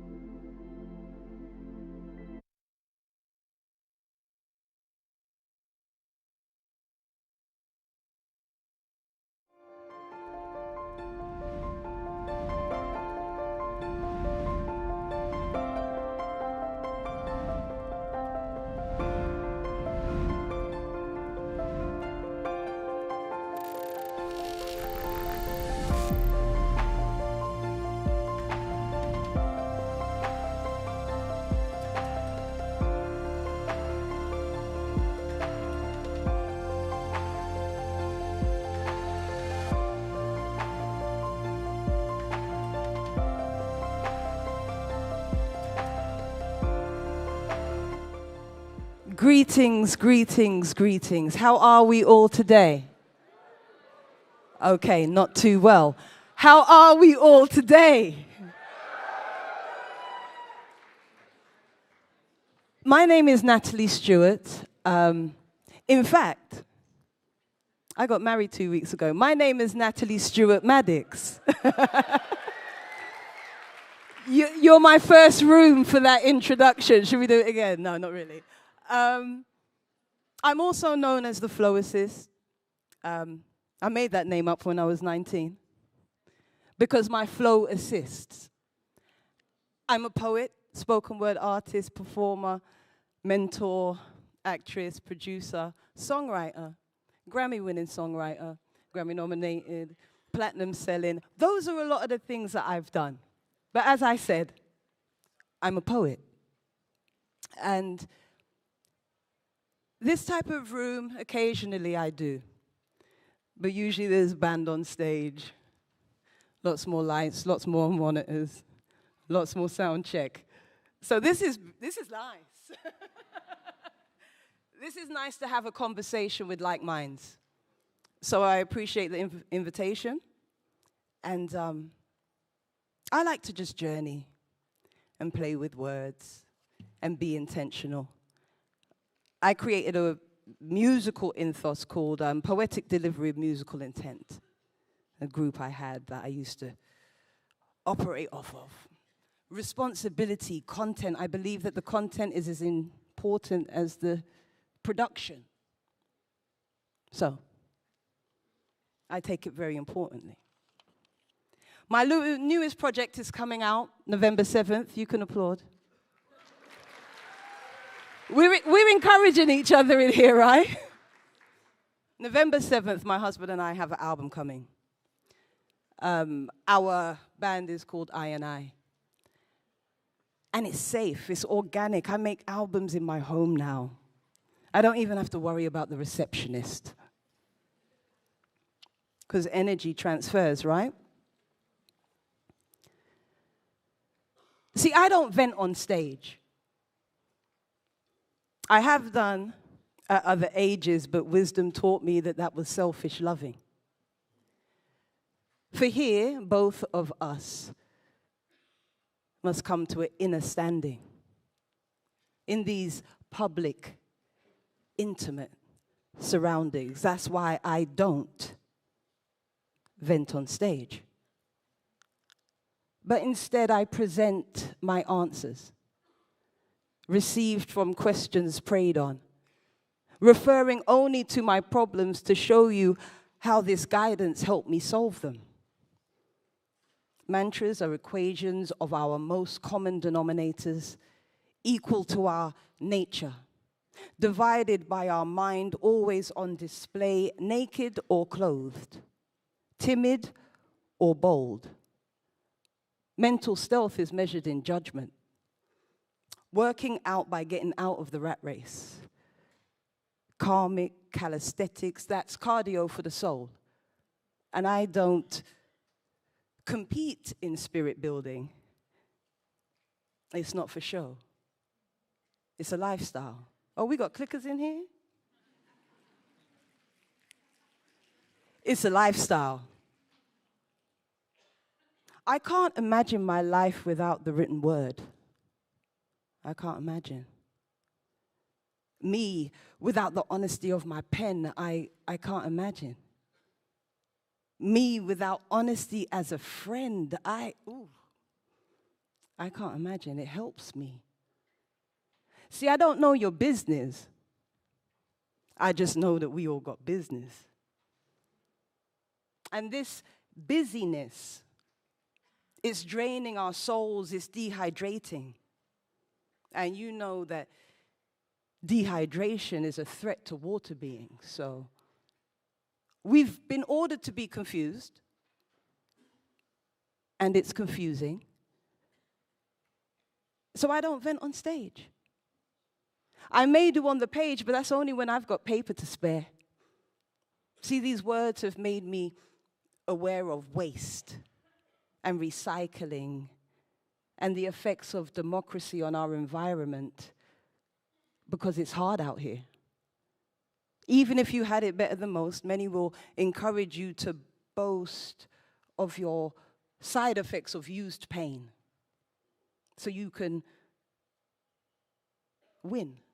You see, even gurus are profiting from our wounds, and corporate concerns are practiced, and that's just which we can remember and articulate, recall, or enunciate. For there are feelings beyond words and memories beyond reasoning. And I'm seeking freedom from corruption. And right now, realistic optimism is about as close as I can get to innocence, so I don't vent on stage. I take the opportunity to be the difference that I want to see in myself.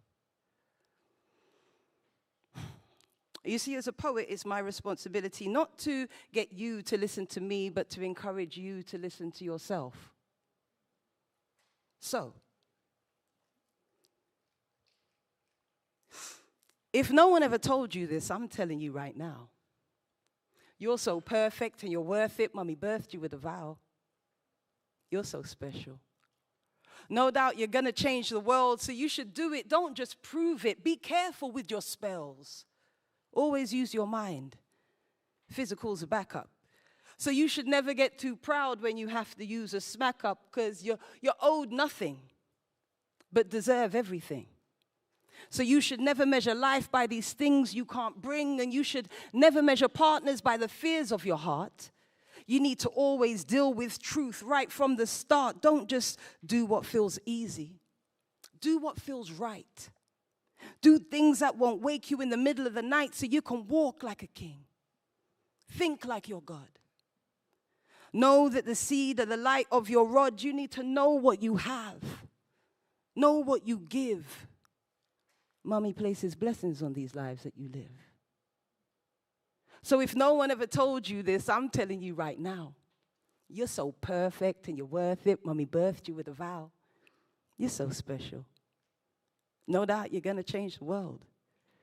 So you should do it. Don't just prove it. Be careful with your spells. Always use your mind, never just for games, or you'll typecast yourself with those roles that you play. You're owed nothing, but deserve everything. So you should never measure life by the things you can't bring, and you should never measure partners by the fears of your heart. You need to always deal with truth right from the start. Don't just settle for those standards that keep you feeling stressed. Ability to cope is a gift, not a test, so you can walk like a queen. Think like you're God-blessed. Know that we all get on earth through these bodies. You need to know what you have. Know what you give. See, Mommy places blessings on these lives that we live, and I know you can. I know you will. I know your will.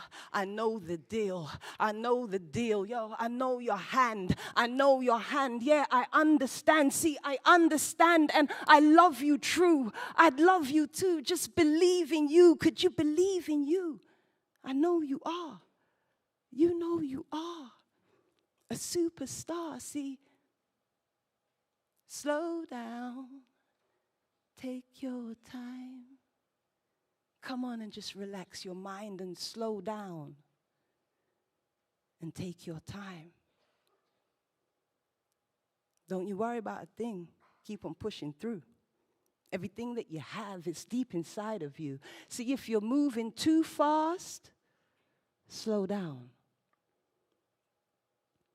It's a mastery, balancing your soul. Too much holding back gets in the way of letting go.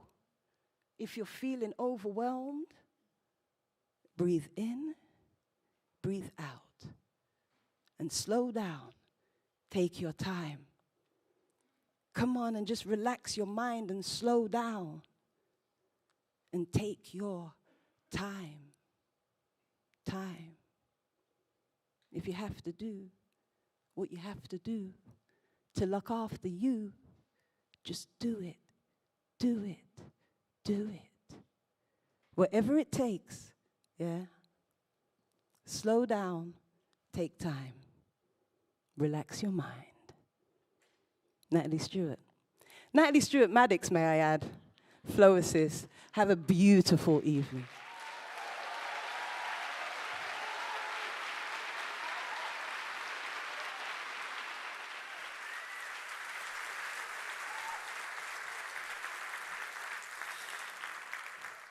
Wow, thank you so much, the Flow Assist. I was actually snapping backstage with so many things that I just heard.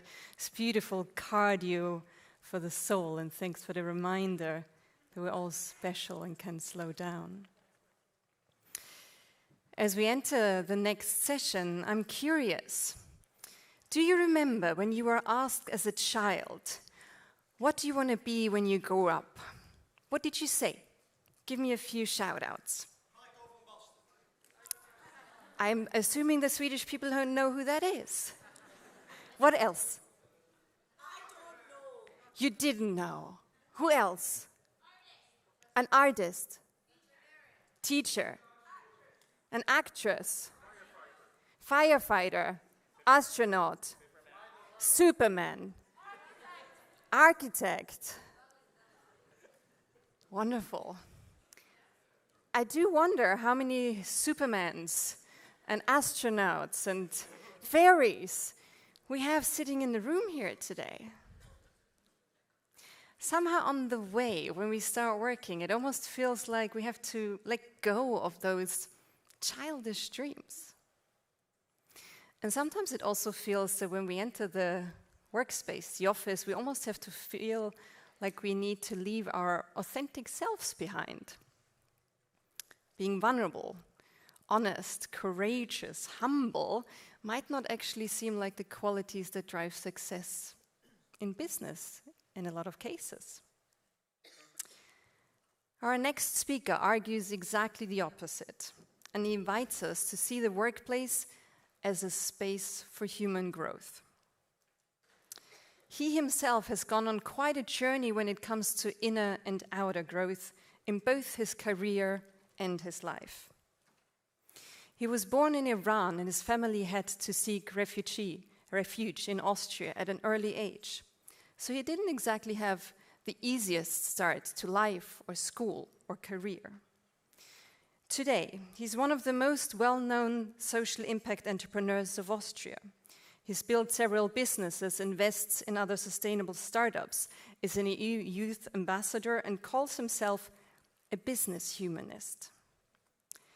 But besides his extraordinary story, what makes him truly stand out in the business world is, as you might notice, that he never lost the little boy within himself, that even after thousands of speeches and years of standing in the spotlight, is still in awe each time he steps on a stage. So I would say he proves that by doing the work that you love, you can really turn a dream that you once had as a child into something so big you might not have even come up with it back as a child when you were asked, what do you want to be when you grow old? Please welcome on stage Ali Malocci.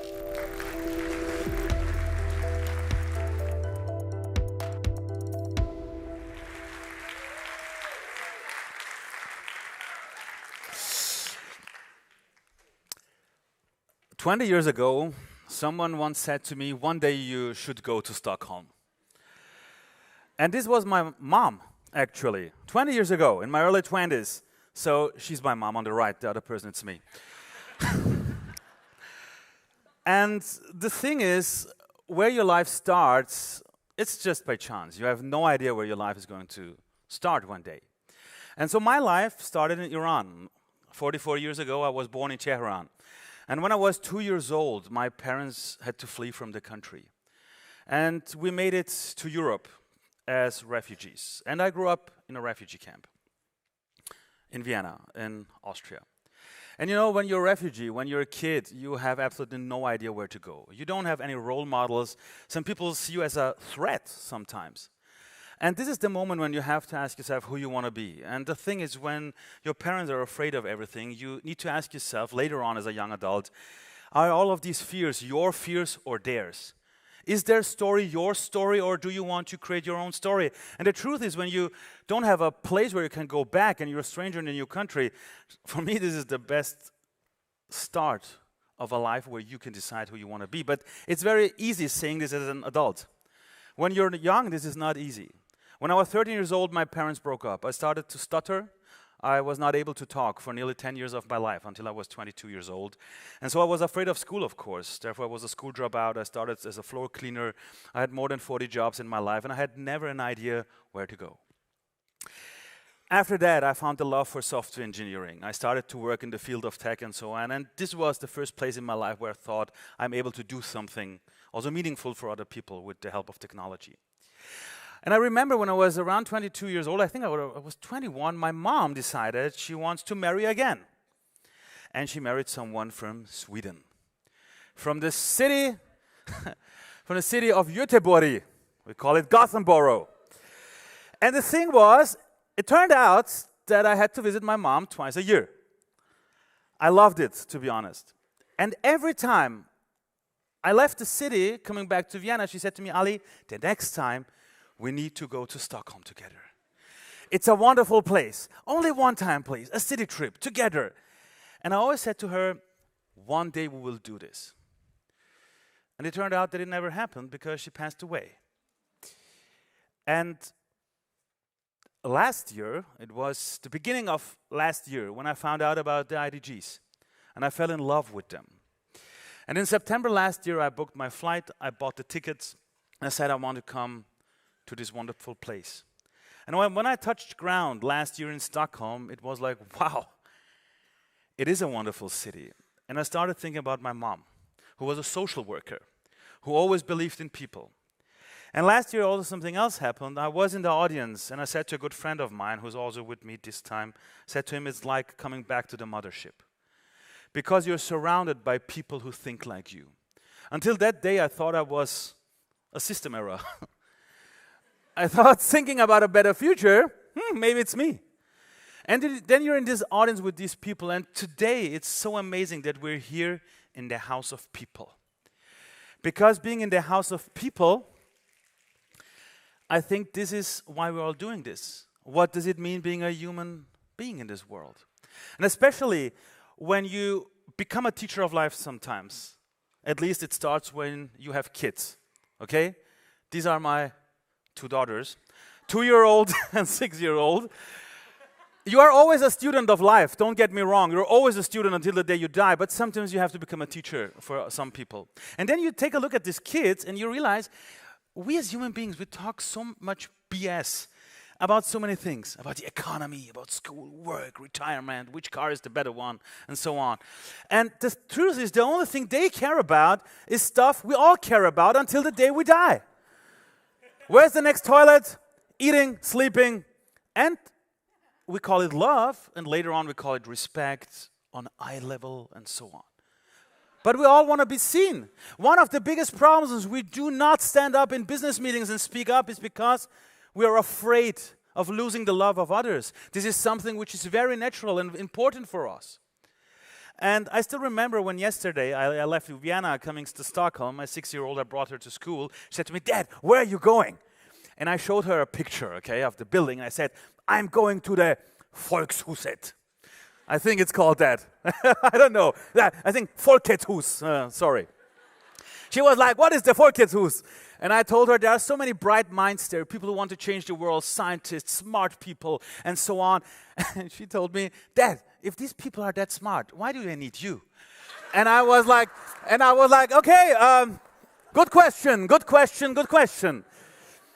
Last year, if you have attended the conference last year, you saw that a lot of people talked about love, but there was one thing missing. And this is the thing I want to bring into the game today. Today, I will talk about love. But, amazing animation, huh? I made it on my own.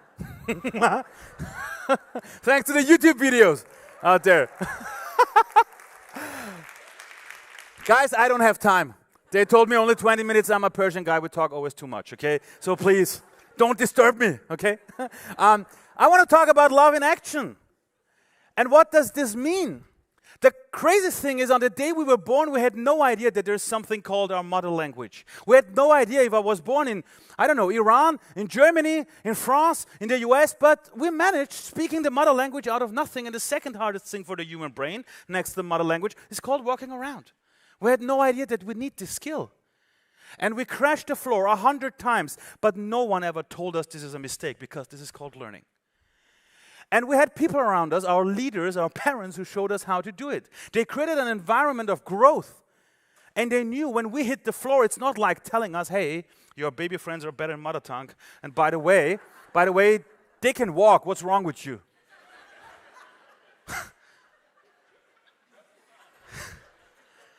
They trusted us. They knew this is the process. And now in the world, we're hitting the walls.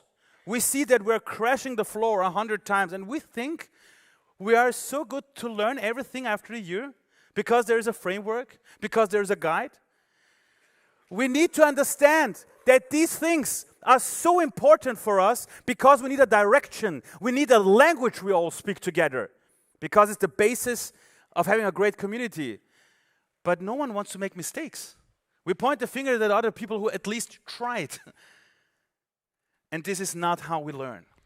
The second thing, when you're a father, what you see is, or a little question to the room, who has kids who are able to speak? No matter if they still speak to you or not, or talk to you or not. Okay. When kids start to talk, what is the first disturbing question every kid asks? Why? It's the purpose question. It's not an Instagram or social media thing. In the moment when we start to communicate with the people around us, we want to understand why we should do something. And kids ask everything, and there was a day when we were the kids. We just forgot. And the thing is, I work in the world of work with experts. I sit in a lot of expert meetings about the future of work in Europe and so on. And everyone is like, we need these 3 skills to have transformation in the companies. We need a culture of making mistakes and learning out of it. Questioning everything would be amazing if our employees would do this. And the third thing is, we need people who love to experiment. We're not afraid of walking new directions. And the thing is, we need to help people to remember who they are.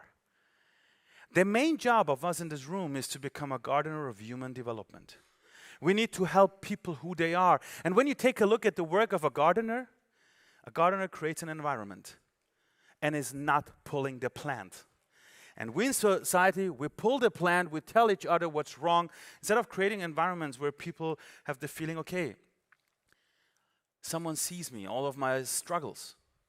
And the fun part is when you take a look at the world these days, to the discussions, people are like, should we start with the grassroots movement? Should we work with the businesses? Should we work with the government? The world doesn't care. The question is, where are the gardens where we can develop people? And the truth is, when you take a look at the numbers, far more people are employees than self-employed. And these people are fathers, these are mothers, these are sons, these are daughters. These are people with hopes, dreams, and fears. And especially when you take, for example, take a look at the European Union, for example. Then you will see that more than 80% of the people are employees inside of organizations. So when we talk about the bad organizations sometimes, what do we mean? Do we understand that this is a system, but inside of the system there are people who maybe want more out of life? And when you take a look at the last numbers from the study from Gallup from this year about the state of the global workplace and the question about how engaged are people at the workplace worldwide, you will see it's a disaster. Worldwide, only 21% of the people on a global scale are engaged with their job, with their hands, their hearts, and their brain, as they call it. Most of the people are sitting in the office and having no idea what to do. And you know, back in the days, 20 years ago, having people in your office who were not engaged was not a problem because you told them what to do. It was just very, very simple. I started my career in a world where you had one person telling you what to do. I know this world. More than 20 years ago, I started my career in a large organization in Germany as a business consultant. Then I became one of the youngest managers in Europe in a US tech company. It was one of the pictures where I would say I was young and I needed the money. Yeah, these are these pictures. All of us, we have these pictures. And And what I saw during that time, more than 20 years ago, was it was so simple telling people, this is the road in our business in the next 10 years. Just do your work. Don't think about the future. I don't need your engagement. I don't need the entrepreneur inside of the organization. It was not needed. But we all know that that world has changed. The last 2 years we talked about the VUCA world. Now we're talking about the Bani world. It's a world where people are like, the world is brittle. There's a lot of anxious around. And people have no idea what is going on at the moment. And we're all in the same boat. No matter if you talk to a taxi driver in Stockholm, if you talk to a CEO, if you talk to some young people out there, to parents, everyone feels something is wrong. And what we saw in the business world in the last 10 years is that more and more leaders said, this world is too complex for me. I can't handle it on my own. And the companies who realized that started with an inner shift inside of the organizations where they started talking about entrepreneurs, intrapreneurs. They found out that maybe KPIs is not the only way to go. We need much, much more. We need to bring people into a position where they understand that we have a new age of ownership. We call it inner development. I understand. But this is something we saw in the last few years. So the business world has this pressure that now that no one knows what the future is, we need everyone in an organization being engaged. The problem is only 20% of the people are engaged. On the other side, people are craving for meaning. When you take a look at the generation global, these are the young ones starting at the age of 14 to 17 until 30, 35. They want to have a good life. And numbers from Nielsen since 2018, they show that all of these people, when they buy a product, when they work somewhere, they want to deal or work with companies and organizations where they have the meaning, this idea, it is meaningful what we're doing. And we know from so many people before us that those who have a why to live, they can bear with almost anything. And don't get me wrong, please, the world outside is sometimes horrible and sometimes it's the most beautiful place at the same time. But it was also Frankl who once said that life is never made unbearable by circumstances, but only by the lack of meaning and purpose. And this is something I learned the hard way from my parents, which once told me that no one has the power to tell you what your future is. You decide who you want to be, but work for something, not against something. This makes a big difference. If you work for something or against something. If it works against something, you will be stressed. You will be burnout, and then you're useful for no one. Working for something is like a strong force that tells you that everything that happens to you has a reason. And you know what I mean if you have been through dark times. I'm today the CEO of an organization called Future One. And what we do is, this is the mission of the organization, bringing love, purpose, and humanity back into the business world and society. So what we do is, 50% of our time, we work with some of the largest organizations in the world. We'll help them in the new kind of leadership and so on. But we never talk about inner development in the first place. We talk about the Trojan horses. Performance, new work, burnout prevention. You need to learn the language of the people you want to help to transform. This is 50% of my time. The other 50% of my time, I work with kids. Okay?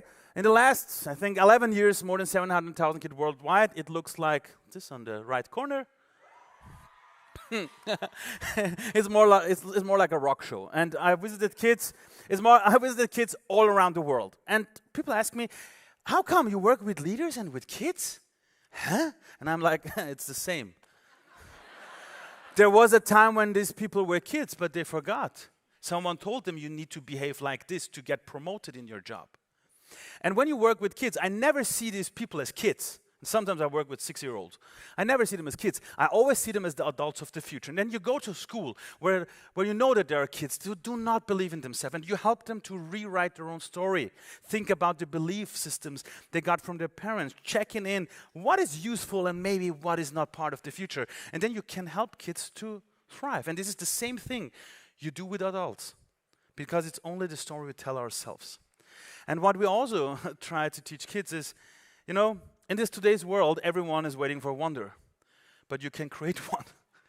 There is stuff you can do every day, but sometimes you need to let go, because other people worldwide also want to have a better life. And I can tell you, there are companies, for example, I started working with, it's called, for example, voestalpine, it's a steel company, a global one. 6 years ago, no one was talking about inner development. Now people want to work with the youngest one in their organization about their dreams, about their hopes, who they want to be one day, what is important for them for when it comes to connection, having meaningful work and so on. And this started because one of their leaders started working on high performance issues, and they ended up in a meditation.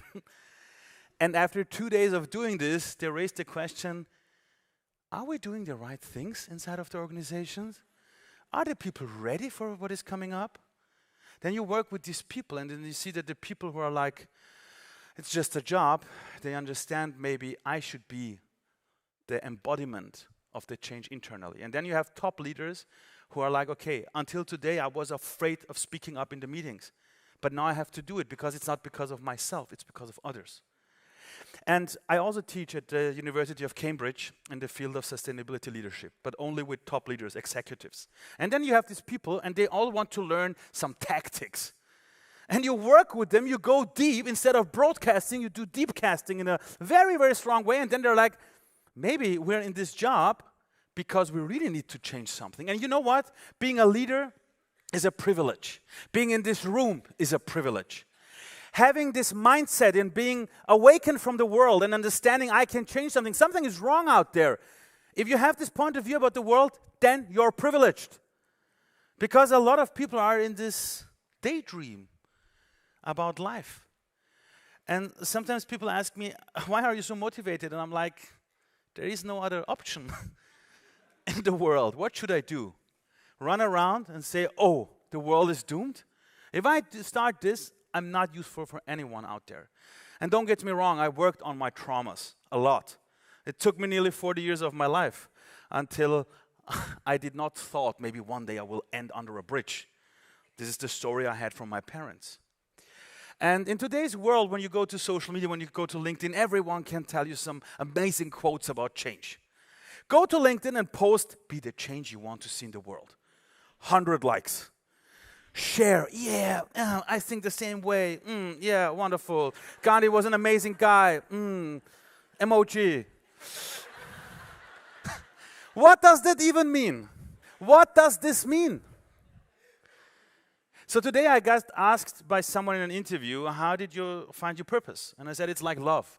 When you run around looking for your purpose, you won't find it. It's like going to the bar saying, today I will find the love of my life. Guess what? You will go home alone. When you start living your life, people will come to you. When you start to realize that everything that happens in your life happens for you, not against you. You realize, for example, that maybe, in my case, your purpose is to create a world where every human being who is born has the feeling, I'm good enough. No matter who I am, where I'm from. This is my purpose, but it came to me because I started to realize that all of the darkness in my life, it had a meaning. I tried to master it. I don't say that I'm done. But then you have become a teacher to hand it over to others. And when I was in the corporate world, I also started working as a teacher. Because I found out that maybe working with kids is something where I can give back. And the crazy part was, this was 2010 when I was a teacher. I talked to the kids about their future, what they want to do with their life and so on. And they told me, we have no idea what to do. We have no orientation. And I was so angry about the education. I was like, when I was a kid, I had no orientation. Now, so many years later, kids still don't have any orientation, although there's technology around. Then I was like, if I'm going to have kids one day, and they will tell me, Dad, we have no idea what to do, we have no orientation about the job market, I don't want to tell them, guys, you know, when I was a kid, the problem was all around. Sometimes you see a problem, and when you see that this problem is bothering you, it's just an invitation of life that maybe you should be the solution. And then I thought, what was the thing which I wished for when I was a kid? And when I was younger, I always said to my dad, I wish for a handbook of life stories, where I can learn from stories from people around the world. And what my dad also told me was always that opportunities are always there. What you are doing out of it, it's up to you. And so instead of just being angry, I started putting this anger into transformation. And whenever I'm angry today, I start a new company. This is how I deal with with my anger and my emotions. And so I was a teacher, and I started in my spare time. I bought myself a camera. I think it was 300 euros. And I interviewed at the beginning random people on the streets from Austria about their job, about their life, about their background. I was at home. I tried to make cool videos for the kids. And this little platform I started with just open source tools became one of Europe's largest job orientation platforms in the German-speaking market, reaching out to millions of kids. I had to quit my job, starting a startup, becoming an entrepreneur, and then I saw that a lot of people told me, Ali, this was the thing I was looking for when I was a kid. And during the growth of the company, we started working with more than 600 B2B partners who used the platform for employer branding, and on the other side, we helped millions of young people finding orientation. And when I started the whole thing, I realized one simple thing. You can't be inspired here at the IDG Summit. You all can go home. Monday, you can go to your offices and you can be like, wow, it was such an inspiration. Maybe I should do something one day. Or you realize one simple thing. Maybe today is day one of the rest of your life. Maybe there is no tomorrow. And the question is, who is writing the story you have in your mind? Because these days, we let other people tell us the story. But I try to create this picture that maybe it's totally up to us. What is the headline of tomorrow? And maybe the headline of tomorrow is something we want to create here. But changing the world is not easy, don't get me wrong. But it's also not okay saying others should change the world. So many people are like, I would hope that my boss would see this. I hope that the businesses would do this. And I don't think that this is the way to go. What I learned is you need to learn the language of the system you want to change. The language, the playbook.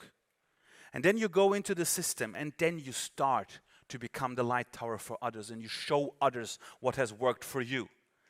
And then with time, you see that other people, they will lose their own fear, and they're like, okay, if you can do it, I can also do it. I see it over and over again the last 10 to 20 years in businesses. And sometimes people ask me, Ali, what is the future about? And I'm like, I have no idea, guys. But one thing is for sure. If you want to have a better future for yourself, for your families, for the people you care, for the environment, you all need to understand, guys, it's a privilege to be here because you are the enablers of the futures. And something in the world thought it is good giving you a life.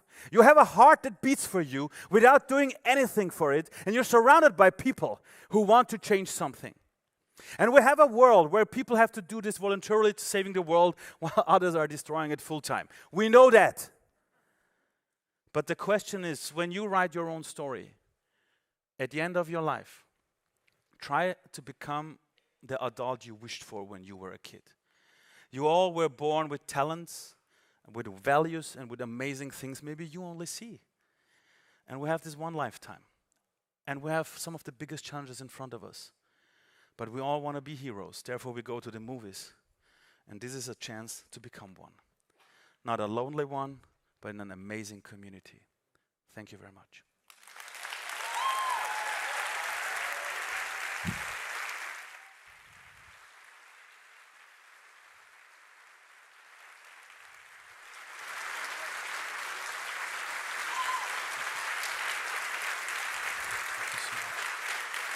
Thank you very much.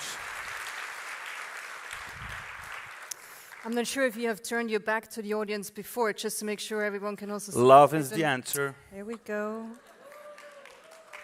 Ali, you said before, let's cut the bullshit.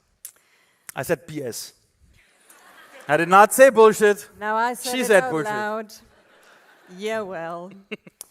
You said that since you were at the IDG Summit last year, you also kind of learned to be more honest. And much more honest. I wonder, how does that look for you? How do you respond differently to BS in others, but also in yourself?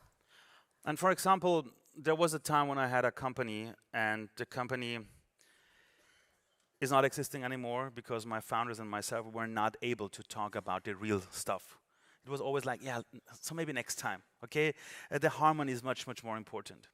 After the IDGs last year, I said to myself, if I want to be successful in my life as a father, in business, and whatever I do, I need to be very honest to the people around me. Otherwise, they won't be honest to me. And I have a manager since 10 years who is helping me in a lot of things. And the whole communication totally changed. It's much more honest. When we see that someone is talking BS, we immediately say, hey, come on. Don't lie on this thing. Is this the reality or not? Is it just a story you're telling yourself or not? We're just, it started with interrupting the other person much more because you need to interrupt the inner monologue. But for a lot of people around me in the beginning, it was very disturbing because they said, come on, you're a pain in the ass. Today, they are like, thank you so much because we're much more efficient. We know we can trust each other much more. And there is no wrong sense of harmony. Harmony is wonderful. Love is harmony. It's wonderful. But a lot of relationships, they break because of a very not fruitful sense of harmony. And as long as you say people the truth, they know that you love them so much that you know they can deal with it. And this is something I learned last year here. And I said to myself, I need to change it immediately. And what I sense in you is, even if you might risk the harmony on the outside, it seems like you're also creating a bit of harmony on the inside. It goes hand in hand. It's very important. Thank you so much for spreading your message. Thank you for spreading the love. Please give it up once more for Ali.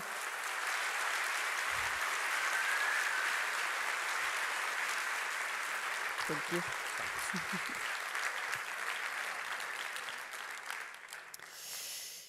Talking about cutting the BS, I wonder how many of you have ever done a job, stepped on a stage for a presentation, or just done this very important one meeting, despite the fact you were actually sick, you didn't feel well, you might even have been burned out. Just give me a show of hands. Yeah, guilty as charged here as well. Our next speaker is a young climate activist who was supposed to be with us last year. But very last minute, she fell sick quite severely. So I remember talking with her back then on the phone. I could tell how she was tempted to just pump herself up with painkillers and make it to the stage just because it was important to her. But in the end, she didn't. She took herself serious instead. And by that, she also honored what she's going to talk about here on stage today. Her work centers around the well-being of young activists that are suffering anxiety, depression, and burnout, because they care so much about the environment that they forget the self-care about it. Being one of them, she founded the Resilience Project at the age of 24, training young activists in resilience. And today her work is widely recognized, and she sits on IKEA's Young Global Leaders boards and others. She also just published her first book, Act, Rest, Reset, and Repeat. And from what I understand, after many years of acting, she's just about to enter a phase of resting. But before she does that, I'm so very happy to finally welcome her here on this stage, healthy and sound. Please welcome Katie Hodgetts.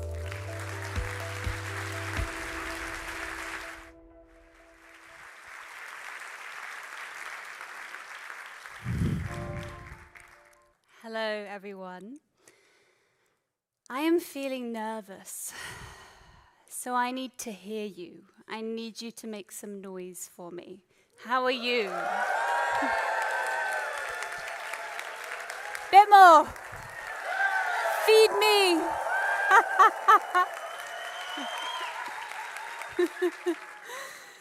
You are just the loveliest audience. Thank you so much. It's such a privilege to be here. Shall we start with a story? So, I was in Glasgow. It was February 2020. Hooray for Glasgow. And I was there with a youth group that I was campaigning with, and we were strategizing for COP26. And it was there that I got a phone call that would change the trajectory of the next few years for me. And that phone call was from another youth group that I campaign with in Bristol. Woo for Bristol. And they were telling me that our upcoming February Youth Strike protest was now going to be attended by Greta Thunberg.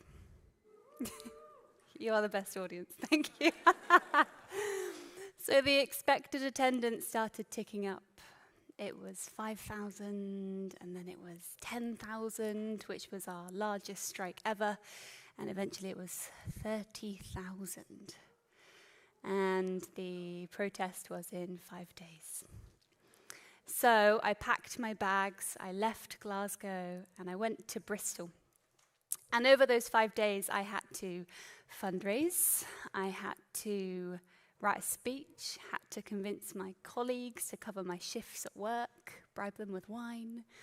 I had to figure out how to get sound and safety to 30,000 people. I had to convince my parents that I absolutely was not going to get arrested. And convince my brother that I absolutely was going to get arrested. And respond to messages from men who said they were going to drive their diesel cars into the crowds. To death threats from men. There is a nuanced burden on young changemakers. Take that, fast forward 5 years, add on a cost of living crisis, add on deepening insecurity, add on watching a genocide unfold on social media with what feels like to me global impunity. It's not easy being a young person. It's not easy being team human right now, right? 30,000 people did attend that protest. It was safe, it was empowering, it was extraordinary. And it all happened because young people had the courage to take action. And for me, this photo was actually a return to action after a bit of time off. And a couple years prior, I was the well-being officer for an organization I volunteered with. And I still remember being on the London Tube, taking the deepest of breaths because I was so nervous, and it turns out that doesn't go away even 10 years later, to deliver my first ever well-being workshop, age 20, in response to the high rates of burnout and poor mental health that I was seeing in my peers. Then in 2019, the Greta-inspired youth strike happened, and I was now organizing with people as young as 13. And of my group, 90% were medicated for depression and anxiety. 90%.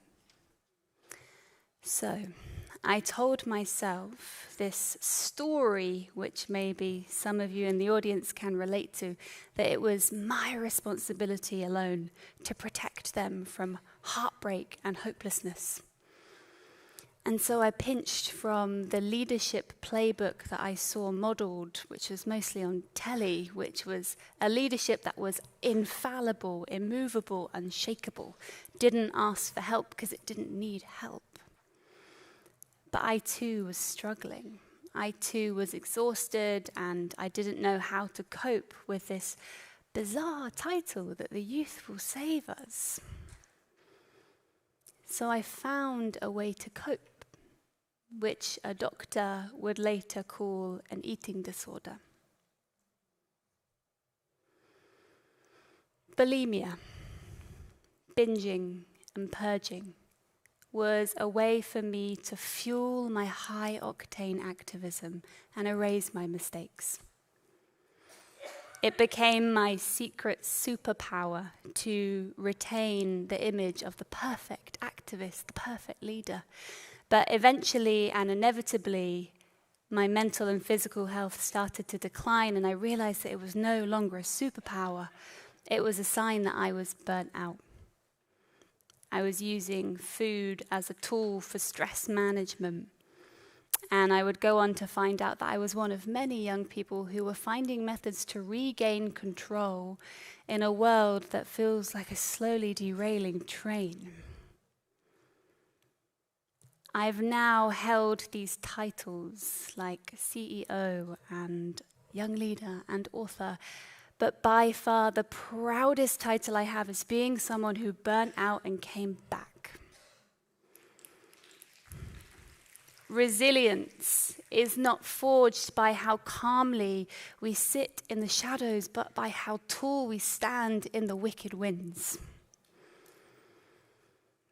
After recovery, after attending this protest, I made it my commitment, my small offering to this planet, my rent for being here, that any young person who stepped up and dedicated their energy and their innocence to the climate crisis or otherwise would not just be met with heartbreak and burnout and despair and aloneness, but they would also find joy and purpose and friendship and flourishing and aliveness.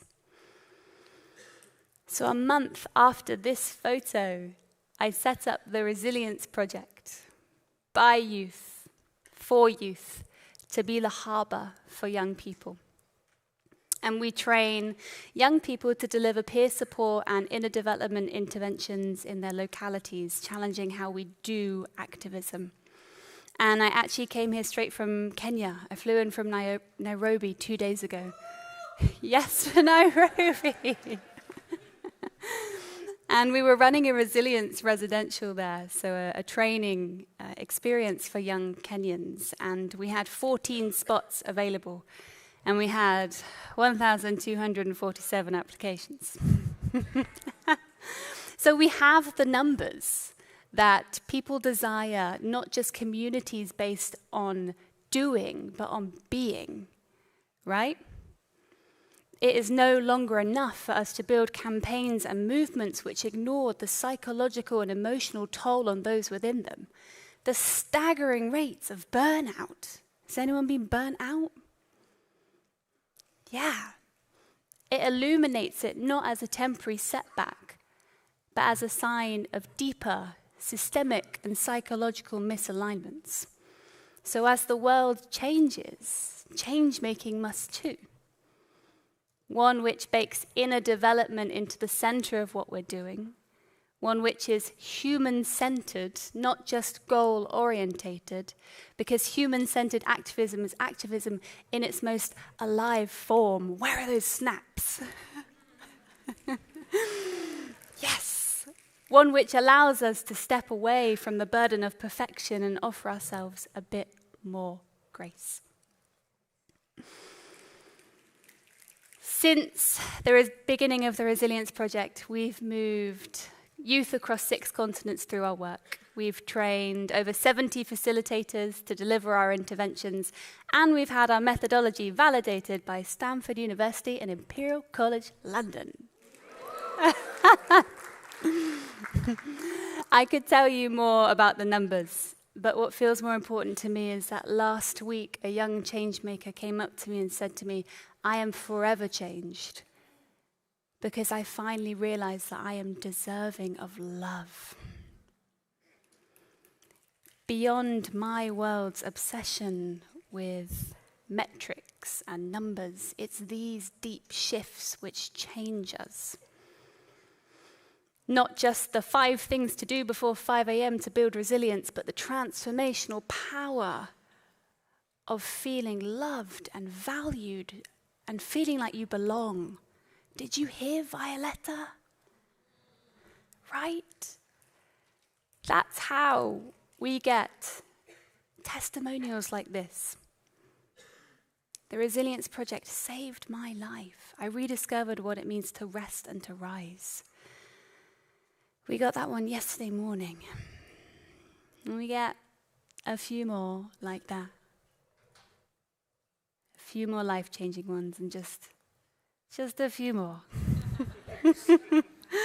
The proof that creating spaces where we feel seen, heard, and understood is not an additional extra to taking on some of the biggest challenges of the ages. It is the foundation.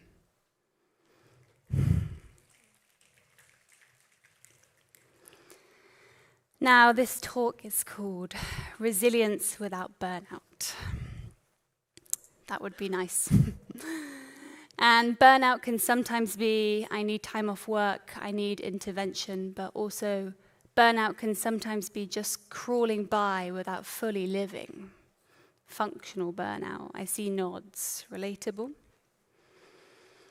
And what I want to bring to you as a proposition is that the idea of change making without burnout is somewhat of a contradiction, unfortunately, because you care.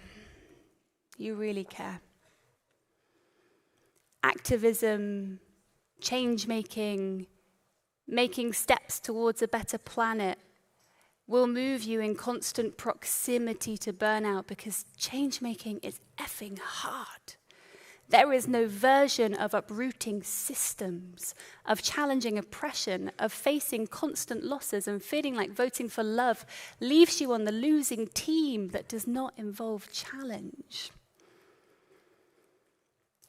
Burnout is woven into the fabric of change making.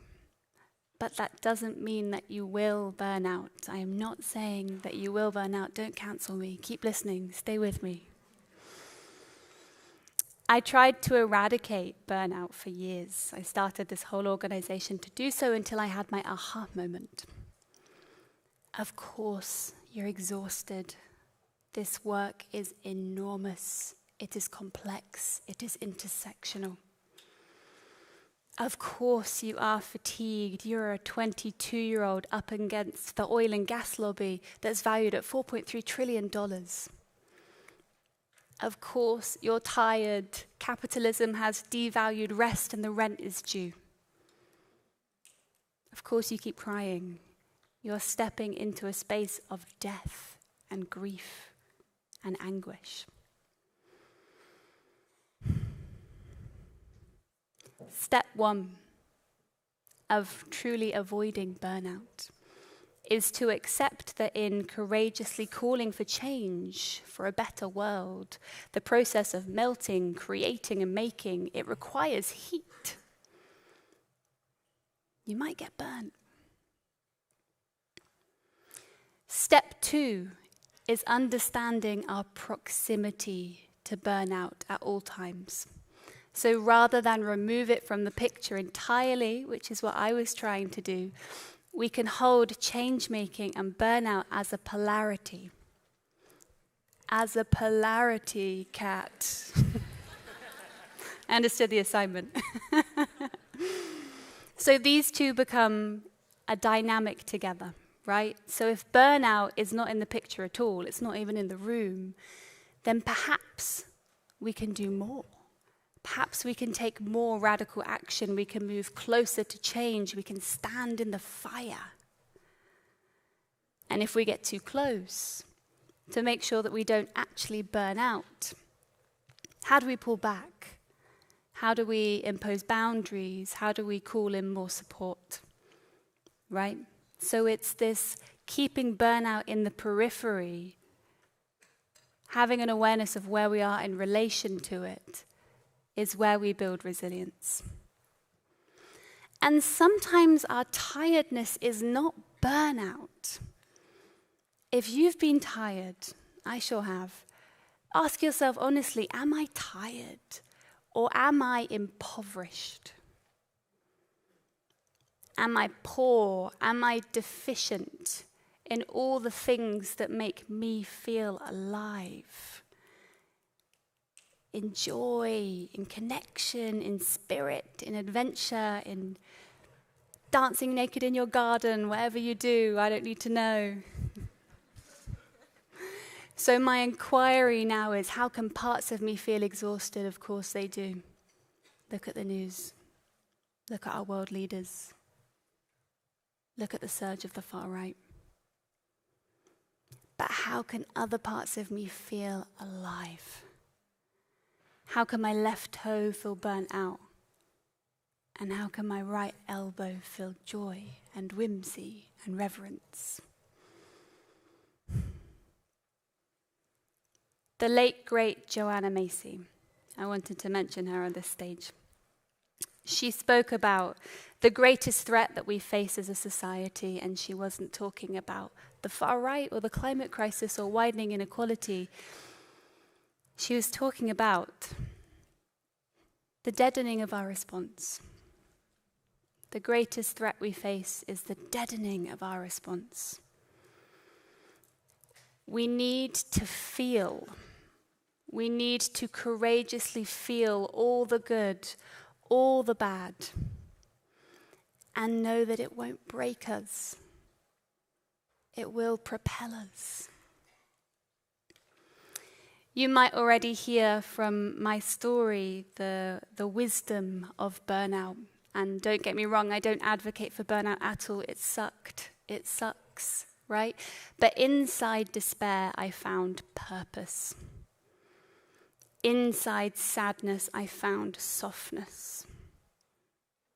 Inside exhaustion, I found a leadership that shows up with vulnerability. And at this point in the talk, it feels like a heck of a lot of vulnerability.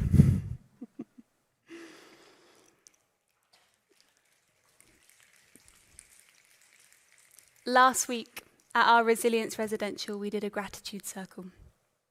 And someone said to me, Katie, I thank God every day.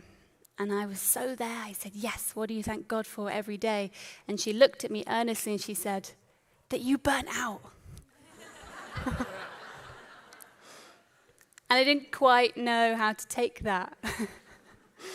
But sometimes when life squashes you like a tomato, the seeds hit the floor and something unexpected grows.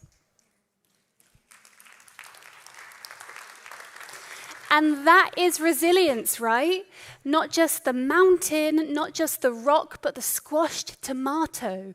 That was Christiana Figueres. That was me. Maybe that is you. And if that is you, I see you. I love you.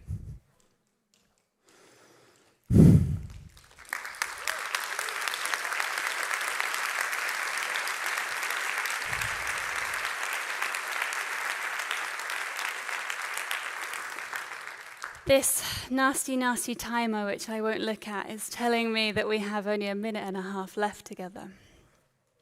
Kat mentioned I was meant to be here last year, and I wasn't because I ended up getting very sick. And it was probably the stress of scaling this organization, right? Oh, let me go back. I got very sick, and here is my soft underbelly for you. I talk about burnout a lot, and I am not immune to it. I am not a machine. And in my own response to getting too close to burnout proximity, I decided to step back as CEO from my organization, bring on someone amazing, and I'm taking a big chunk of time off after this in 49 seconds, so let's hurry things along. And I bought a van, so things are good. And my friend Jamie Bristow, who is somewhere in this audience, he once said to me, people spend their time curious if it's a marathon or a sprint, and really it's neither. It's a relay race, that we are passing the baton to different people all the time, to different generations. And so maybe this IDG Summit is your invitation to pick up the baton, but for me in my van, it is time to temporarily pass the baton and take some rest.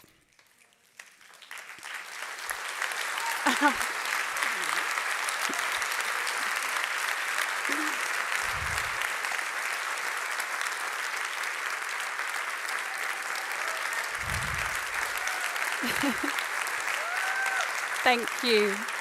So, being here, being with you, condensing 10 years of my life into 20 minutes feels so important to me because it feels like a standing ovation to my 23-year-old self. The burnt out bit, the squashed tomato. So well done, kiddo.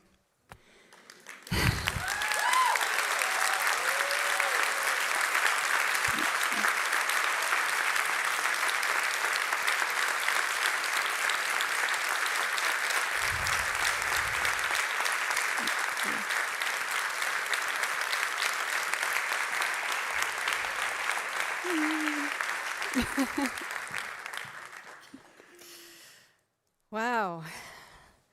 I remember how in one of our calls you said vulnerability is courage. I think you just stepped on stage with a lot of courage. Thank you so much for that. I'm going to keep you 49 seconds longer before your timeout. I'm curious. I really found it was interesting what you said about the proximity to burnout. That when we're doing something that is so important to us, we're almost always in contact, in close contact to that burnout. And as you just said, you laid down your position as CEO. You're just coming back from Kenya.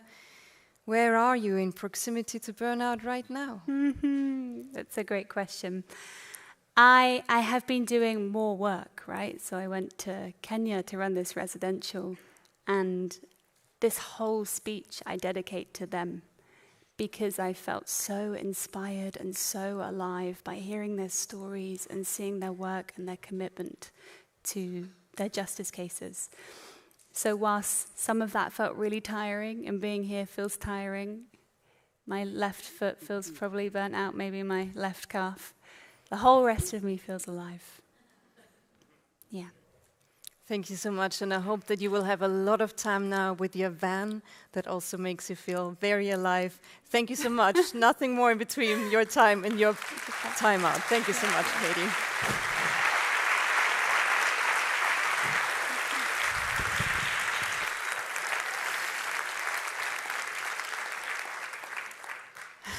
Wow. It feels like we're slowly coming to an end, to a close of this.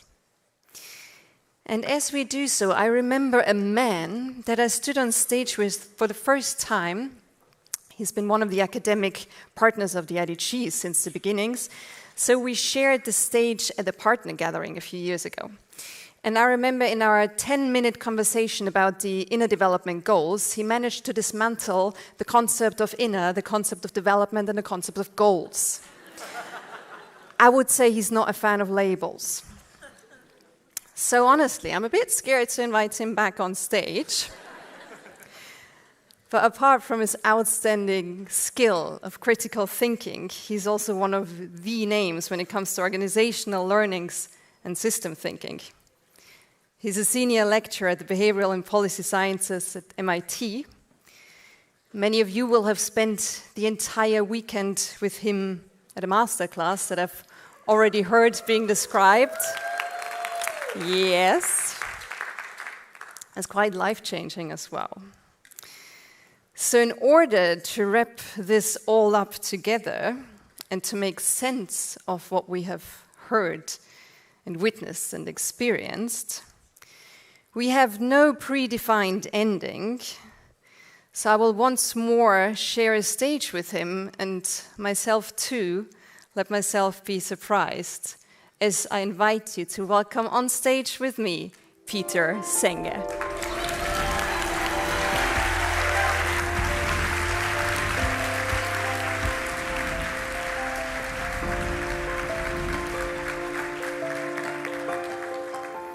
Hello, Peter. Hello, Catherine. Yeah. What are we going to do together? That's a good question. I think the first thing we have to turn the lights up. Right. Because we can't do much of anything if we can't see you well. This is not about us. Are we and then you can turn this down a little bit. I know there's always a trade-off with the projected image or the, yeah, okay, that helps a little. I'm going to move just a little. The key to this is, you know, I have an idea of what I want, but I also have to keep thinking about what the people doing a broadcast want. So I'm going to move just a tad more. Hopefully I'm not upsetting anybody too much. Now I can see you. Yeah, good setting. Am I okay? Yeah, absolutely. Okay, good. So this has been a very, very full time, I'm sure, for all of us. Thank you. That was also very nice. Okay, it's getting better. So the idea we had very simply was to use a little this time to just reflect a bit together on this day. For many of you, this day is just an event in a context of a really long and deep process of what the hell is inner development all about and why does it matter in practical ways in the world. So I had one or two thoughts. I'm mainly going to say something for those of you who wouldn't know much about the work we do. appreciate you referring to the master class. And I do remember very well, yeah, the only problem here is goals, and we don't know what inner means. And let's drop this idea of development as a point A to point B sort of thing. But it came against a background, I think you could hear this too, that when this whole process started many, many years ago, Otto Scharmer, Bob Keegan, Amy Edmondson, Jennifer Garvey, and I, they reached out to us to say, would you kind of be thinking partners? I'm going to just turn these down just a little if you can. Sorry about that. So there's no question about our kind of real interest. But it's challenging territory. And I think for all of us, in different ways, by the way, it was a great move by Jan to do that, because one of our practical problems is we don't get to hang out together. So now we got to hang out. We had a good excuse to hang out together. But in many ways, it was an exploration, and being here now is a continuation of that. It was a common connector amongst all of our work. We didn't really necessarily use that language, but we could all recognize it right away. And not just at a distance, but really close. How we grow as human beings is kind of essential in all of the things that we do. So, and for those of you who don't know anything about what that means, my background is understanding complexity and systems and leadership, and kind of started off with a big focus on business organizations, but that was not really because, I'll be honest, I was a child of the 60s. You really weren't too attracted to business, just as people aren't often today. Quite the opposite. I just had the good fortune of meeting some extraordinary people, amazing people who are doing amazing things in their organizations. And what made it amazing to me, now I will use this language, which I didn't use many years ago, is that people grew. Bob later coined the term deeply developmental organizations, Bob Keegan.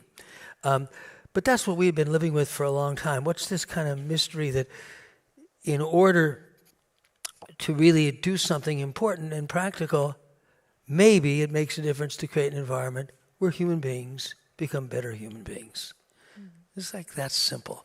When I was doing an update for the Fifth Discipline, a second edition, I had this simple idea that I was going to talk to a bunch of those people and interview them. And Barbara Stocking, who many of you may know, Barbara was the regional director of National Health Service in the UK. Then she became the president of Oxfam. We had a long, long partnership, particularly when she was at Oxfam. She's now Dame Barbara Stocking. I remember Barbara, who's a very down-to-earth person, said, well, I've always been a developmentally oriented manager. That's all she said. It was like, that's simple. But I knew what she meant, and I knew the effect she'd had on a lot of people.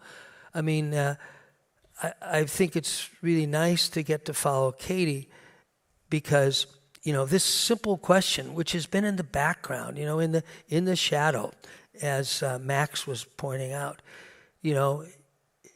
is it right that I should be sacrificing myself in order to help change the world? It's always kind of sat there in the background, and no one ever wanted to talk about it, not surprisingly.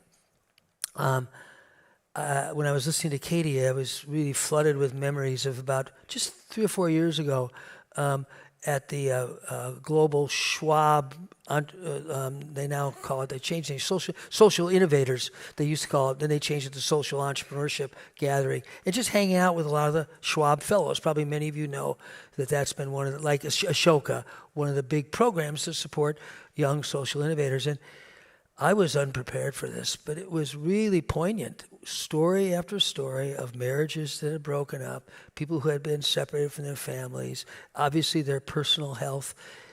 It was like, and I think almost what was even harder was almost the kind of implicit message that this is the price you pay.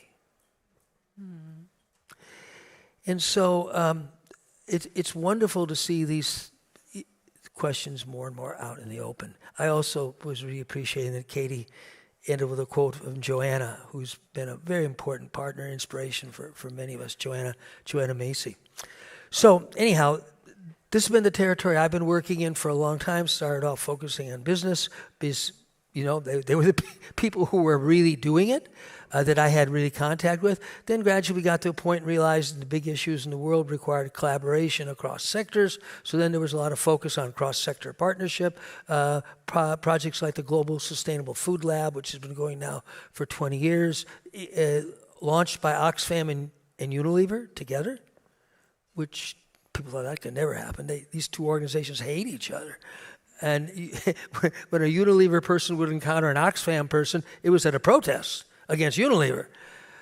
But when you really got them talking, they both cared deeply about the fact that our global food system is a disaster, a complete disaster. It's arguably the biggest cause of poverty in the world. We have to find a different way to feed ourselves. And then out of that, they could get together. In the last 10 years, I've worked mostly in primary and secondary education. But the theme's always been the same. You know, how do we work together in a way that really works for us, personally, collectively, but also in terms of the work really having an impact. So, inner development, what the hell is it, right? So first thing that I always think is, well, like, what's inner mean, right? It's not like inside our body. That's not exactly what inner means, right? So I'm just going to pose a few questions, and then our idea for this session was we'll kind of reflect together. I think it's not a trivial question. As we all go out into the world, and if we use language like inner development, you know, we need to be able to respond to someone just saying, what the hell you mean? And obviously, why does it matter? So I'm just going to pose a few questions to hold together. What do we mean by inner development? And why do each of us think it matters? We've heard a lot of pretty compelling stories. This afternoon has been very rich to me, very moving. Secondly, what's new here? I'm going to say this question in a couple different ways because I don't think that's a very good way to get at what I'm kind of feeling. There is a moment, let's say it this way. I've heard this said in several different ways. I agree very strongly. Something is really opening. There's an opening right now. I do think it's a time of collapse. I think that's a harsh language for most of us, but for indigenous people, they say, you know, things collapse. If you've been part of a 10 or 15 or 20,000 or longer year history, I guarantee you, you have stories of collapse. It all fell apart. Probably has never happened at a global scale. So we all know, what the hell does this mean? In that context, is there kind of an opening now? That's the best metaphor, a crack in the shell. That maybe the more we can understand it, the more we'll find the way to have this inner work be really seen as not a nice thing, not a maybe good thing, but you know, there is no other way forward. The problems are not just out there. What's out there is in here, and what's in here is out there. This is a system. You know, we're entwined in our reality. So, just a couple questions to kind of sit with. Katarina was nice enough to indulge me in saying, you know, she asked me earlier, how's it going? I said, oh, wonderful content, but I get a little tired of presentation mode. I'm not really much of a presenter, and so that maybe we can do this more as a kind of an open, reflective process. So, what does that stir up in you? What was the question? Yeah. I didn't quite hear it. Say it again. Yeah, a lot of times, by the way, just so you understand, the way these stages are set up, you hear much better than we do. Oftentimes, the hardest thing... I think I'm just going to have to stand much closer to you. Can stand much closer. What was your question? So, what does the inner stuff mean to you? Ooh. And why is it important? Wow. Did I say I was scared of getting on stage with that man again? Wow. You really do open this up, huh? You know, I'm going to answer by also answering another question of yours that I'm going to take away something now that we're going to do later. What you said, you wanted to also then ask participants what was like a most touching moment in this summit. And if you ask me what that whole inner stuff means to me, I would say one of the most touching moments that I've had in this summit experience was probably yesterday evening, as I was preparing for this, and I had a moment of doubt, of stepping on a stage, talking about inner development, like who do we have to be able to do that?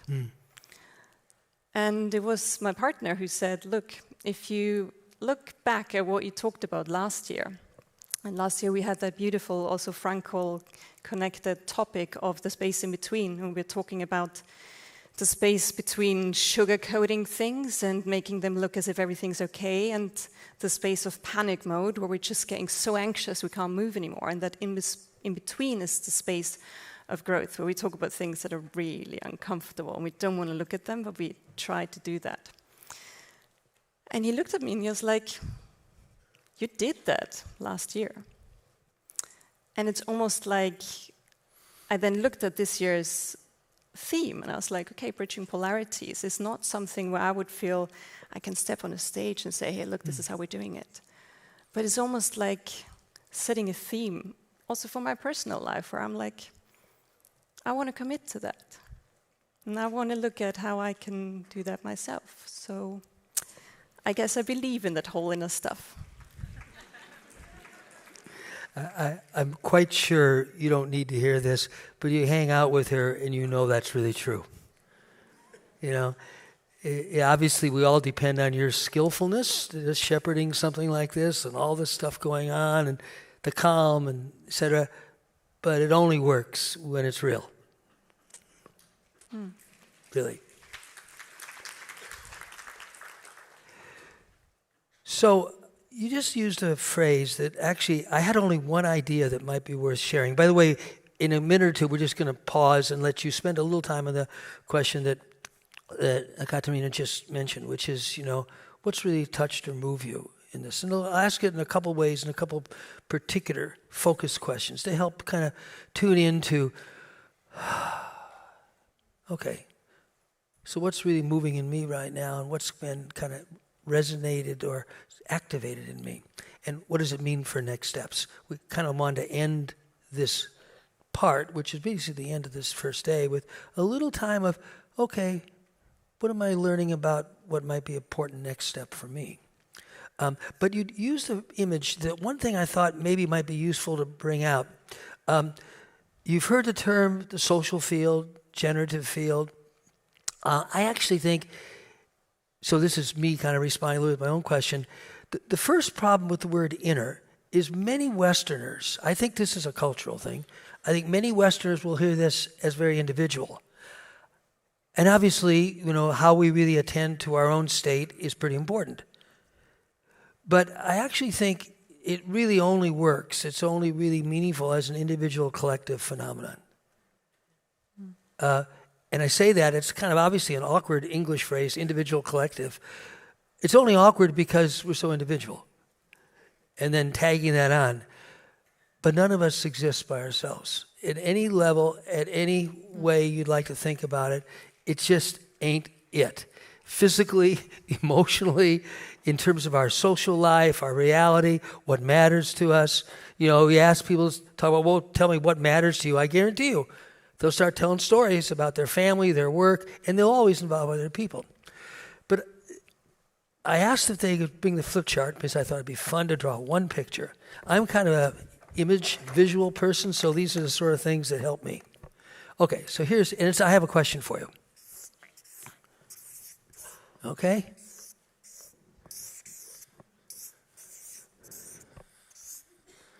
Love the drawing skills. You like my drawings too, okay. So,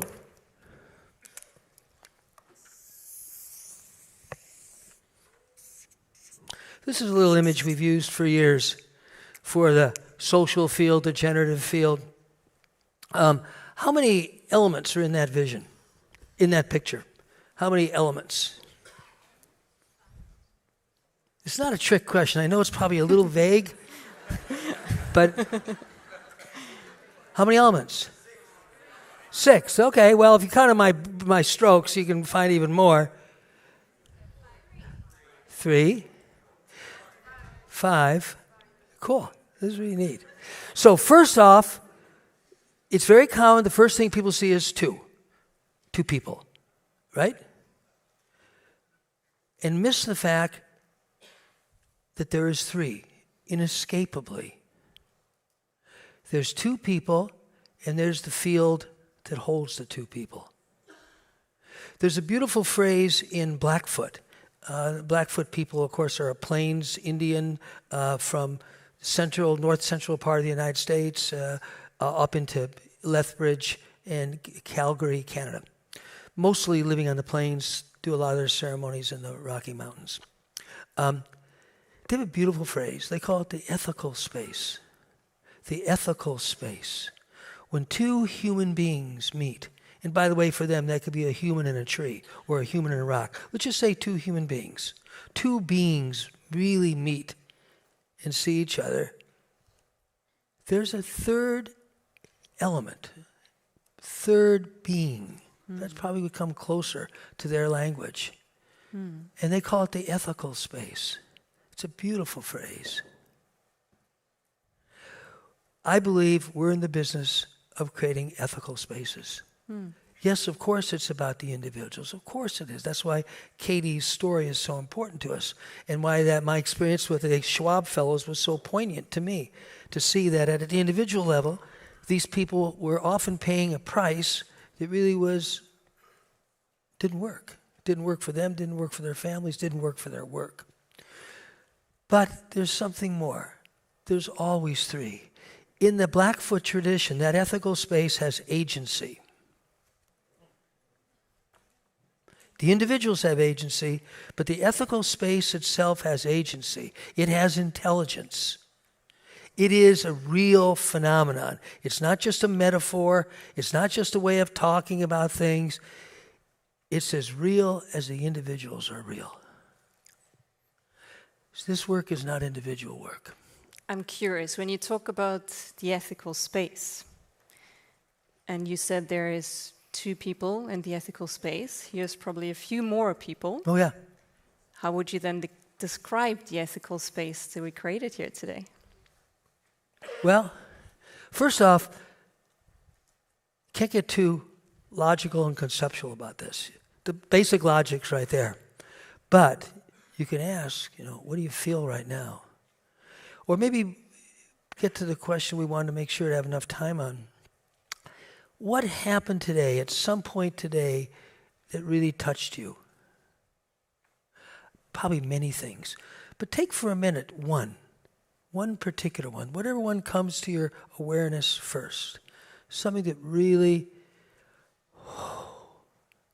or you found yourself in tears. Okay, and just hold that for a second.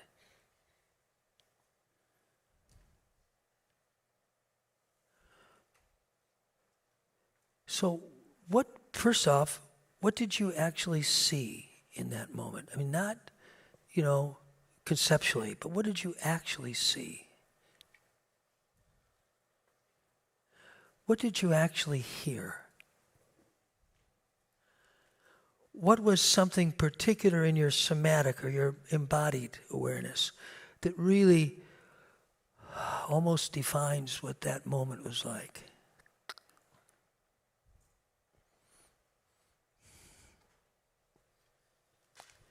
As you sit with that, I've got mine. Again, this requires you just to select one thing. Because the key to this kind of reflection has to be as concrete and specific as you can be. Because we're all really good thinkers. We'll go into a conceptual, oh yeah, this is this and this. Now just sit with that. And the sensory awareness is really important for this question. That's why I asked, what did you see? What did you hear? What did you notice in your body? Now we're all different, so these different kind of sensory modalities are a little more dramatic or visible than others. We're different that way. Maybe something that was in your fingers or your stomach.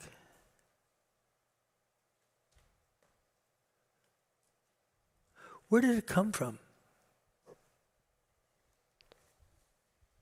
That experience. Obviously, it's I'm experiencing it. It's registering over here. But where did it come from?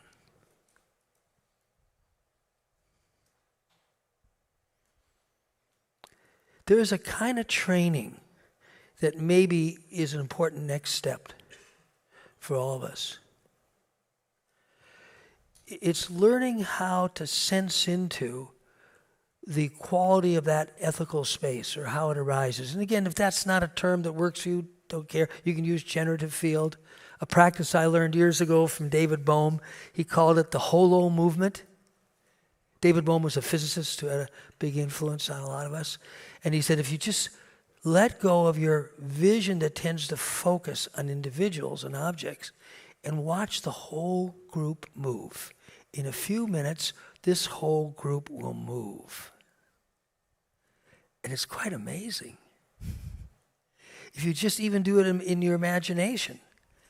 You know, one day ago, we were all in different places. An amazing coordination process has occurred to bring us all right here. There's a holo movement. One of my favorite practices in the forest is to lie down on the ground and look at the trees. And if you can start after a while, you just feel the whole visual landscape moving together, even in a slight breeze. It all moves together. There's this beautiful dance. It's just that we're not usually trained to pay attention to that holo move. So it's a little bit like that. Mm-hmm. Whatever your kind of reflection was, this is what moved you. It's a useful question right now, the way Katarina and I were thinking about it, is that it's a message of something that's particularly important to you at this point that's probably really useful thinking about as you go forward. It might relate specifically to one of the skills in the IDGs, and in a sense, what I mean by that is oftentimes I'll use the term that I've heard several times from one of our partners here, Indigenous partner here, source speaking to you, or whatever. But then, if you can kind of see what specifically touched or moved you, and then ask yourself the question, what is it saying to me about my next step? These things are not random. If you imagine us in a dance with everything that's around us, things are coming to us that we're usually not paying much attention to. You want to add anything to the question? What I do want to add, since you posed a difficult question to me, is obviously also the question, what touched you? Oh, that's easy. I mean, it's easy. The only thing that's hard about this is I'm just going to tell you what immediately popped to my mind. And obviously I'm selecting one thing from the whole day, and I don't want anybody to think that that means other stuff wasn't important. That was, of course, in the spirit of my question. No, when Violetta was up here.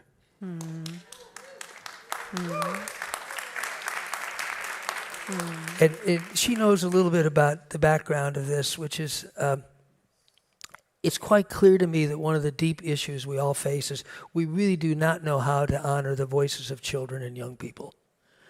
It's one of the deepest fragmentations that permeates the modern age.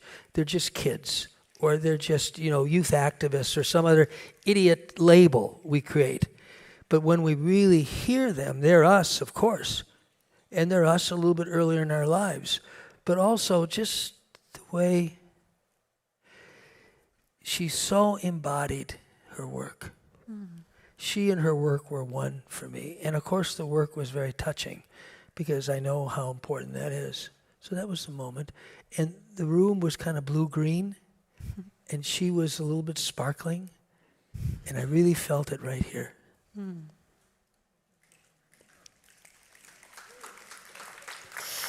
Peter, thank you so much for making sense together. You're welcome. Thank you for creating this ethical space. Please give it up. Oh, no. For Peter Senge.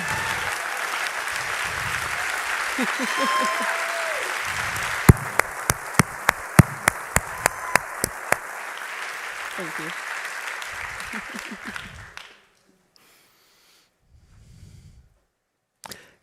Can I say one other thing? Of course. I sensed that there was something coming. I could see. Last night, we saw a video, and since this has come up a couple times, it was a beautiful video that John, I don't know John's last name, the Australian one, Which the man one? from Oxford. John Bond. John Bond. Yes. Showed a video about the reconciliation process in Australia, which centered on the willingness, after a lot of time, of the government to actually say, I'm sorry. We do a lot of work in British Columbia. I've been very close for 20 years to people's personal journeys of having their children taken away from them, put in residential schools. And you know, they always characterize the people who live through that as survivors, not graduates. And that's not a metaphor. About a third of the kids did not survive.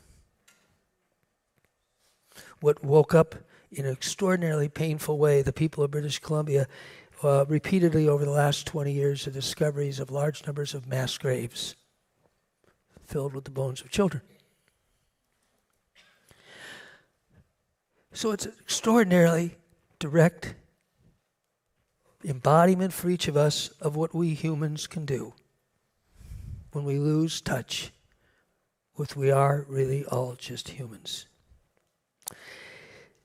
When we can sit in that ethical space, we can see these things, we can hold these things, and things come out that otherwise wouldn't come out. So when I was listening to John last night, I was remembering a story, and if it's okay, I'll just share it. It's really quick. I had the privilege to spend a lot of time in South Africa from 1985 or 6 through about 1992 or 93. Of course, it was a pretty amazing time in South Africa.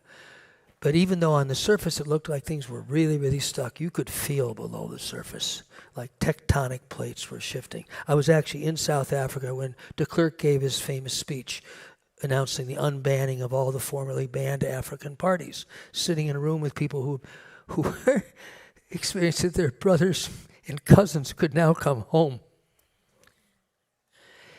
4 years later, in an extraordinarily difficult time, that 4 years between 1990 and Mandela was released from prison about 1 month after the speech. And when they finally had elections, the whole place could have blown up. Believe me, it was really dicey. But it didn't. And they had elections, and they all came together. And I wasn't actually there for this, but I always feel like I was, because so many people gave me their firsthand reports. And I wanted to just share one little element of it. So Mandela, this is Mandela's inauguration. The big deal at the inauguration was they showed the flag for the first time. South Africa had a flag. You've all seen it. It's extraordinarily beautiful, in my opinion. And they played the new South African national anthem, which nobody had ever heard before. And Mandela tried to lead them in singing it, but, you know, they didn't sing it too well. They had the words up and all that. And then in the moment, to me, I realized this is such a beautiful illustration of what it means to sit in that ethical space. Mandela invited everybody to stand and sing the old national anthem. The anthem of apartheid. The anthem whose song everybody knew. He had invited his warders, 2 white jailers, warders, to be on the dais with him, because he knew there was no way forward without forgiveness. And so that image, I was living with that last night, watching John's video, which I hope everybody can get access to easily, because it was really quite moving. I was sitting there going, yes, that was what it was like when the white and black South Africans stood together and sang together the song they all knew as the anthem of the old white apartheid government. But they sang it together.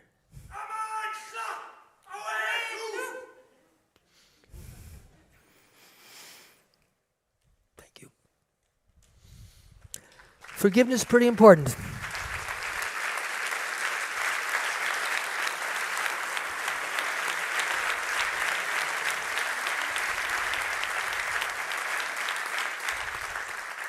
You know, Peter, I've come to believe that it's one of the duties of us as humans to remind ourselves of the things that we already know, maybe a bit buried deep down. And you said to me before We can't do that without being real. So I want to thank you for closing us up and being so real. Thank you. Thank you.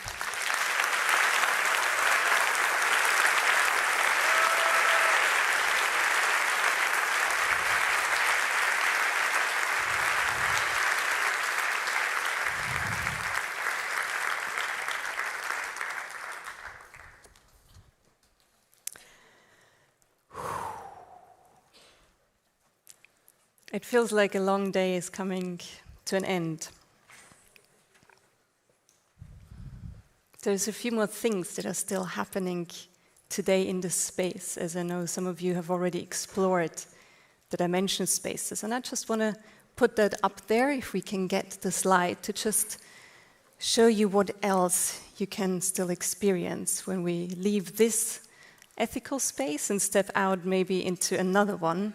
These are some of the things that will still be happening in the different dimension spaces.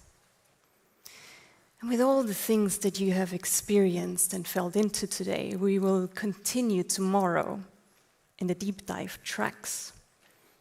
We will come together at the end of the day for a party, which I'm quite frankly quite looking forward to.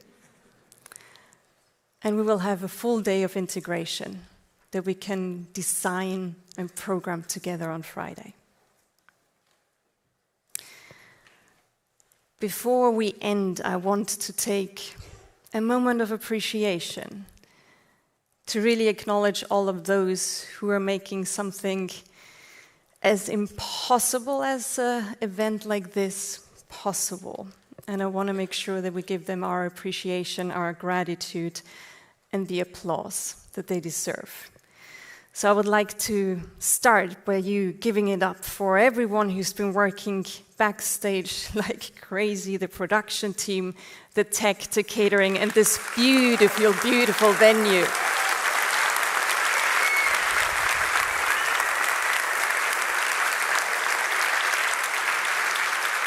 Keep up the applause, as I would love to make visible more than 70 volunteers from more than 21 countries who've made all of this come to life for you. Maybe we can also get a bit of light so we can see the volunteers. Thank you. Please give the light to the volunteers.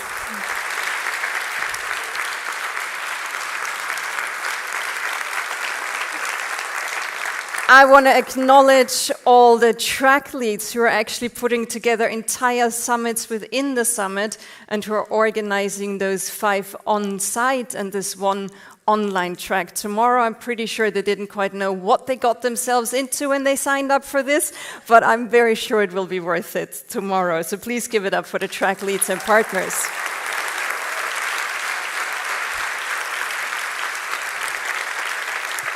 I want to acknowledge the entire IDG team, including the boards, the committees, and the co-founding partners, the IDG business institutions and academic partners. There are so many stakeholders involved in this. Please give it up for them.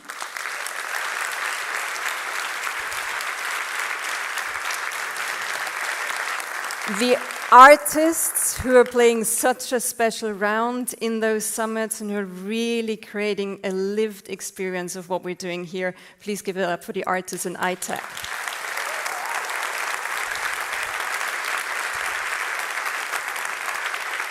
A very special thank you, of course, goes to the people who have been here on this stage today. They are all doing this pro bono, and in the time when they will probably have lots of requests to come to all sorts of places to speak, we're so deeply grateful for our speakers.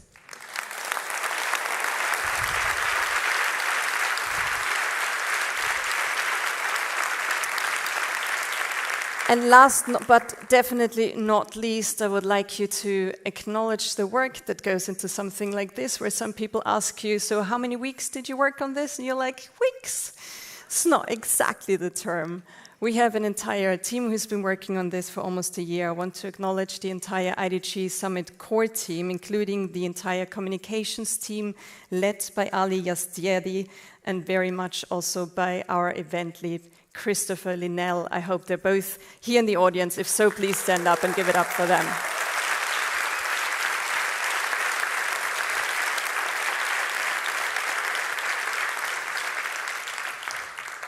And with this, we are slower and slower approaching the end. And I know that so often it's actually difficult when you have been to an event, to a conference. You know, we step outside, we immediately step into a different space. We kind of forget what we've experienced here. So we've created a little ritual at the summit where at the end of it, we want to, as we took a moment to arrive, to also take a moment to leave together.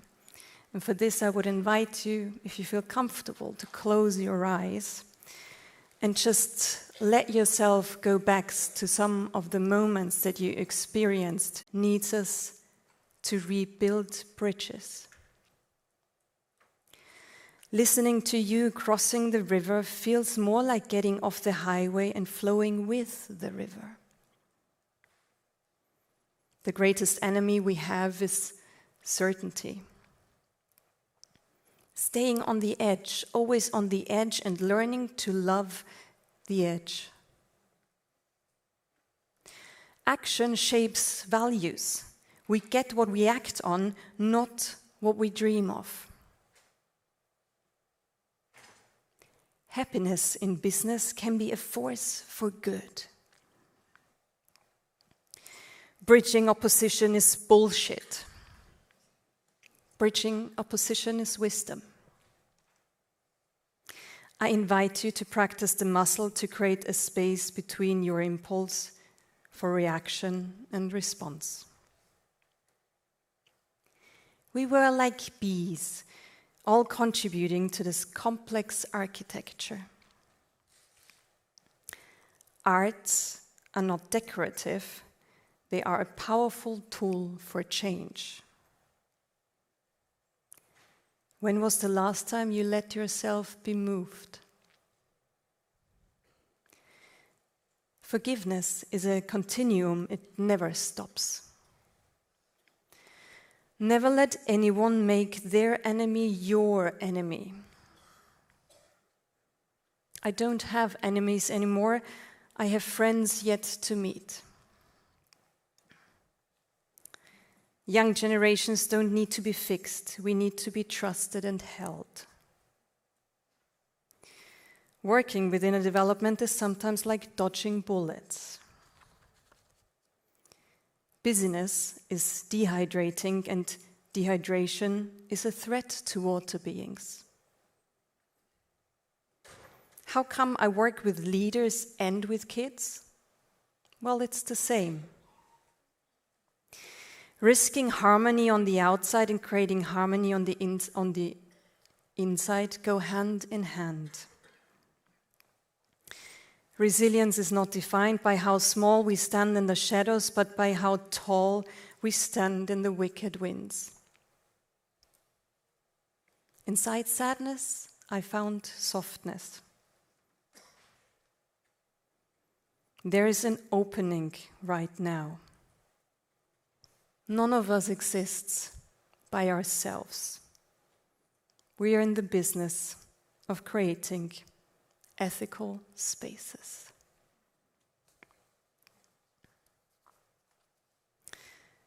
And with this, I invite you to open up your eyes again. We said at the beginning we live in a world of polarities. And we said we live in a world of polarization. And we said that here at the summit we want to recognize how each of us contributes to those oppositions. My feeling is we also came to recognize more and more how each of us contributes to building bridges. So I thank you for building those bridges together and step by step developing together and learning how we can actually live into the IDGs to create the world our heart knows is possible. I say thank you from my side, and I would say we can't only reflect with thoughts and words, but there are also other ways to make us reflect. And for that, it is my great pleasure to welcome on stage for our closing performance of the day, the choral composer, producer, and song leader, Please welcome Asher Blank.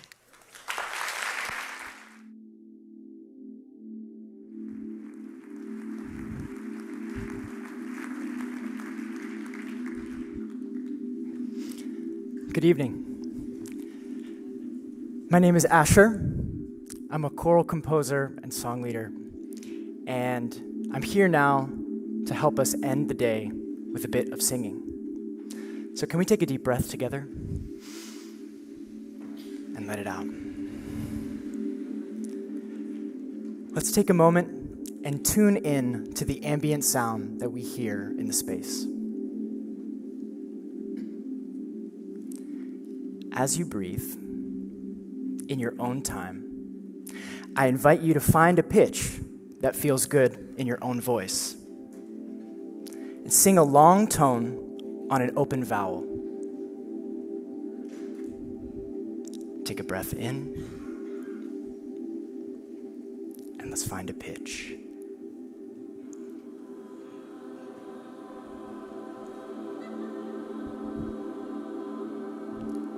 On your own time, breathe in and find another pitch.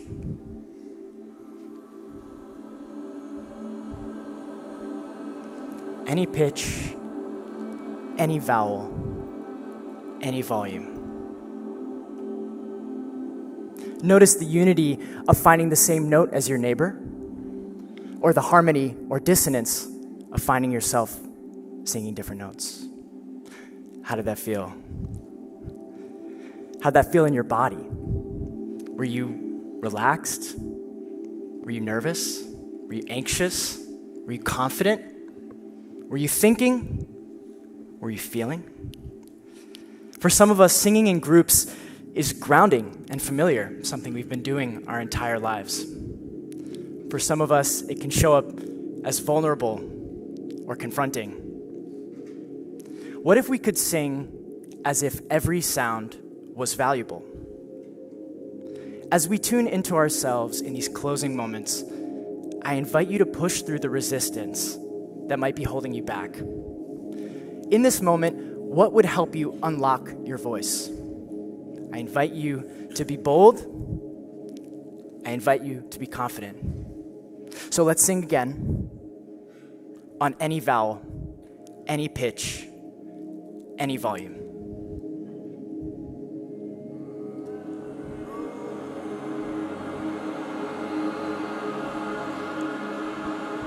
Take a breath in and find another pitch.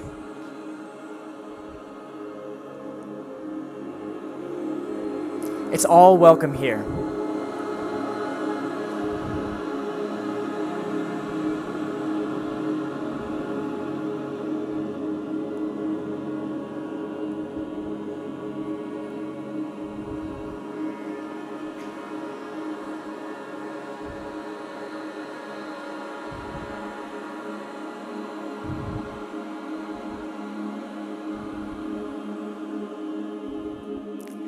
When we sing, we do two things. We listen and we sing. When we sing together, we embody a polarity by listening and singing at the same time. If everyone in a choir only listened, the sound would fade. If everyone only sang, we would lose our ability to connect with each other. We would become isolated.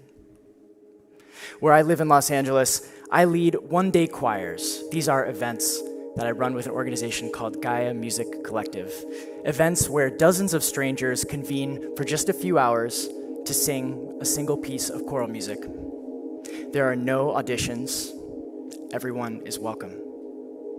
I often hear from people that these events facilitate a kind of inner reconnection with their voice, with a part of them that they feel they've lost to the pressure and speed of life in the 21st century.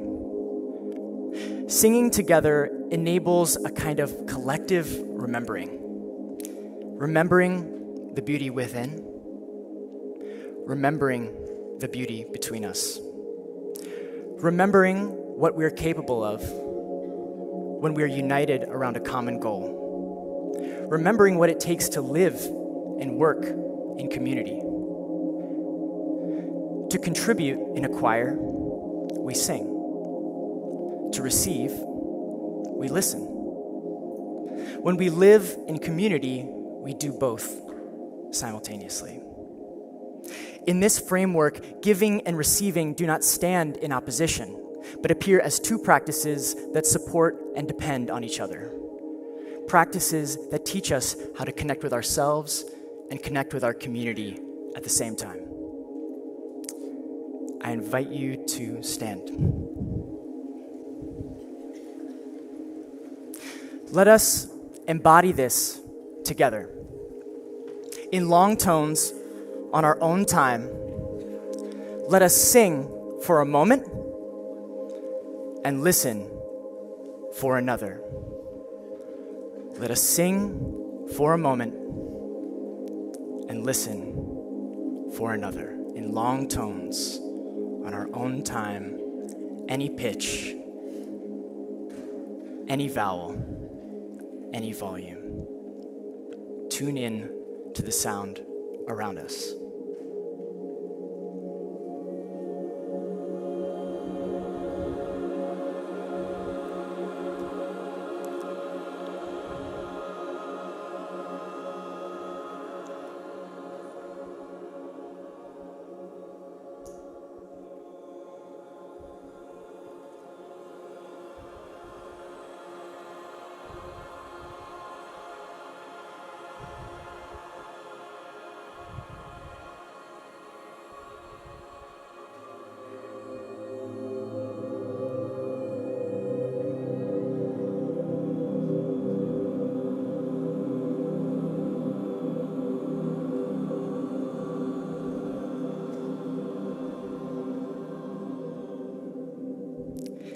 When we sing and listen, someone is always singing.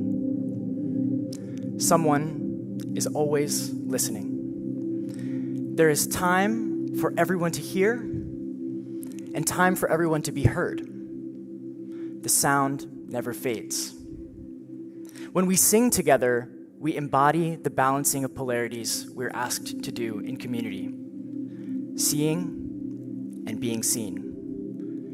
Helping and receiving help, changing our collective life and allowing it to change us. Whether we're singers or not, there's a song that each of us is singing every day. It's a song that only we can sing. To bring this song to other people is perhaps the most confronting thing about actually living together. To show other people what's taking shape on the inside. But when we sing together, we can hold these songs. Especially here, we can hold these songs with love and presence. We can hold so much more than long tones. We can hold melody and rhythm. We can hold difference and complexity. We can hold dissonance and conflict. When we can hold anything, we allow beauty to emerge slowly, naturally, unpredictably. So let us sing once more. This time, moving beyond long tones to freely vocalize whatever emerges from within. Allowing our songs to interact with each other in this space. A melody, a word, a phrase.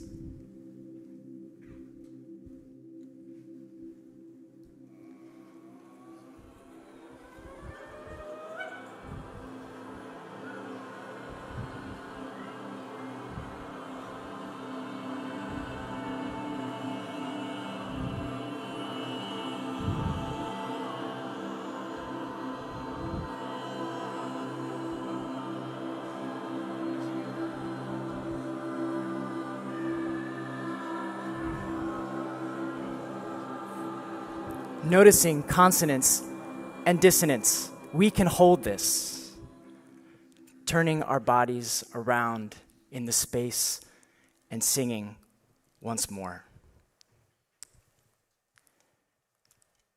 In the wider world, singing is often understood as a profession or a skill.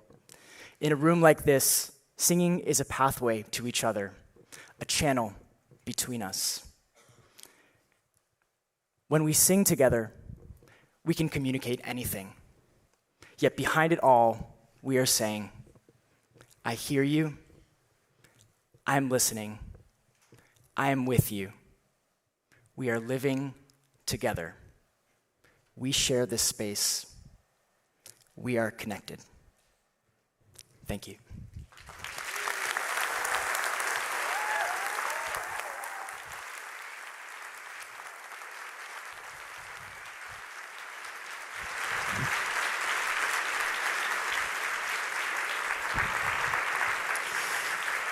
Thank you so much, Asher, for creating such a beautiful collective experience. And with this, we say goodbye and thank you so much. As we're closing this stage, please enjoy the rest of your evening in the Dimension Spaces. Enjoy the rest of your summit, and thank you so much for being with us. Goodbye.